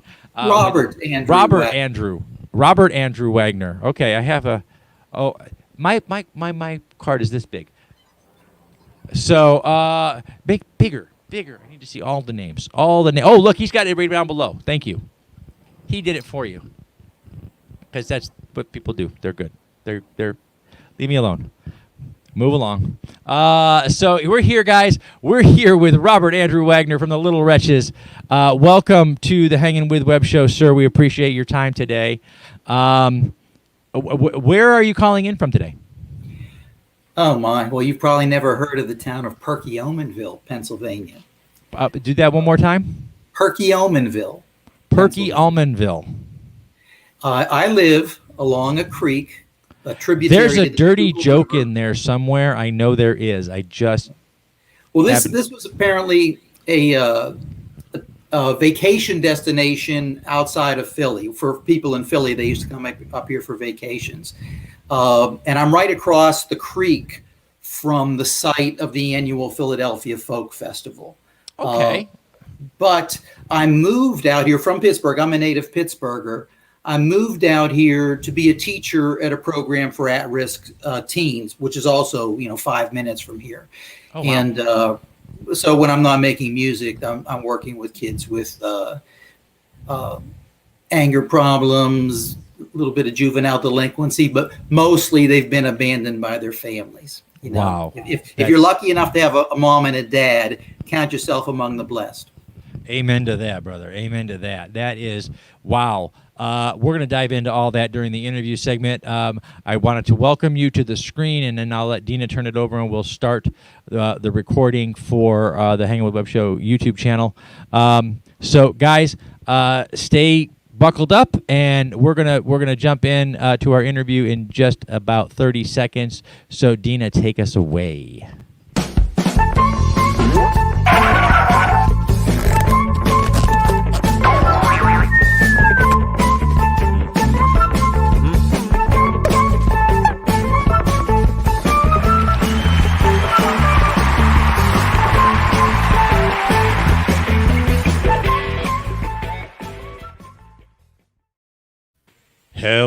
World Wide Web. Welcome to the Hangin' With Web Show. I'm GW Pomacher. We are in the studio today for Virtual Media Day Summer 2020. We have been joined today by an amazing cast of artists and creative minds from all over the country. On the line now, all the way from out. I'm not even going to try that again. Ready? From outside Philly, all the way from outside Philly in Pennsylvania. Please welcome. We have Robert Wagner. Wait a minute. Hi. Robert Andrew. I throw that Wagner. Andrew in. He did Andrew that. in Ha, ha, ha, ha. See that? Robert Andrew Wagner from the Little Wretches. Thank you so much, Robert, for hanging out with us a little bit today. Thank you for So having I'll tell you what. Let's talk about music, man. me. Okay. Yeah, I have musician and folk poet. By the way, I love that description. Oh, that was a tag stuck on me, which I like. There's some of my musician friends almost disparagingly affixed me with the nickname the Poet. Right? If they talked about me, they talked about the Poet. And then somewhere along the line, I don't know if it still exists, but there was a in Pittsburgh News Weekly, like a little newspaper focused on arts and stuff, and they did a little spread about me one time, and I think that it was called Attitude Adjustment Hour. Pittsburgh's folk poet, Robert Andrew Wagner. So that's awesome. That is, if you're going to get stuck with a moniker, you might as well get one that's good. I like that. Yeah. Yeah, I like that. That's really, really cool. So, Robert, let's talk a little bit about your musical journey, and then we'll catch up with where you're at right now. But how long have you been performing and been a musician? And let's talk a little bit about that journey, how you got started.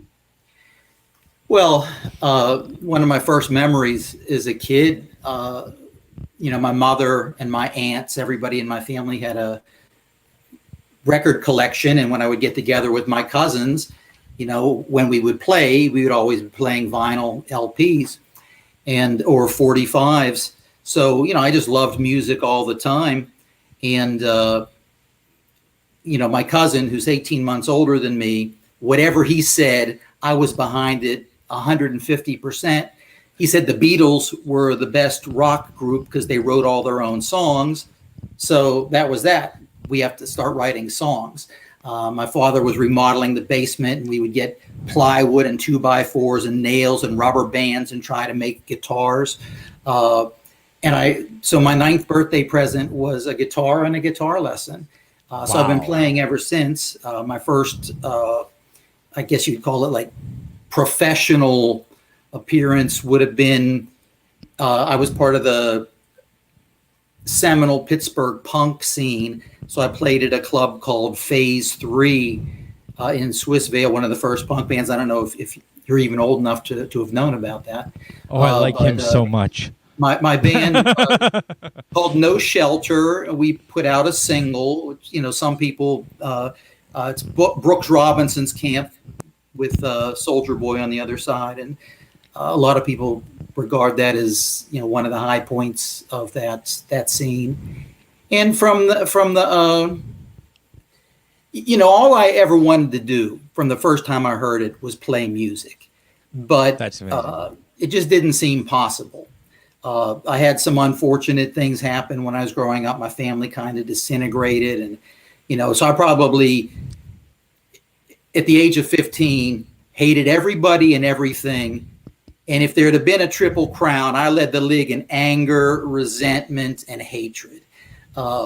So, in order to play in a band, you kind of have to communicate with other people and get along with other people. And I couldn't even carry on a conversation with people. But I got good at eavesdropping, right? In lieu of talking with people, I would write. And I got good at listening to conversations. And I have some people have a photographic memory. I have like a photographic ear for language, like a tape recorder. So I could, be sitting in sitting in Market Square and listening to two homeless people have an argument. And then I could remember word for word everything that they said, and I'd jot it down in my little notebook. Mm-hmm. So a lot of our songs go back and forth from third person to first person. And a lot of the content, a lot of the lyrical content is lifted straight from conversations I've overheard. And, you know, like the name of our band, the Little Wretches, you know, that's pays homage to a lot of different things, you know, Amazing Grace, Saved a Wretch Like Me, the whole Beatnik, Jack Kerouac thing. What does it mean to be beat? Beatitudes, blessed are the meek, poor in spirit, and, you know, blessed are the little wretches. You know, that's our thing. No, man, that is awesome. And, you know, it's interesting. There's two, if you're going to become a storyteller, there are kind of two paths. You have to live an amazing life and just save it all up, or you have to be a student of the lives around you. And it sounds like you've kind of done a little bit of both, and built that into the music that you're working on now, which is just, it's a remarkable thing to be able, because that's what a storyteller does. We convey the truth of our time, and in the time that we observe. And being able to take those conversations that you've written down over the years and turn them into a story, a complete story that could be told in music, is an amazing talent. And so, you know, congratulations for that, and thank you for that, because that's, you know, that's the best way to entertain someone is to get in here somehow, make a connection, and those stories that you've observed through your life, those are the ones that connected with you, and they're guaranteed to connect with an audience. So that's amazing. Well, thank you. I mean, we try.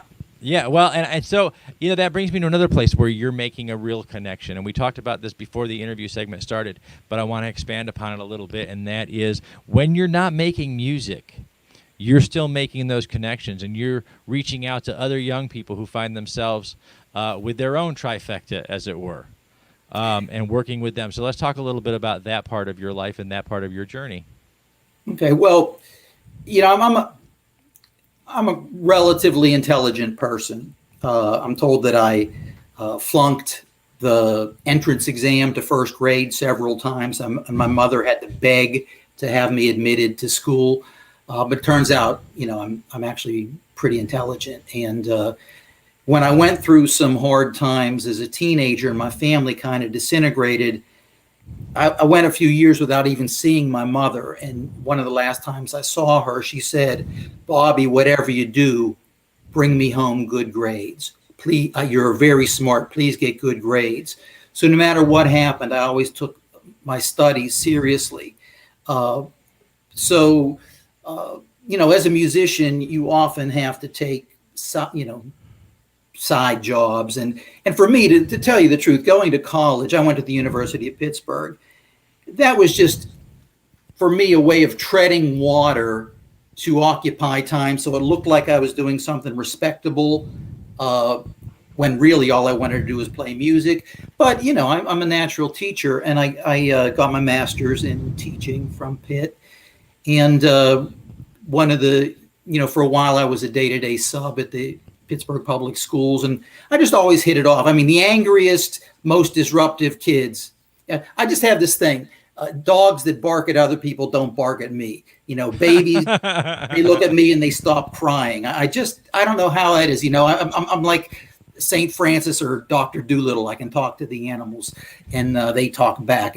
I just have that thing. You know, people say, so I came out here specifically to work as a teacher for at-risk kids. You know, almost all of them multiple mental health diagnoses. And, you know, in our field, you know, they say behavior is a form of communication. And, you know, I've learned so much from some of these kids. I remember one kid, I gave him some praise. I said, "Wow, you've been really doing well with your anger." And he says, "Mr. Bob, you have no idea how well I'm doing with my anger because I'm angry all the time." Mm-hmm. You know, and like the average person might look at them and say, "Well, what are they angry about?" It's like, if you could look at the way I live, no mom, no dad, living in some smelly dorm with a bunch of strange kids, if you could look at the way I live and not understand why I'm angry, that's why I'm angry. You know, it's a big forgotten there you go. And I think so many of us today, I think it's probably always been this way, but, you know, as I get older, I notice it more. I think so many of us forget the microcosm we lived in during those years, and how dramatic and how upsetting and how how troubling it is. You really those formative years are, and how difficult they are. And then you throw onto that, like you said, multiple mental health diagnoses, family circumstances, abandonment issues. You really are, it's the perfect storm for a person to be angry and upset. And the work that you're doing, trying to help these kids find their direction, is so important, because those formidable years, I tell people all the time, if from 12 to 18, you don't live, you survive. If you survive those years, then you start living your life. But that transition, that moment in transition from those early years, there are so many kids that have such a hard time surviving those years. And I think we forget about those kids a lot of the time, because we're all focused on the kids that we see. We see the kids in the news, the kids that are winning the home football games, and doing all these great things, and we forget that there's a whole bunch of kids that are having a hard time with their circumstances. So it's awesome to see you do what you're doing. Speaking of which, one of the songs that we're breaking over at HWWS Indie Music Radio, I told, is Undesirables and Anarchists. Yeah, that's the name of the album. That's the name of the album, right? And that's the line from one of the songs. And so, give us a little bit. With an author, we would say the book blurb, or with a film director, we would say, give us the tagline. Give us a little bit about the stories and the songs that we can look for on the Undesirables album. Well, it's usually when I perform, I'm performing solo with an acoustic guitar. And I do have my guitar here if you were to ask me to play. But it's a very rocking album. Among the themes, that feeling that you're meant to do something. You're born with a gift, and you need to honor it. You need to find it and honor it. There's allusions to Harriet Tubman, Nelson Algren, hiding in the slag dumps. When I wrote the song "All of My Friends," I was just thinking about this cast of characters that I've known, and basically they could fall into two categories: undesirables and anarchists. And now that's the funny thing, and with the political events that have unfolded in the last 6 months or so. That seems to be the big divide in the country right now. Somebody's going to say you're an undesirable, and somebody's going to say you're an anarchist. Like, I get along with everybody. You're familiar with the playwright Sam Shepard, I'm sure. Oh yes. A long time ago, there was a theater company in North Oakland called the Pittsburgh Laboratory Theater, and they did a lot of Sam Shepard plays. And Sam Shepard has a play called The Tooth of Crime. And I got to be the guy who assembled the band, and I was kind of like the music director for the play. And it's sort of like before hip hop and rap battles existed, it's almost like a rap battle between a rock star and a rising rock star. And in discussions with the director, he was talking about other stagings he'd seen of this play. And they said in one version, the rising rock star was actually crippled and was walking around with a crutch. And during the rap battle, he was kind of using the crutch as a weapon. And so your biggest weapon is your handicap. So that's one of the lines of the song. Your biggest weapon is your handicap. You got to learn how to survive and use what you have. I don't know. Eternity exists. God is good. I love it, man. I do. It is amazing, and I'm watching you as you tell the story and think about your process, because I love the idea. Everything old is new again. Everything, there are certain truths in the human animal, and whether it's 500 years ago, to thine own self be true, or 500 years later, your handicap is your biggest weapon. Know yourself. Know what you can do. Know what you have, what your advantages or disadvantages are. and it's a huge part of finding out who we're going to be in life, finding out what those things are, and learning how to overcome or utilize those things. Again, I say this all the time, especially when we are interviewing a musician. The talking is fun. It's what I do. But I know what our audience wants. They want to see you do what you do. So if you've got a guitar handy, would you mind playing us a tune? Yeah, now I know the audio sometimes through these streams, for the last, pretty much since March, if you're a performing musician, you've been performing in front of your computer screen. And you know that these little microphones, depending on this could not sound like what I'm hearing in my room, might not be what you're hearing out there. Yeah, definitely big disclaimer, guys, there. Also, real quick, before you start, I want to make sure we're set in the studio. For those of you who do some streaming, I will give you this little tip. Most of your streaming services, whether it be StreamYard, Be Live, or even the Facebook Studio, most of them have a little checkbox, an option for you. And what it'll say is it'll give the software a chance to compress your audio. For musicians, don't do it. Uncheck that box. Make sure you do not let Facebook or StreamYard or Be Live control the audio settings. Do that yourself, because if they're controlling it, whenever he hits a good spot on the guitar, they're going to lower it down. And they're gonna keep doing that because they don't want to. For those in the music business, they don't want to spike their version of a digital amp. So they're going to turn you down and up as they feel. So we've had to tell some of our musician friends, if you are streaming, check the little box to turn that off and do it manually, which I think they've already done here, right? Yeah. Well, it's too late for me to make adjustments now, but I've done this enough to know not to sing too loud, or if I hit the high notes, I better look away and play really softly, and it might come through. But anyhow, I'm going to play this song, All of My Friends. So here he goes.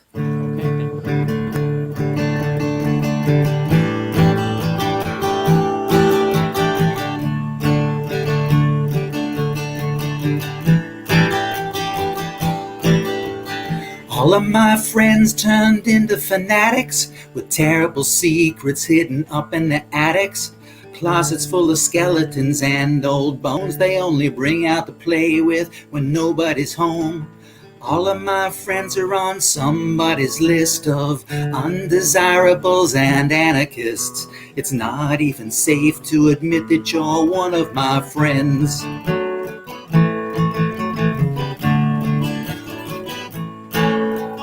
All of my friends know cause and effect. We're notably known for abuse and neglect. We're natural targets, we're perfect to blame. None of my friends ever runs out of shame. None of my friends ever made the first team. If you're going to hell, why not go to extremes? Gently down the stream go none of my friends.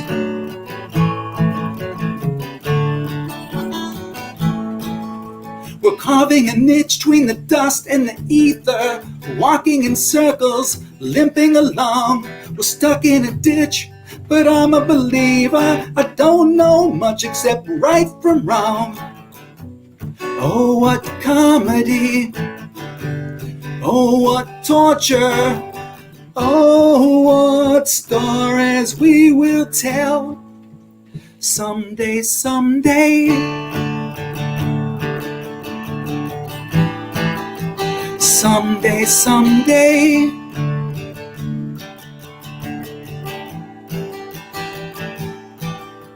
None of my friends ever has to lose face. We're walking in beauty, we're walking in grace.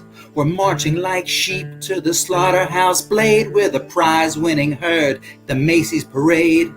None of my friends lose the same. If you're going to hell, why not go to extremes? Gently down the stream go none of my friends.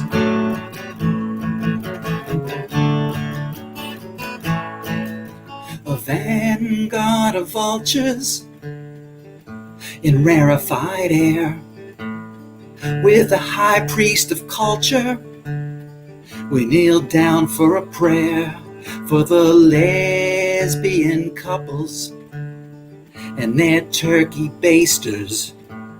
and the amateur connoisseur, cyanide tasters, all of my friends, wind scattered and blown, never get too close to the foot of the throne, but they're the best people I've ever known.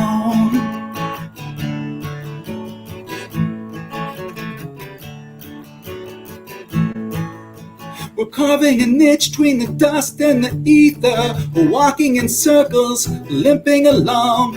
We're stuck in a ditch, but I'm a believer. I don't know much except right from wrong. Oh, what comedy. Oh, what torture. Oh, what stories we will tell. Someday, someday. Someday, someday, I'll see them again. Someday, someday, I'll see them again. I'll see them again.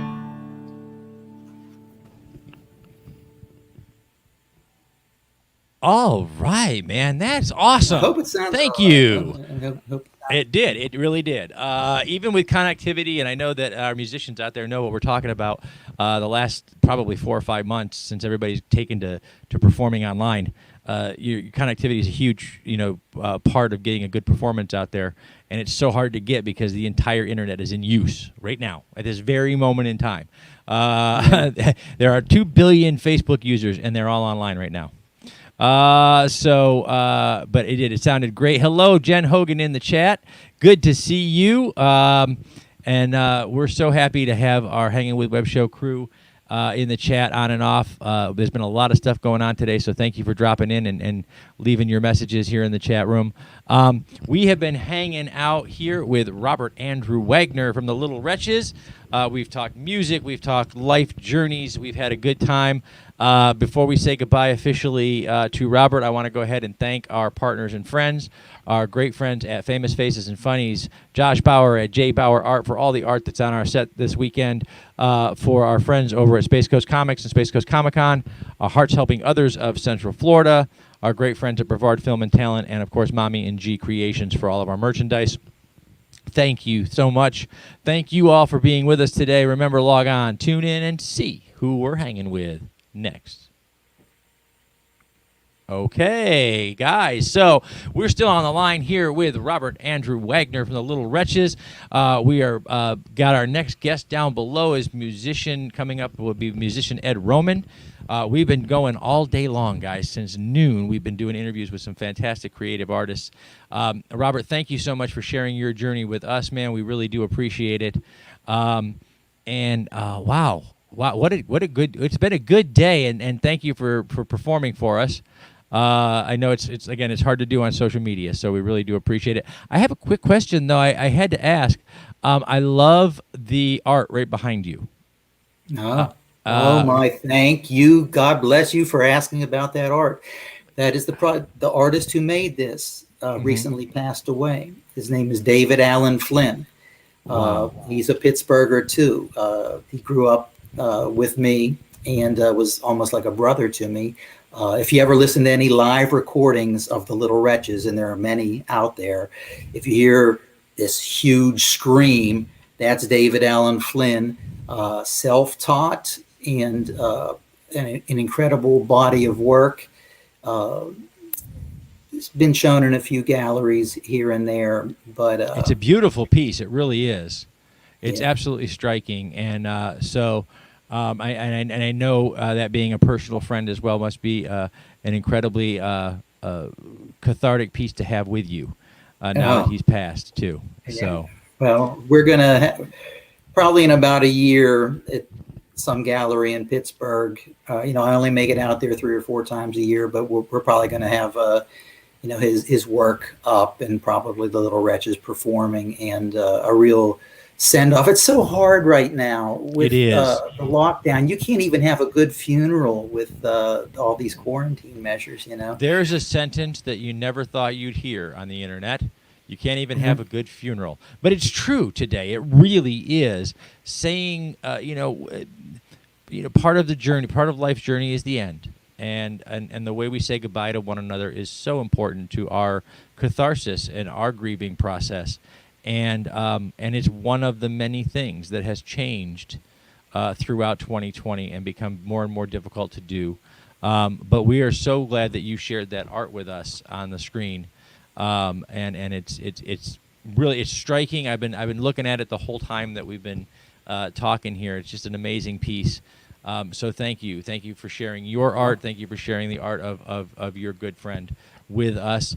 We're going to wrap up this segment of the show, guys. We're coming up on our next guest. It is 4:27. We're going on 4:30. So I want to thank, once again, Robert Andrew Wagner for coming on the line and sharing his talent with us today.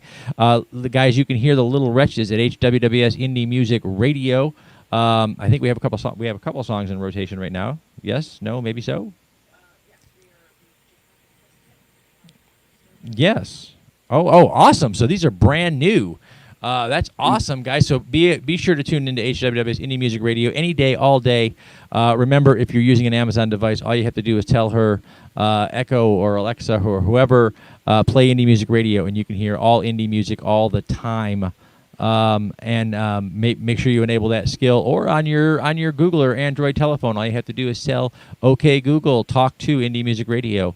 And she will play us on the air for you. So thank you guys so much. Thank you, Robert, for sharing your time and talent with us, sir. We will see you next time. Have a wonderful Saturday evening, and we look forward to seeing you again soon. Thank you. All right, guys. We're here in the studio all day today. It is Media Day for us. Joining us very shortly will be musician Ed Roman will be coming to the screen. I'm going to let the ladies here take a moment on screen. I need to step off really, really quick. But I'll tell you what. Since we're going to be bringing. Oh, Ed is not in the waiting room anymore. Since we are bringing musician Ed Roman to the screen very shortly, let's go ahead and kick off this next half-hour segment with the music video from the one and only Ed Roman.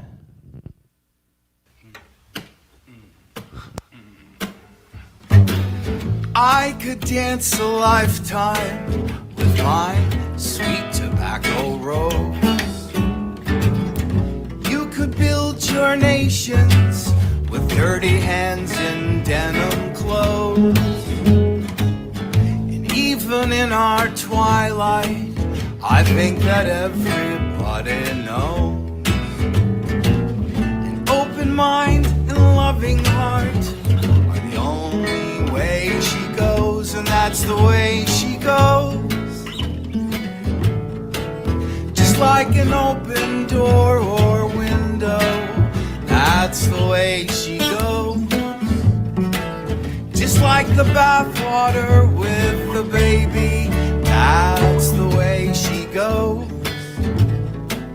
Too many people been acting crazy, that's the way she goes. If you've been singing this song lately, the whistle on your kettle's been chirping, and beat red is the song. Mortal shackles have been winning battles, I think you've known this all along. The squeaky wheel's been seasoned, 'cause the grease price is too high. Just change another channel, it never ever changes. Wave it all goodbye, that's the way she goes. Just like an open door or window, that's the way she goes. Just like the bathwater with the baby, that's the way she goes. Too many people been acting crazy, that's the way she goes. If you've been singing this song lately, sha la la la la la la, we know it's wrong, but but we say it's right. We sing sha la la la la la la. We know it's black, but we say it's white. Sha la la la la la la. You gotta put up a hell of a fight. I have to stop this.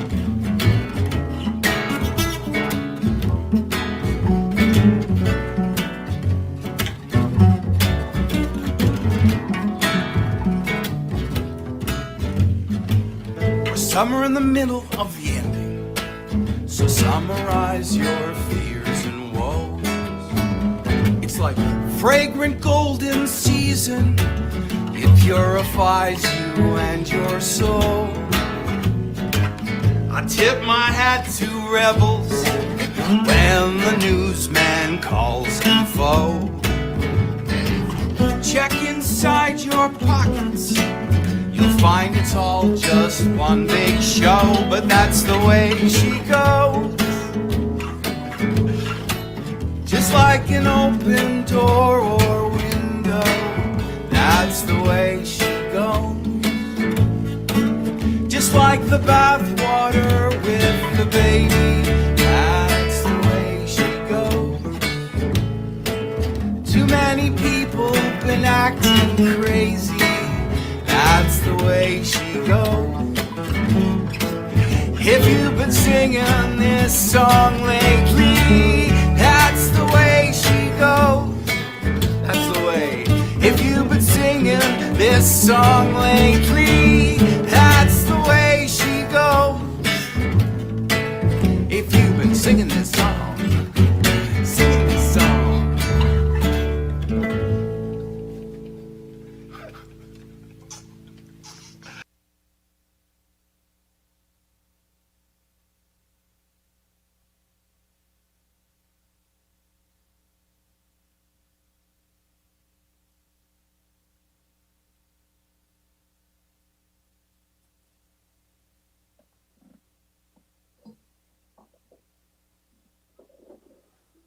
Hey guys, I can't actually hear you right now for some reason. Can you hear me okay? How's that? There we go. It turns out, ladies and gentlemen, if you're watching this on Facebook Live, it turns out you must turn your microphone on if you want it to work. It's a thing. It's a thing. Ed, how are you, man? I'm all right. How are you? Good. I'm great. We're doing pretty good. We're doing. Well, it's been a while since we've seen you. We saw you during Cyber Concert last, I believe. That's right. It was a lot of fun. Amazing artists and great show. It's a privilege to be here. Excuse me.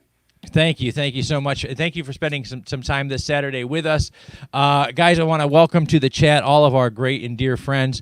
We have Lisa Baker, Terry McIver, our good friend Jen Hogan was in here. Of course, Alfred Pennyworth is in here. We know that Kyle Nunez has been in and out of the chat today. I know a lot of you are jumping in and out. We got a lot of things happening this Saturday on the network. It's been fantastic. Reels and Heels this afternoon talking about the greatest heel turns in wrestling. For those of you that don't know what that means, a heel turn is when a good guy becomes a bad guy or a bad guy becomes a good guy. They turn around. They turn on their heels, as it were, and become an alternate version of their character. So Reels and Heels is doing that. We have our good friend Thomas Carter Rochester, Life of Thor presents Lights, Thunder, Action podcast this evening at 8 p.m. And they're going to be doing an interview. They're going to be doing something a little bit different than they normally do. So check that out. In the meantime, there's so much content here at HWWS WebTV to choose from. Thank you for bouncing in and out of the Hangin' With Web Show Media Day coverage. We're going to go ahead with Ed here and get started with the interview segment. And when Dina tells us that she's ready, we're going to go ahead and jump into the interview segment of the show so we can record for the YouTube channel. But stay tuned in and stay logged on here, guys, and we'll be right back.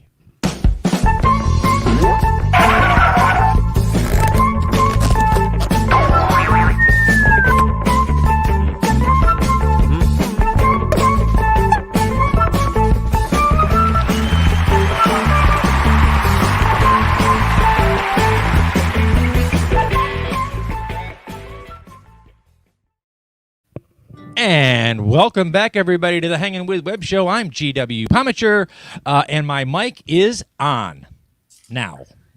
Not before, but now. Now my mic is on. You're watching the Hangin' With Web Show, and we are at Media Day 2020. This is the summer media day from the Hangin' With Web Show here on HWWS WebTV, and we have in the studio with us, joining us via the interwebs in all their magic that they do. Please welcome to the screen musician Ed Roman.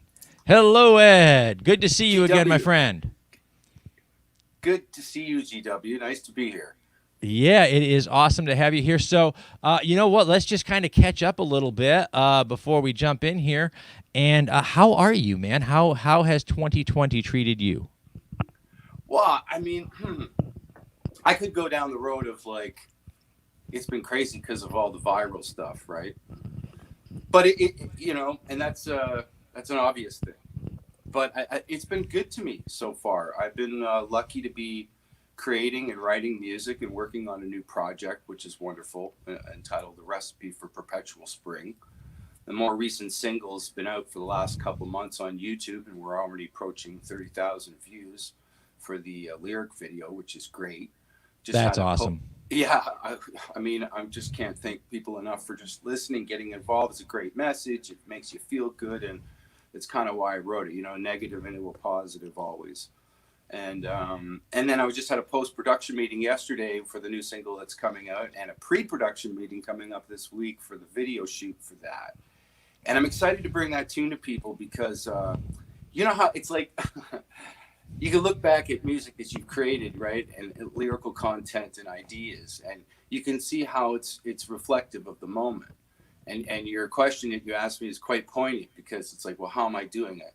I think that the lyrical, it's like I said, the libretto of the tune sort of says it all. And as I go around and talk to different people or people that I know, we're having conversations about different stuff, you know, it's not directly saying this, but metaphorically, it's there for you to navigate as to how you see fit when it comes to living in the 21st century. So, absolutely, yeah. And you know, what I love about what you said was, you know, this year has been challenging for a lot of reasons and for a lot of people. And in our artistic community, of course, that's no different. Our production schedules have changed, and the way we do business has changed. But one of the things I think this year has done, and the positive effect this year has had, is that I think people are looking to, and they're looking for more and more creative content. They're looking for music. They're looking for whether it's discussion shows like ours, or fiction shows, or new TV, or new social media.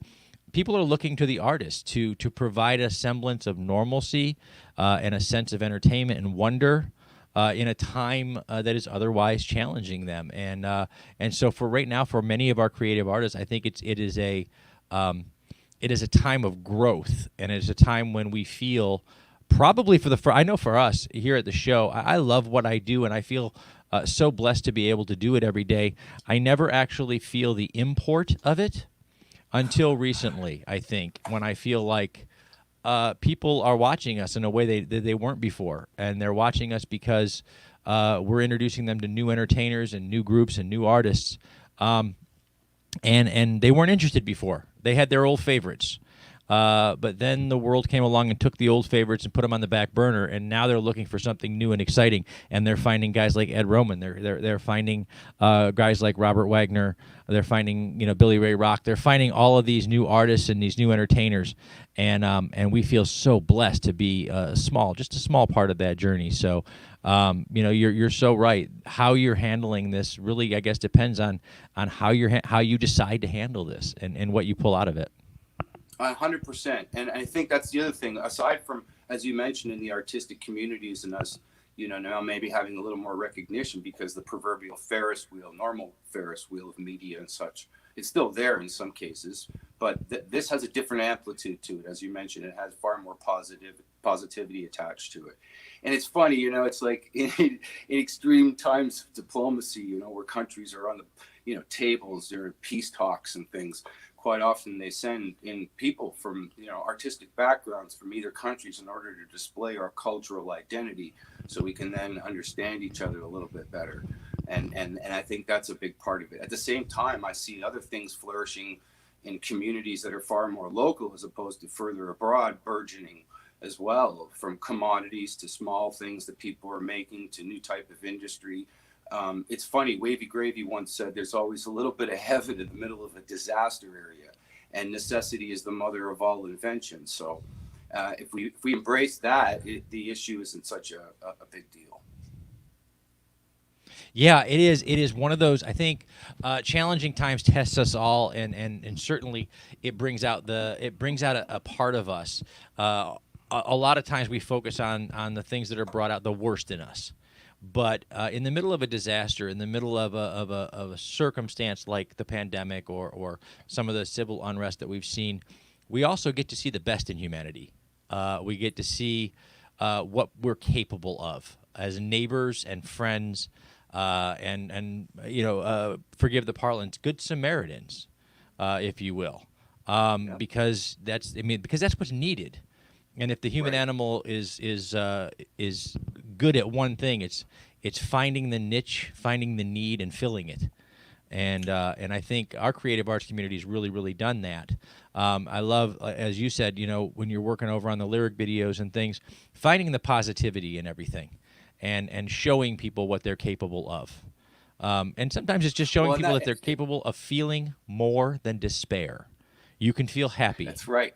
And that's, 100%, because language is the key and conversation is the key. We can all have the element of the floodgate of what the media is telling us is happening. And it's a reality, but it's 247 when it comes to that part of the, fear. The fight or flight aspect to it. When I talk to people in my own community that are of all kinds of people, race, creed, and color, when you have a good, hearty conversation, you start to realize you're all the same. There's so much of symmetry between all of us that those words, the language, and how you find it and how you utilize it and wield it is a big part of what makes a conversation electric and utilizable and tangible and functional. So I think that having, those porch conversations with neighbors you don't always talk to or whatever it is, there's something extremely valid about all of that. And so, these kinds of shows are doing the same thing. They give that envelope to, people to have that same kind of thing. They may not be immediately contributing in the text and what have you, but at the same time, it's all part of the same dialogue, which ends up becoming the bigger part of the picture. It is, and I think I so appreciate the new appreciation that people have for their artists and their creative arts community, whether it be people doing shows like what we're doing or putting out new music, or creative arts or putting together a new art platform.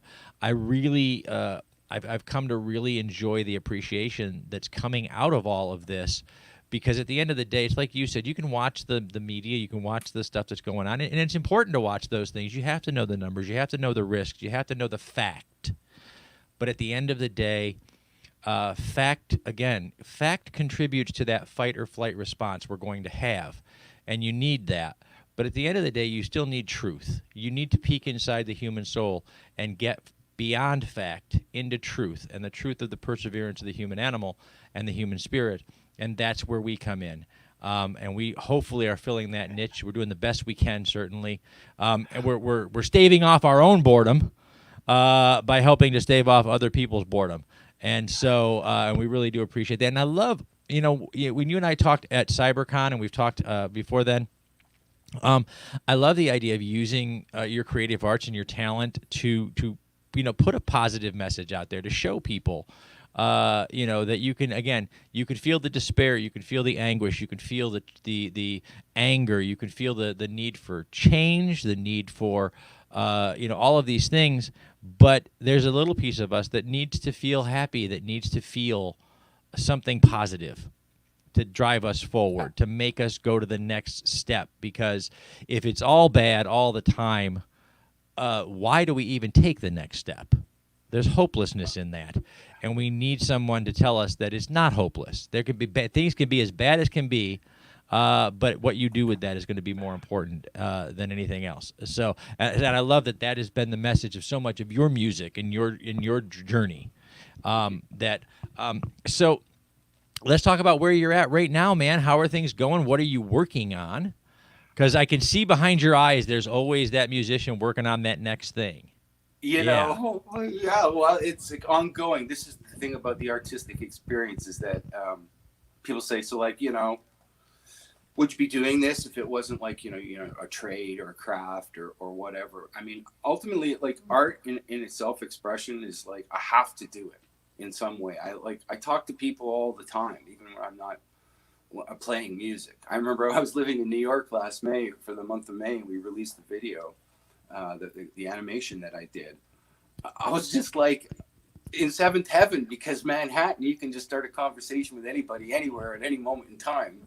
And I find that exhilarating. And again, I'm presenting a whole bunch of new material to people over the next year. As the single Stronger is out now. It's on YouTube, and people are really enjoying it. It's a lyric video. But the next release that's coming out, that's called Tomorrow Is Today, is going to have a video vignette that will come along with it that will sort of illustrate more of the whole story. But again, what I've been learning about language too, and as much as I want to be direct about what I want to say, that the effectiveness, even for me as a listener, has been my own search to what the lyrics mean for me. So often, you hear people that are talking about somebody's lyrics, a lyricist from the past or whatever, and certain meanings, are directly related to an event or circumstance that may be happening. But, Picasso once said, not all art was meant to be understood. It was just sort of meant to be felt. And sometimes language for me and the way that things are being said is better to be left in this sort of framework of what do you think it means to you? Because to me, a song, in my life at a certain point in time has a different meaning and it takes on a different purpose. And I don't want to always be literal about things. Sometimes I am, but other times I find that really interesting about language, that it even not forces you, but takes you down these other paths of your own thinking, and logs things in different ways, like subconsciously in a peripheral way. That lets you keep going back and forth to what that is over the course of listening to the song or thinking about the song when you're not listening to it or whatever it may be. And I think that's really potent about lyric writing. And that's what I'm excited to bring to people. It's new language, new material, and I'm always working on stuff. Today I was actually, just with the way that the gremlins in the machine are working, I had some new gear that I was setting up to do some things. And you guys are no stranger to that when you're coming to how do we present this to people, and we're bringing in a new piece of equipment and da-da-da-da-da. So but I welcome it. I was having a post-production meeting with my producer the other day, and we were talking about what's going on now in terms of the way media works and entertainment and the industry and everything that's like that. And years ago, we would almost be looking back to the past, we have this nostalgic feeling about the recording era of the 1960s and 70s, the both of us. But that time has come and gone. And artists back then embraced so much new technology that it behooves us today to be doing the exact same thing, because everything is always in a state of flux and change, and that's healthy. But it sometimes it can be frustrating. Don't get me wrong, when something's not working properly or whatever. But I welcome it because it is a truly amazing time to be a creative artist right now. The paradigm across arts and entertainment has shifted so much in just the past decade. The technology that's available, the outlets that are available. For music is what a phenomenal example of an industry forever transformed by technology. You can write it, record it, post it, and download it. If you put the wrench time in and you've done the work and and you've written the lyrics and you've written the music, you can have it. You can decide one day, okay, this. They always say art is never finished, it's only abandoned. So you can abandon your baby at 9 o'clock in the morning on a Wednesday, and by 9 o'clock in the morning on a Thursday, 1,000 people are already listening to it. It's that fast in transition once you've already put the wrench time in. So it's a remarkable industry to be in today. And it's remarkable to see that transition, and it's important to see that transition to let our next generation of artists know, whether you're writing books or writing music, whether you're putting out films or you're producing web content for shows like ours, the industry is transforming every day. As a matter of fact, our next guest that's coming up in the next hour is going to talk a little bit about a transformative movement in publishing writing that he's working to be a part of. So the industry changes every day. And like you said, when you look back at the glory days, and you say the 60s and the 70s for a lot of times for art house films, the 70s was the time to be in it, right? If you're looking at big house publishing, the 80s was the me generation, baby. Everybody was publishing something, and the big houses were pushing out books in huge numbers. But then all of a sudden there's been this transformation and this ability for creators to take control of their own lives and their own creative futures. And you've kept the pulse of what's going on in what you're doing. And that's an amazing thing to be able to do, because as we get older, it doesn't become easier to keep our fingers on the pulse of what's going on out there. It becomes a little bit harder. I want to change less and less every day, but I have to, and we have to do that, right? Absolutely. Like Ian Anderson from Just Hotel said, as the last wave uncovers the newfangled waves. It's totally true. Music has always evolved with technology. It has required technology to change for its requirements. Why should it be any different today? And I know there's the curmudgeons that are like, well, sound quality is not the best, and da-da-da-da-da. Well, we're figuring a lot of that out. But when we go back and I put on like an old Yusef Lateef album or something, and I hear the recording and it's almost monophonic and it's got its scratches and it's rough edges that I like. That was an era of development too that we now look back fondly on and say, wow, I'm glad they captured it. And I think that's the key, is that whatever the medium is, in whatever way, it's essential to be, Herbie Hancock said the definition of an artist is one who has the ability to fuse their life with the rhythm of the times. And with that said, if you're not expressing that, that's a big part of the issue. Francis Ford Coppola, at the end of A Filmmaker's Apocalypse, Hearts of Darkness, the documentary, he said, where do you think filmmaking is going today? He said, I think some little fat girl from Ohio is going to get her dad's Handycam and change, be the new Mozart and change the word film as being, that was back in the early 90s that he made those statements. And how prophetic a statement is that now that we're in 2020. It really was, and I remember it was a few years back, and I'm a science fiction geek. I went and saw the first of the new Star Wars trilogy, of the final trilogy. And I saw it, and I walked away, and we had a good time, and we clapped and everything. And then I was watching a behind-the-scenes documentary about how in the middle of filming, prominent director J.J. Abrams took out his iPhone to set a shot. And when he got done setting the shot, he liked the footage he took better than the footage that was on the camera. And so for about 6 seconds of that film, there's about 6 seconds of that was shot on an iPhone. And you have to say to yourself, wow, this is where we are today. This is where we've come today. And what does that mean for that little girl in Iowa who just takes out her phone and starts deciding she's going to shoot a film because she can? And that's all of us doing shows across the internet, doing these Facebook Lives during the pandemic, doing music, doing any kind of art. There's so much opportunity today. Guys, we've been chatting here for the last couple of minutes with Ed Roman, musician and creator. We're getting ready to come up to our next creative artist. So before we say goodbye, Ed, I'm going to go ahead and thank our partners and friends, and then I'll come back and we'll chat just a little bit more on the live. So, guys, thank you to our partners and friends at Famous Faces and Funnies, Josh Bauer at J. Bauer Art, our good friends at Space Coast Comics and Space Coast Comic-Con, our great friends over at Brevard Film and Talent and Mommy and G Creations. Thank you for being back over and over again. Thank you, everyone in the chat today, for making the Facebook Live so much fun to do. And thank you to all of our guests. Remember, everybody, log on, tune in, and see who we're hanging with next. Now you go, baby. All right. We're still live, guys. We're still live on Facebook Live. We have got people coming in and out of the chat room. Hello, Cole. Hello, Alfred again. Jen Hogan, Lisa Baker. Thank you guys, all of you guys, for coming in and joining in the chat and bouncing back and forth. I know there's a lot going on this Saturday.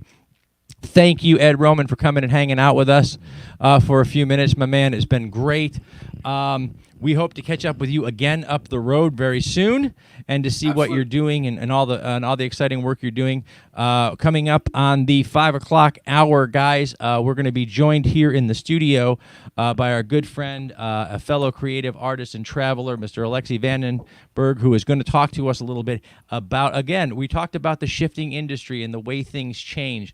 Alexi is really changing the paradigm. He's shifting the paradigm over at Prince of Cats Productions, changing the way writers write and the way they produce and the way they distribute their materials. So we're going to talk to him coming up in the next hour, and then at 5:30, we are going to be joined by Melinda Snodgrss, television writer and author in her own right. We're going to talk about her writing journey. We've got a lot more planned coming up, guys, so stay tuned in and stay logged on here on Facebook. Oh, there he is, the artist in residence himself, Mr. Josh Bauer, has joined the chat. So things are going well. All the things are going very well in here, guys. So, Ed, thank you very much for joining us today, man. We really appreciate you taking the time out of your day to hang out with us. Have a wonderful weekend, my man. You too, GW. Thank you so much, Sage, everybody at HWWS. I appreciate it. Hope to come back soon. Thank you very much, and thank you for letting us share your journey, Ed. We really do appreciate it. All right, Dina, here we go. All right, guys, we're still live on Facebook Live. We've been live since noon, and we're killing it. We're having a great day. We have talked to authors. We've talked to musicians. We've talked to filmmakers. We've talked to podcasters. We'll talk to anybody that'll talk to us. If you'll talk to us, we'll talk to you. And I mean that metaphorically, of course, because about 6 o'clock I'm going to go and get something to eat.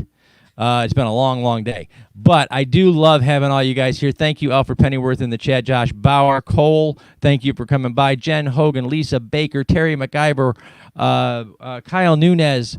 I ran out of names. Because the chat room is only so long. I can't see all the names. But thank you guys so much for bouncing in and out of here. A lot of stuff going on today. We had Reels and Heels going on today.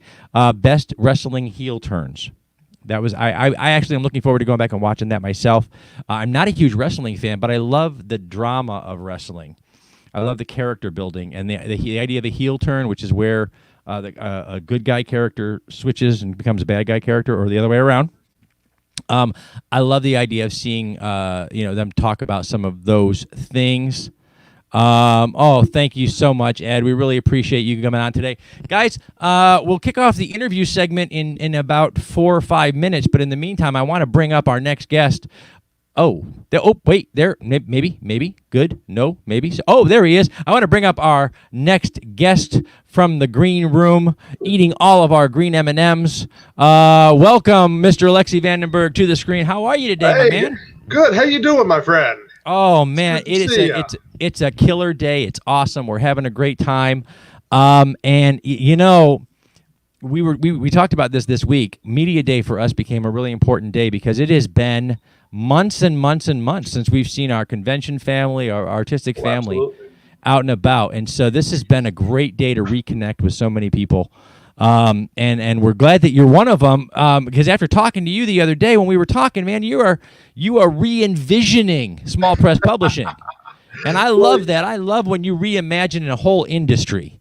And you and I have talked many times about it. It is an exciting time to be in this industry. Oh, absolutely. Absolutely. And we're gonna obviously we'll dive more into that during the interview segment, but I wanted to tease them real good. Right here on Facebook Live, yeah. So first of all, what have you been up to, man? How you doing these days? Oh, I can't complain. I mean, like you, I've been missing my convention circuit. The Bard's Tower has been kind of being dormant, doing some online interviews and online signings for some of our best-selling authors. But obviously, the biggest problem is that Bard's Tower was designed with the idea of it being a literary celebrity experience for pop culture entertainment. And the problem is that it's hard to have a literary celebrity experience when it is not really a face-to-face personal kind of thing. Yeah, it does. It makes it really, really hard. really tough. So, obviously, as Garrett, as you well know, I don't let the grass grow too much under my feet. So, in building rabid fanboy marketing and promotions, there had always we had always worked towards the literary side of the equation. First doing promotions and marketing for authors through Kevin J. Anderson, Jonathan Mayberry, Eric Flint, Jody Lynn Nye, all best-selling authors. And the second logical production of that was going to be Bard's Tower, which actually was, until the pandemic, the only nationally operating literary celebrity experience or bookstore that was entirely devoted to pop culture entertainment. We're awesome. The only ones going nationally. Now, obviously, which without shows, kind of hard to do that. And so one of the things is that with Rabid Fanboy Marketing and, Bard's Tower, we had always talked about doing and approaching literary publishing very differently than even the independent authors were doing. Yeah, no, and when you and I were talking, and you were talking a little bit about the process that you're going through with some of your authors, it really is. And we've talked a lot about the transformative nature of publishing in the last decade or so. Oh, absolutely.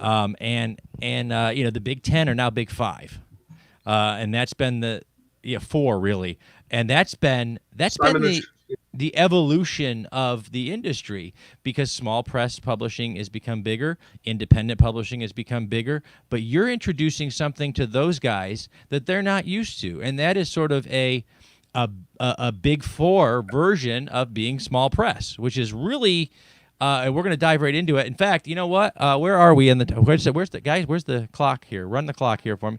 Oh, perfect. You know what, Dina? Why don't you kick off the show, and we'll run the interview segment now, because Alexi and I we got some stuff to talk about. All right. By the way, guys, I don't know.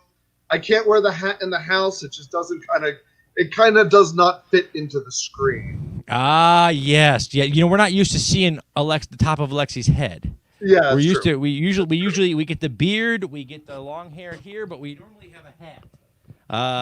But today you guys are getting a special treat. You guys actually get to see that Alexi does have a top to his head. He's not a robot. Yes, I do have a top to my head. I am not a character from Babylon 5. That's right. Only Alexi and I got that.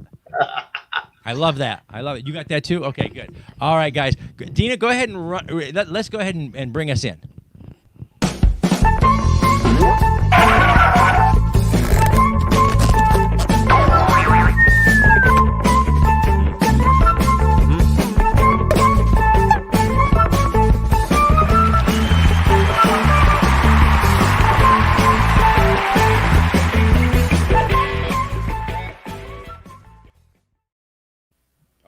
Right, welcome back to the Hangin' With Web Show, everybody. I'm GW Pomisher, and we are in the studio today for Media Day Summer 2020. That's right, we have been here all day long interviewing artists, filmmakers, musicians, authors.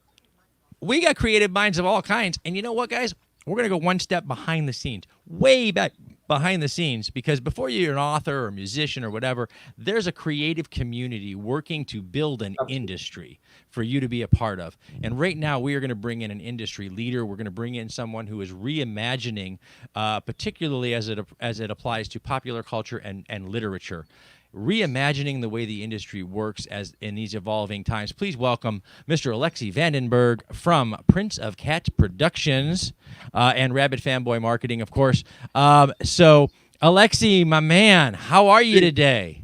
Good, GW. How are you doing, man? Oh man, we are loving life. We are loving reconnecting with our creative community a little bit more.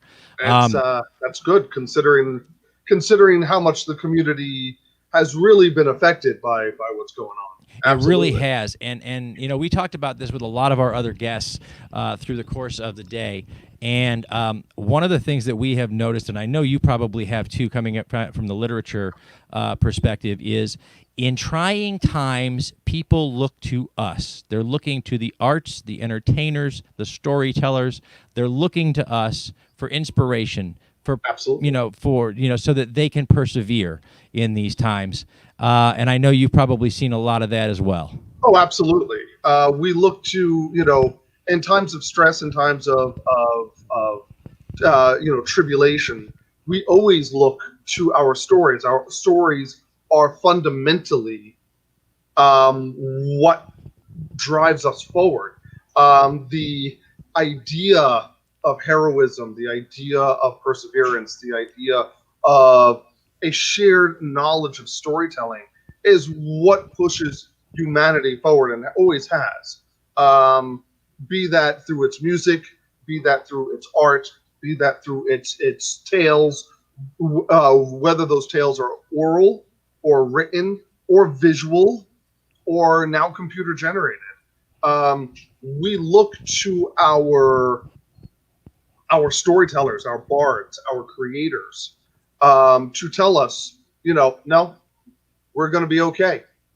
And, it is. It's an important message and a human truth. We've survived for many a millennia, good times and bad times, and the one thing that we've done always is sit around the campfire and pass down our stories of how we can persevere, how we can succeed. Absolutely. Oftentimes under the most difficult and trying circumstances. You and I have talked on the road at conventions and other places and along the way, and via our internet connections and the wonderful interwebs, how they connect us all together, about how transformative our arts and entertainment industry has been in the last decade or so. Oh, in the last decade, it's changed entirely. Now here you are, and I know that we talked a little bit pre-interview about the 2020 and how transformative it has been. It shut a lot of things that we were doing down. It forced us to rethink a lot of things. In your case, again, like you said, you don't let the grass grow under you too much. You took a look at literature. You took a look at the transforming literary environment, and the popularity of indie and small press publishing, the diminishing returns for the big house publishers, the big publishers, the New York style publishers. Yeah, you found a way to bring these worlds together. Let's talk about that a little bit, man. Talk about what you're doing. Well, Rabid Fanboy Marketing and Bard's Tower have always been on the cusp of the literary development, and one of the things that I've always been stunned by is how New York style publishing, particularly literary publishing, and there's an author who's very popular who says no one does pretense like literature, and that's not untrue. We look at some of the writing out there, and we have seen that they subdivide it into not genres, but almost into that's pop culture entertainment, and this is actually true literature.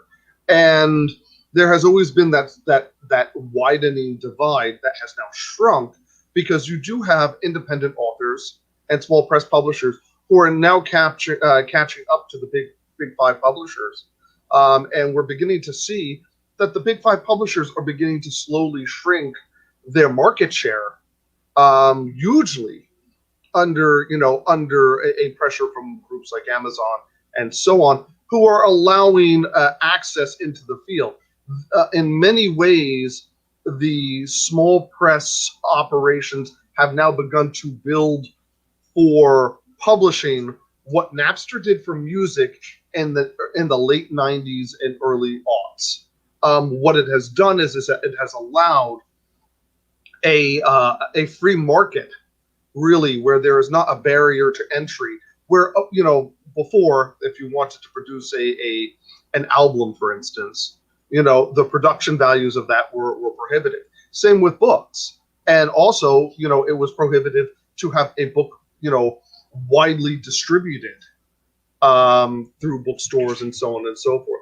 Now that is no longer the case, and what independent publishing has been missing, in my opinion, is where it was going to go and how it was going to perform, but also how it was going to address questions on quality. And what we wanted to do is, with many of the leading thinkers on the creative side of publishing.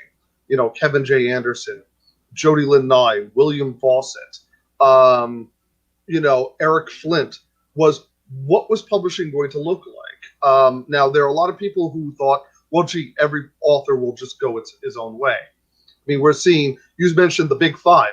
It's down to the big four. Simon & Schuster is technically, Viacom says it's up for sale. It's not up for sale. It's up for auction. There's a difference, guys. You know, yeah. I love you all, but no, it's up for auction, which means we want to get rid of it, and we'll take what you. If the offer is right, we'll take it. Yeah. Well, you know, here's the thing, and like you said, addressing that divide has been a huge. It's been a conversation. It's been a conversation now for a few years, and the idea that, you know, we have to have some quality control. Yes. It's a wonderful world. Everyone who has a great creative idea can put it out there. But honing one's craft, becoming a more skilled writer, becoming a more skilled editor, getting the right people, getting the right team, these things are all things that we learn along the way. There's always going to be a small percentage of us that won't learn, and they're going to fall off. They have to fall off. They have to. They have to, because the market will not bear more of them than there are of people who are serious. At the same time, there's got to be a bridge, because without the institutional knowledge that's built into the New York style publishing industry, it's 200 years of institutional knowledge. Without that, the indie simply can't survive, and he doesn't have 200 years to wait to learn. But also what has happened is that the New York style publishers, the counter to that is that New York style publishing has not changed. It has changed the tools of its production, but not the methodology of its production either. So what has happened is that when people like Melville would recognize certain aspects and developments in the production of a book, that's very alarming. It would be the same as if I was using a modern assembly line complete with machines and robots to build a Model T. You know, that's not productive. So, and we're beginning to see that shift. So now what happened is that Prince of Cats Productions essentially wants to take it from a different aspect of publishing, because publishing right now, New York style publishing is, congratulations, GW, you wrote a book.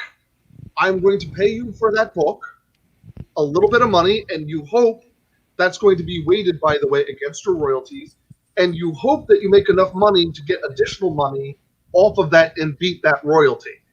After that, you have no say in your marketing. You have no say in how your book looks, how it is packaged. You can fight a little bit with your editor, but that's going to be a long, grinding, grueling process, and so on. What we thought of instead is, why don't we take it from a movie approach?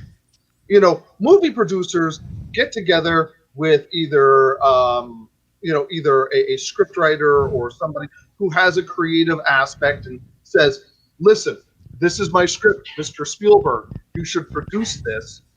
And Mr. Spielberg, more often than not, says no, but he often says, yeah, I like this. We can do something with this. Let's get together. And what the producer does is that they get, you know, your special effects team. They look at money. They look at resources. They look at who they can bring in. And so what I did with Prince of Cats Productions is go, okay, you have a lovely book.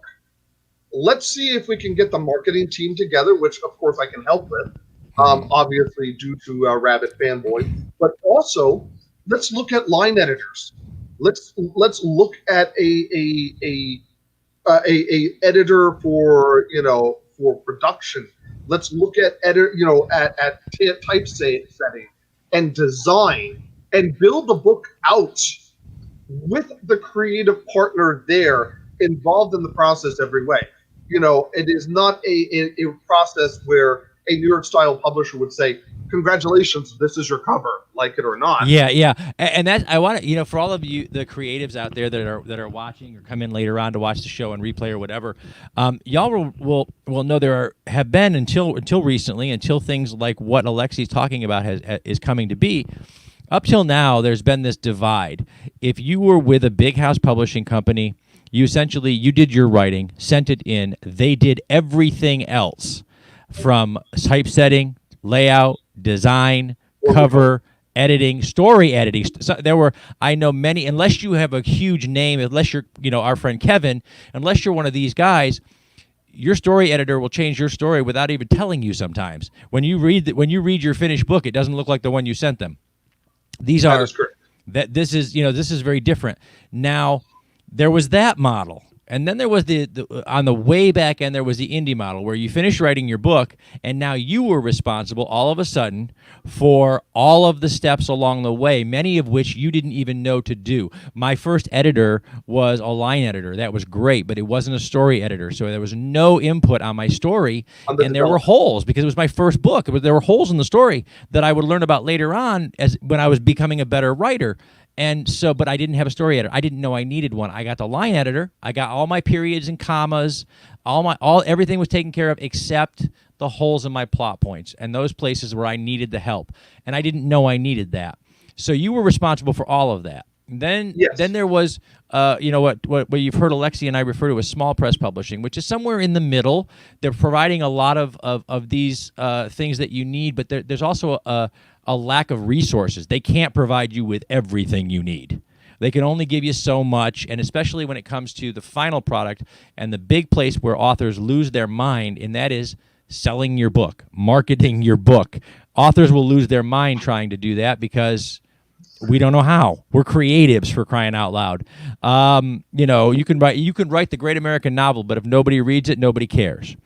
Well, not only that, but what happens is that you have a huge you have a huge disparity with the New York authors as to how they're going to market your book, if at all. Especially in this when they're seeing their cash accounts dwindling, they're going to put more money towards what they think is going to make money rather than take the risk. Now, what we're doing is that we're going to take the risk on authors, but we're also going to have them do it right. By the way, Jen Hogan, that's awesome. Thanks, Hop. But also what happens is that we need to look at how publishing is going to work in the future. Mm-hmm. And one of the things is that the movie studio model of going, okay, we're going to have a producer. He is responsible for producing this book. At the end of the day, a producer is responsible for producing a movie, producing a book, producing a TV show, whatever entertainment value there is. The producer is ultimately responsible for making sure that it all works. Now, I have seen authors, big authors, who have had books get put out where it's an epic fantasy and the young woman on the cover is wearing a modern shirt, for the love of God, and he's like, well, why did you do that? It's not, and they're like, well, that's the cover. Sorry. Yeah. From here, what we want to do is we want to actually work collaboratively. So you have, for instance, Melinda Snodgrss, who is coming up on your next segment, is one of our early authors who has adopted our model and has come into Prince of Cats Productions. Melinda's amazing. She's probably the most noted author or screenwriter for Star Trek: The Next Generation. She was really the one who made Star Trek: The Next Generation, blossom into, the science fiction that we know it as today. But she's also worked with George R.R. Martin on Wild Cards and many other things, and is a New York Times bestselling author on her own right. And her books were being mismarketed and they were being misdeveloped. So what happened is that when we sat down and we communicated, she was like, okay, I want, this series here is going to be is an urban fantasy with a lawyer in it. It's a supernatural law firm. I was like, okay, that's awesome. And she's like, they don't market it like that. They just want to put it right next to every other, urban fantasy out there. I was like, well, we need to communicate that better because these book covers and the marketing don't communicate that. Yeah, no, and this is something that I think, and Amazon, in their model has shifted over the years, and that's one of the things that they learned, and that is that traditionally, for those of you that are not familiar with the industry, traditionally there was a big genre that you found yourself in: urban fantasy, science fiction. You found yourself in this big genre. And so I would a book from I write noir. I would find myself in a crime section, but I would find myself in a crime section right next to some of the biggest New York Times bestselling authors in the world, and I would be sandwiched between these guys where my subgenre, my niche genre, was unrepresented. So I'm never going to compete with guys that are writing these massive procedurals. I can't. That's not what I'm writing. However, Amazon helped you to niche out your genre. Absolutely. And so one of the things that I'm hearing you talk about is the idea where you can walk a person through knowing what their target is, helping them to target the segment of the population, the segment of that genre that's actually going to want this book. And going to promote it to everybody else. So sooner or later, you can reach a mass audience, but you have to start with your super fan and work your way out. Agreed. Yeah. And also, you have to look at New York style publishing. Also focuses so heavily on the idea of what we're doing is literature, and I'm like, no, what you're doing is entertainment. Stop. And I've had this conversation. It's funny. By the way, literature guys, we're the last. We're literally the last, because even the opera knows better now. We're the last vestige of pretension on the planet. You know what I mean? Theater was pretentious, and then we found out that $1 billion could be made in a movie, so theater couldn't be pretentious anymore. They had to realize if we don't get the common folk, we don't get anybody. Even opera has learned get rid of the white togs, baby, because you're going to need to let people in here that enjoy the show. Absolutely, and literature seems to be, man, our especially the big four, as you put it. Man, they're hanging on. They're clawing, man. They want us to be the last vestige. And here's the thing. You know this because you've been on the show before. You've been around the show a lot. We have had, thanks to Alexi in many situations, we have had New York Times best-selling authors in this chair. And we have had great hanging out conversations with these guys. They're smart. They're witty. They're talented. And then I put people in the chair who are on their way up. And they think of themselves as literary, and one of the most fun things that I do on the show is I love to smash pretension. Alexi knows me. Alexi knows I've spent a long time learning my craft, learning the language, learning all the New York language. I've spent a long time doing that. I love twisting it around and asking someone who's kind of literary on me, and I'll ask him a question. Because I know the literal collegiate answer to that question, because it's time to smash the pretension. It's time to smash it away and see ourselves for what we are. You provide someone with a day or 2 hours. My middle book is a 180-page read. It's a 2-hour read, man. It's what me and my friends call a short read. You can do it in 2 hours. It's like watching a movie and a book. And if you can't do it in 2 hours, then you probably shouldn't have bought it because you can't read very well.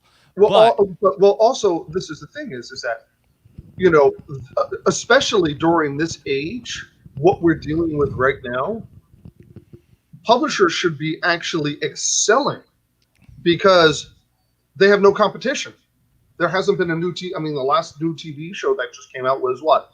Umbrella Academy? Excuse me.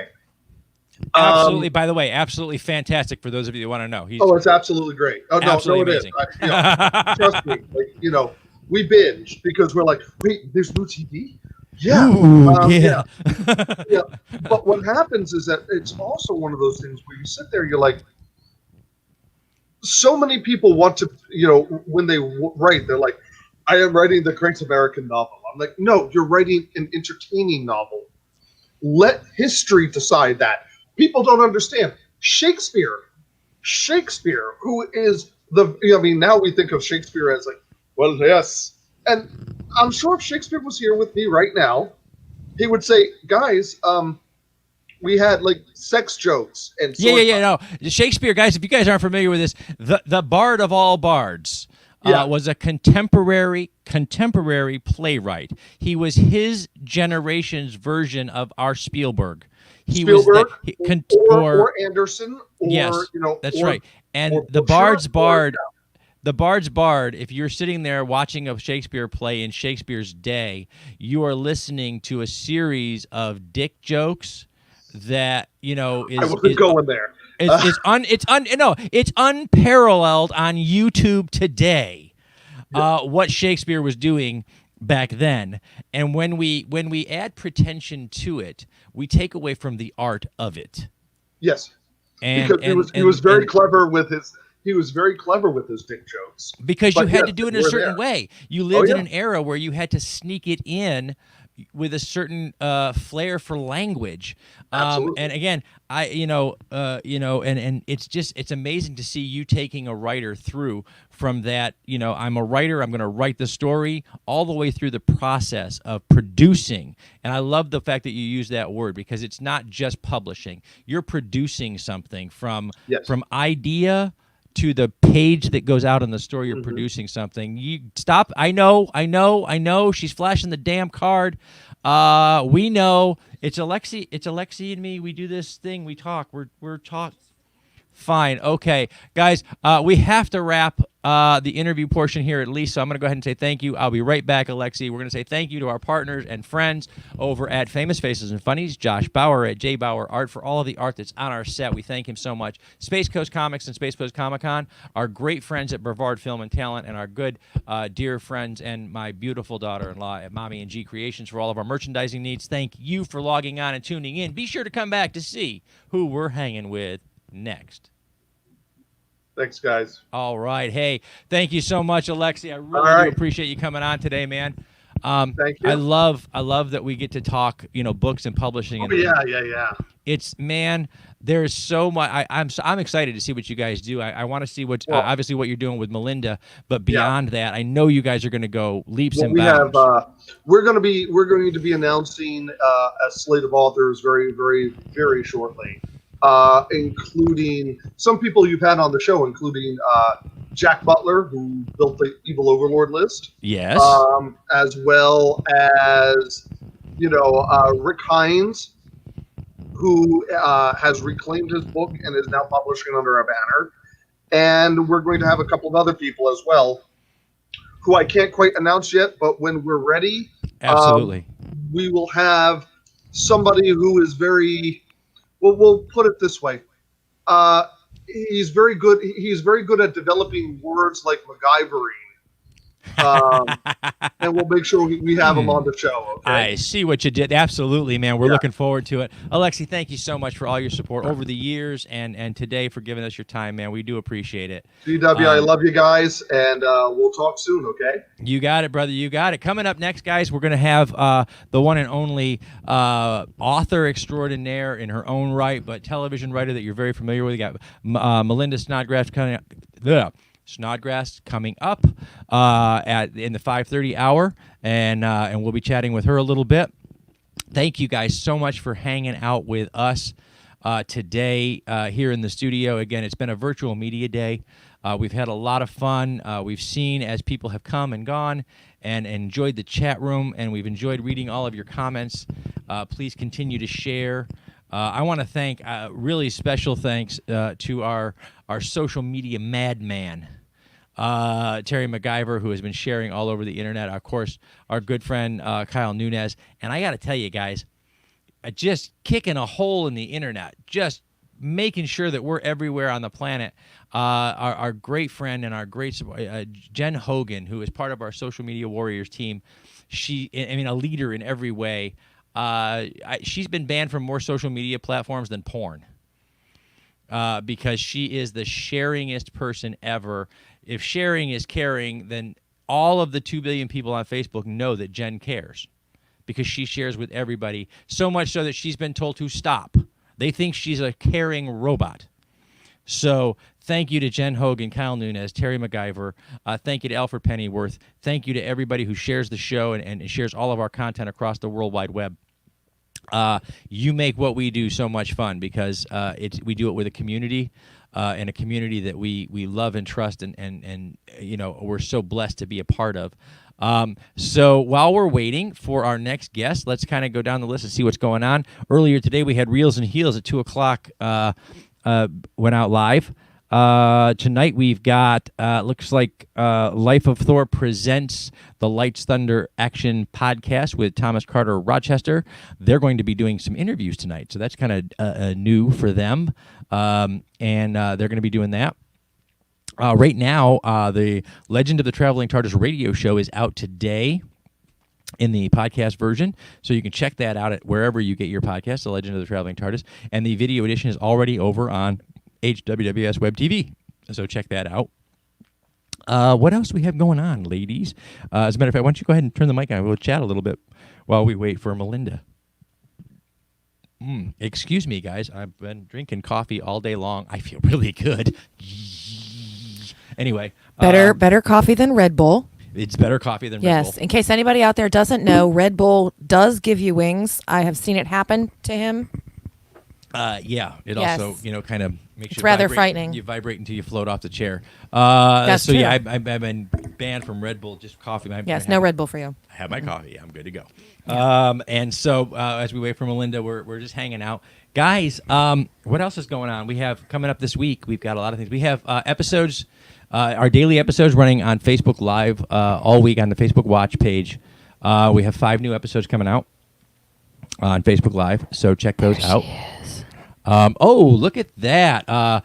Guys, we are joined. We have our next guest is in the green room. She's eating all of the green M&Ms, probably drinking all of our champagne. It's all gone. She's in the green room. She's waiting. And so before she gets to the hors d'oeuvres, we're going to bring her up because, you know, we've had guests all day long. There's probably not much left in there. So, all right, guys, please welcome to the live stream. We'll get ready for the interview segment in just a moment. Dina will set things up. But while that's happening, please welcome to the live stream our next guest, Miss Melinda M. Snodgrss. I love she put her initials in there. Thank you for the initial. That was nice. Hello, how are you today, Melinda? Good, thank you. It's pandemic time, and my brain is like in pandemic mode. So, hi, how are you? Yeah, I hear you. You know, this has been an interesting year, to say the least. Oh my God. Yeah, I mean, I was in Los Angeles and, you know, getting ready to shoot a pilot, and then like the world stopped. So now I'm back to writing books and back home in beautiful New Mexico. So wow. Yeah. Well, and I know we're all going to be grateful for the books that you've been working on. So that maybe it's good that you had a little time away from the TV set for a little, or the TV set, TV literal set. By the way, not set like as in the set in her living room, the literal set she's been away from. And working on some, I'm working on some books and things like that. Guys, for those of you that don't know, we are getting ready to kick off the interview segment here really, really shortly. In the meantime, please like and share, do the sharing, get the sharing and caring going out there, so that we are ready to go. And if you're popping in and out of the chat room, please leave your questions or any comments that you have for Melinda or any of our guests today. And of course, in the replay or whatever, guys, that you see this on YouTube later, well, you can leave comments if you want to. I won't answer them because you're not here. So I don't have to. Nanny, nanny, boo, boo. Okay, so here's what we're gonna do, guys. Dina's gonna take it away, and then we'll kick off, and we're gonna be talking to Melinda Snodgrss.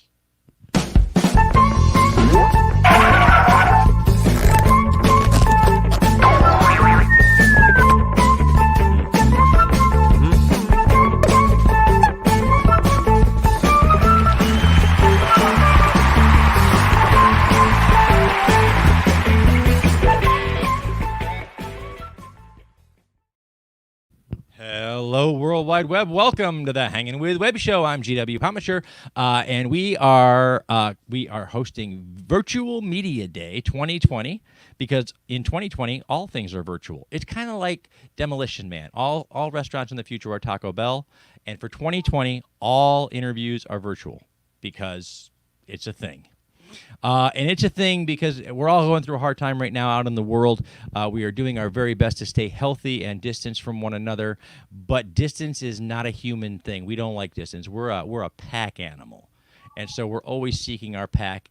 And thanks to social media, we can find it. We love what we do here at the Hangin' With Web Show, interviewing authors, filmmakers, musicians, just creative minds of all kinds. And tonight we have a really special guest. It's a lot of fun. Please welcome to the Hangin' With Web Show set. Please welcome Melinda M. Snodgrss. And I mispronounce that horribly every time. Can you please do that for me one time? It's literally just like it sounds. It's Snodgrss. And believe I like me, it. when you grow up like with it. that name, you grow up tough. No doubt. There you go. So, Melinda, welcome to the screen. Now, guys, Melinda's television writing credits are as long as my arm. I know because I went to IMDb, I printed them out, and they literally were as long as my arm. But that being said, Melinda's also an author and an award-winning author in her own right, away from the television medium. She's also a literary author, and you can check out her books online. And we're going to share a bunch of links through the course of this interview.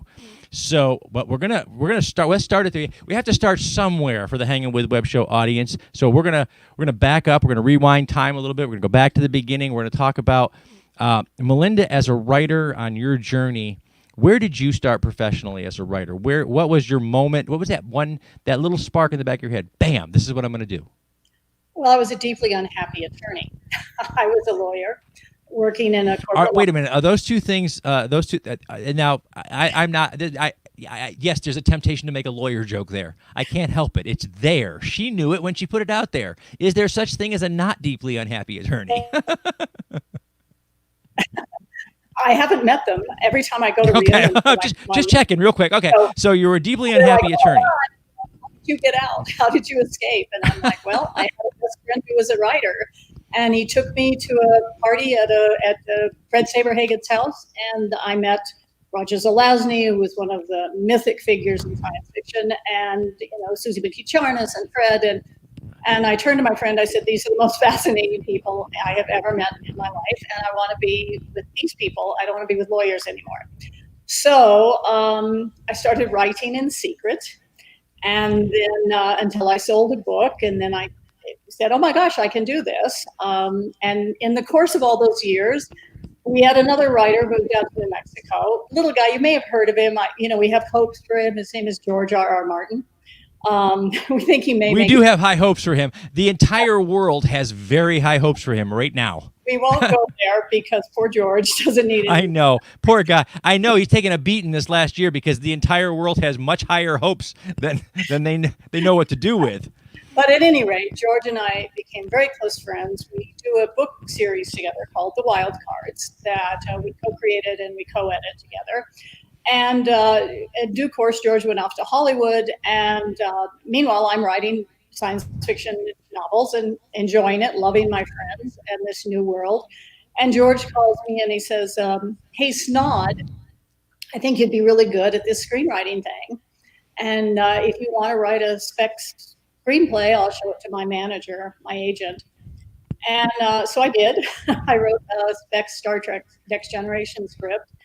And they liked it, they bought it, they gave me a job, and it launched my Hollywood career. So it's such an amazing profession because everybody pays it forward.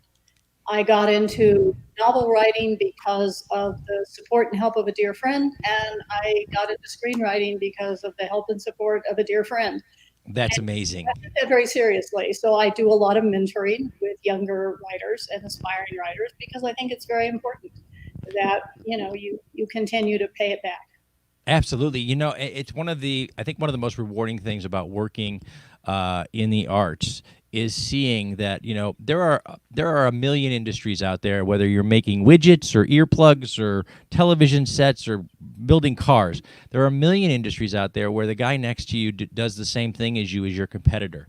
In the arts community, this is an industry where everybody sees you as a peer and invites you in and mentors you and teaches you and wants you to succeed.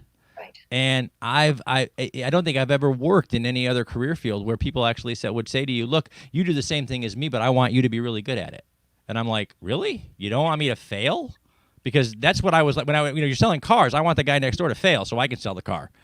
Right. But here in the arts world, everybody has been so supportive. And like you said, everywhere we go in life, it's because somebody helped. Yes. And I think in the arts, we have this attitude, the pie just gets bigger. The pie doesn't get smaller. And so that gives people this, they don't become, grasping and clinging and saying, oh, it's all for me. It's a different ethos. Yeah, which is really funny because the arts and entertainment industry is the one place where we have the worst reputation for the "it's all about me" crowd.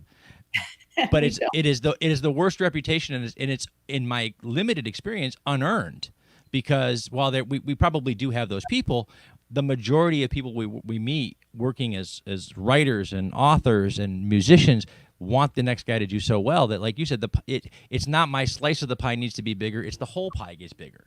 Yes. What a great analogy that is.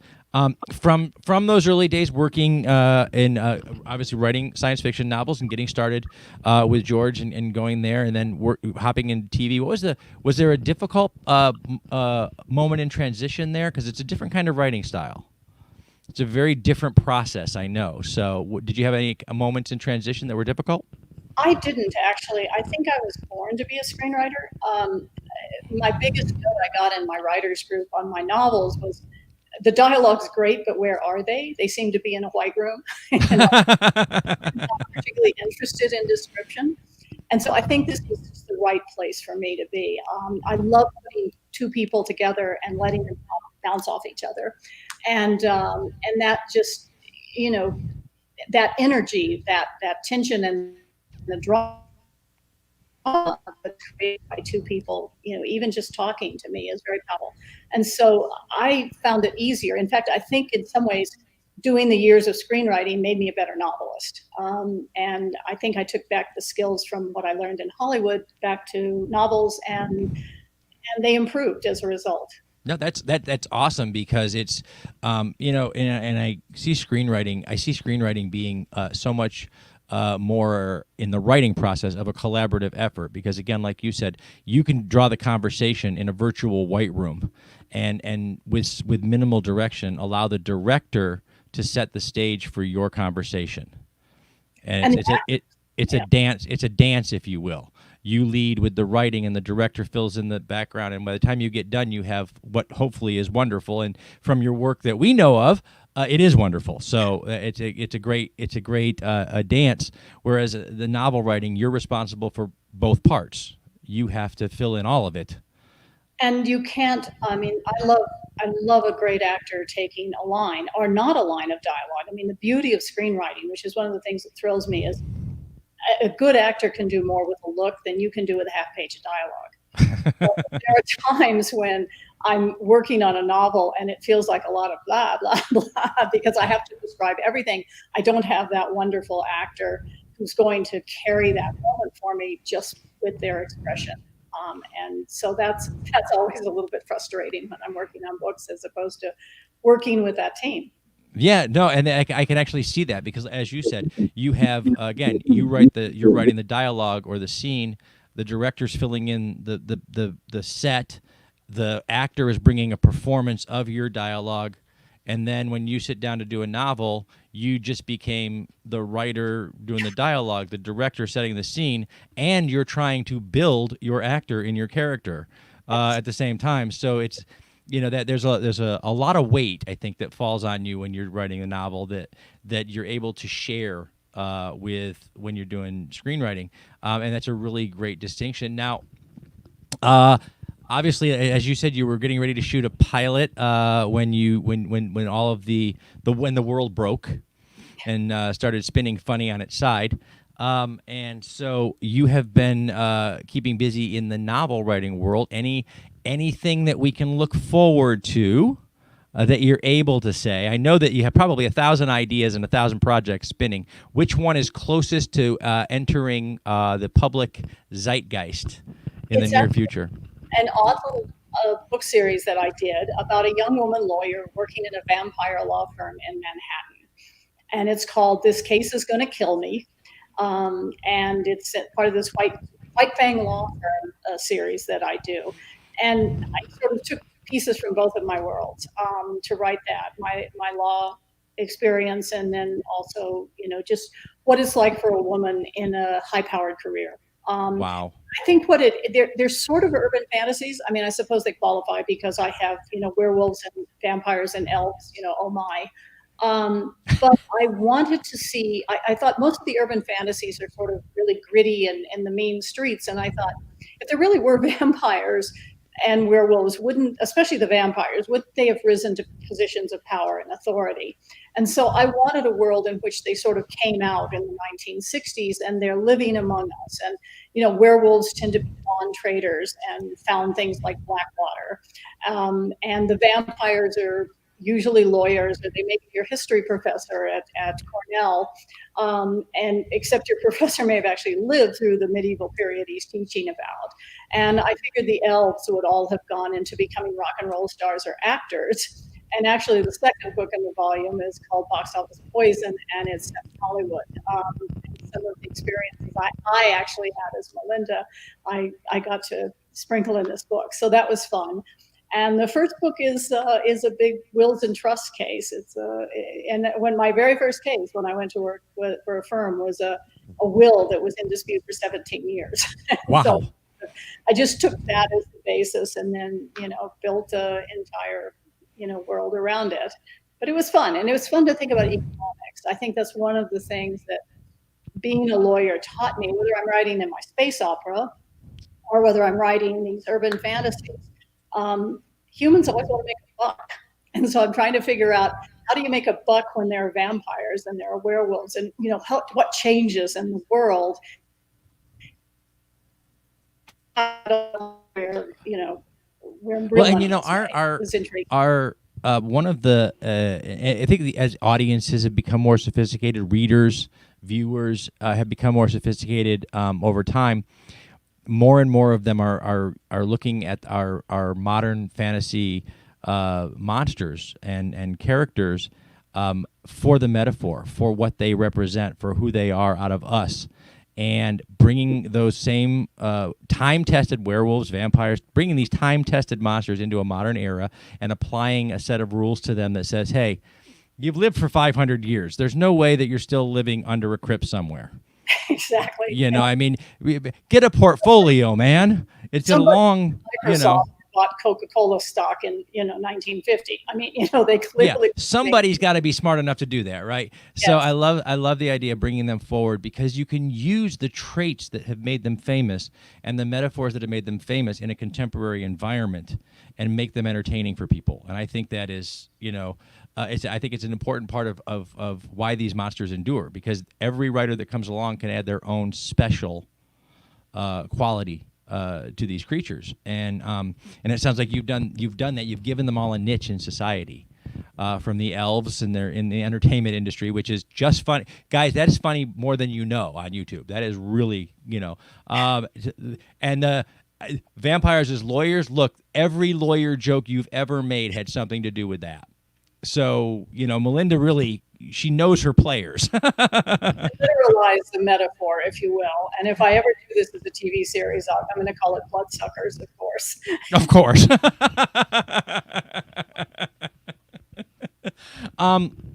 So you had said you were getting ready to do a pilot. Do you have more television writing that you're planning coming up in the future? Well, that's the major one right now. Obviously, I would love to turn this vampire law firm into a TV series. So that's sort of in the back burner. But right now, it's actually the pilot I'm working on is based on another series of books that I wrote. I mean, I figured I'd just steal from myself, and then I don't have to pay anybody for the IP, since it's my IP. And we're also looking New Mexico is becoming a very, very vibrant place for the film industry, and they were looking for New Mexico projects, and I happen to have written this spec pilot for my manager that is set in New Mexico, and so a number of the people here were like, "Oh, cool!" So That's- hopefully we'll get to shoot when we finally get a vaccine, or one hopes. Absolutely. And so real quick, guys out there, because this is a neat sheet. I love when I love when they do the research and they send me little factoids, because sometimes they send me factoids that like your mom forgot about, and then I all of a sudden I have this. I understand. Artists are artists, guys. Creative minds are creative minds. They're going to be creative no matter what. Understand that you actually did opera singing. I did. I went to school in Vienna at the Conservatory der Stadt Wien, and I studied opera. But I'm not. I was a good singer, but I'm not a great singer, and I'm not exactly built for it. I'm 5'1" and weigh like 100 pounds, and I didn't quite have the instrument for it. But I still love music. I write to music, and I usually go to the opera at the Santa Fe Opera every summer. But of course, it was canceled because we have a giant pandemic. So. Yeah, and most of my characters sing. I deliberately made my heroine in this case a woman who can't carry a tune in a bucket, because everybody else in all of my books is a singer and plays piano or does something. And I thought, I'm going to break this thing that I do. And yet, That's good though. It's good that you knew it. You noticed it. That you were the one that said, "Hey, all of my characters sing. They all have this in common. They all have it in common, of course, with you, and therefore, it's something. It's a mold to be broken there. It's great." I did steal something from myself for Lynette. I'm a dressage rider. I have horses, and I ride dressage. And so I made her a dressage rider. So I got to put all my horse neep in there along with all this law stuff. So, you do what you can. Absolutely. Well, there's a little bit, and there's got to be a little bit of us in everything that we write, because it comes from us, right? So yes, you have to kind of do that. Now I'm gonna change gears real quick back over to television writing again, because this is the internet. This is social media. So we acknowledge that they're weird and they like to know weird stuff. So we've told them all about the novels. We've told them all about your TV writing. We've told them all about the good stuff. Now let's give them a little bit of what they want. Sage says they want to know what the most bizarre or odd day as a writer on television set was like.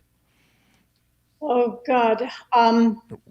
I wasn't on the set, but Okay. I was walking back across the Warner Brothers lot with my boss, and I got to see Kevin Kline meet the pig from Dave when he was getting ready to film Dave. And that was just sort of a surreal moment, standing there just across the street on the back lot, watching Kevin Kline looking at this giant white pig, while the teamster, because all the animals in Hollywood are handled by teamsters, the teamster was holding this giant sow, and Kevin Kline was looking at it, and he was like, "It's all right. She's just as friendly as she can be," because of course he had to ride this thing in the film. And I stood there for a moment and thought, okay, I never dreamed this is where life would take me. That I'm watching, someone meet a famous actor meet a pig in the part on the Warner Brothers lot. So And see, this is the moment when you realize that you have stepped into a whole nother world that is Hollywood. The moment when a creative artist, a creative writer, is looking at something in real life going, I could never have imagined this moment. Absolutely. So that's when you've crossed into Hollywood. Weird things happen. Thank you so much, Melinda, for taking some time and spending it with us today. I hope that Sage has been dropping links in the chat, but I know we're going to drop them in the descriptions of the video over on YouTube and right here on Facebook. We have to wrap it up. Otherwise, we could chat all afternoon, because this has actually been really fun. And I dread going dead on camera on account of this is the first time I've talked to people in like 5 months. So So at any rate, guys, thank you guys for tuning in. We're going to say thank you to our partners and friends, and we'll be right back to say goodbye to Melinda real quick. Thank you to Famous Faces and Funnies, our great friend Josh Bauer over at J. Bauer Art for all of the art that's on our set today, our good friends at Space Coast Comics and Space Coast Comic-Con, our friends at Brevard Film and Talent, and of course, my beautiful daughter and granddaughter at Mommy and G Creations for all of our merchandising needs. Thank you to all of them for supporting the show. Thank you for tuning in, for logging on, for subscribing and being a part of our journey. Remember to come back and see who we're hanging with next. And hello, thank you, Melinda. Thank you so much. Guys, if you're watching on the Facebook Live, thank you guys for being with us and for sharing and for being in and out of the room while we did this. Melinda, thank you for sharing your stories with us. It was wonderful to have you on today. Thank you for inviting me. I really appreciate it. Yeah, Absolutely. I'm moving my lovely place back, so I'm not in my office. I'm actually writing in the dining room right now while I wait for the movers to arrive with my real desk and get back in the office. So usually there's a bunch of books behind me, and instead you get teacups. You know what? This has been the oddest. The pandemic period has been the oddest thing because, you know, backgrounds are shifting and everybody you talk to is in a different place now, and they're at home. And, you know, we were telling somebody earlier that, you know, when we were building the show early on, we were trying to build a sense of production value that, you know, we didn't have. We didn't know what we were doing. We were learning. I was learning how to light up the set. I was learning how to do, and I was trying to build a sense of production value into it. And then all of a sudden the pandemic hit it, and I'm watching guys that I've been admiring for years who do this way better than I do sit at their kitchen table and the dog goes by. And I'm like, God, I don't feel so bad anymore. Now I feel good about what we've done. I love the moment when the dog goes by. I'm surprised my cat didn't come and join us. He usually does. And the kids, kids running in and out of the room, and I just look and I go, oh my God, all those problems that I thought I was so unique, and I kept bashing myself in the head for having, and now I'm watching these guys that I've admired for years and aspired to be like, and they're having the same exact problems at their house, and I'm like, yes. Well, thank you so very much for this. I really appreciate it. Thank you, Melinda. Thank you so much. We will let you know when the interview episode goes out by itself, as standing alone, so that you guys can share it. In the meantime, I know I've sent a bunch of folks over to Alexi from HWWS WebTV. We've got a handful of shows that are all looking forward to talking to you and what you've got going on. So thank you so much. Thank you. And welcome to the Hangin' With Web Show family of creative crazy.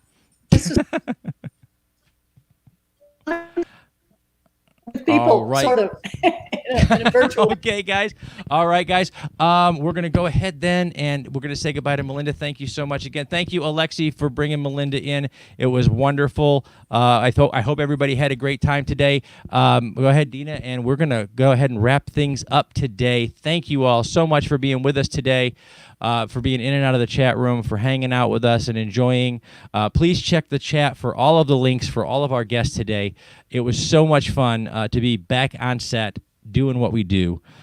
We love doing this. It is such a privilege to be a part of the creative journeys of so many amazing people. I look forward to those days when we are a distant but hopefully still tiny memory, when they're all accepting their Grammys and their Emmys and their Oscars and their Hugo Awards, and we will be a tiny glint in the back of their mind somewhere, that little bitty show in that little bitty place that time. And hopefully they had a good time. So thank you to Alfred Pennyworth for being in here today. Thanks to Jen Hogan and Terry MacGyver and Kyle Nunez and Lisa Baker and everyone who contributed to the chat today. We are going to sign off. It has been a long day. I'm going to grab something to eat. And we've had a great time. So, guys, remember to log on and tune in to see who we're hanging with next.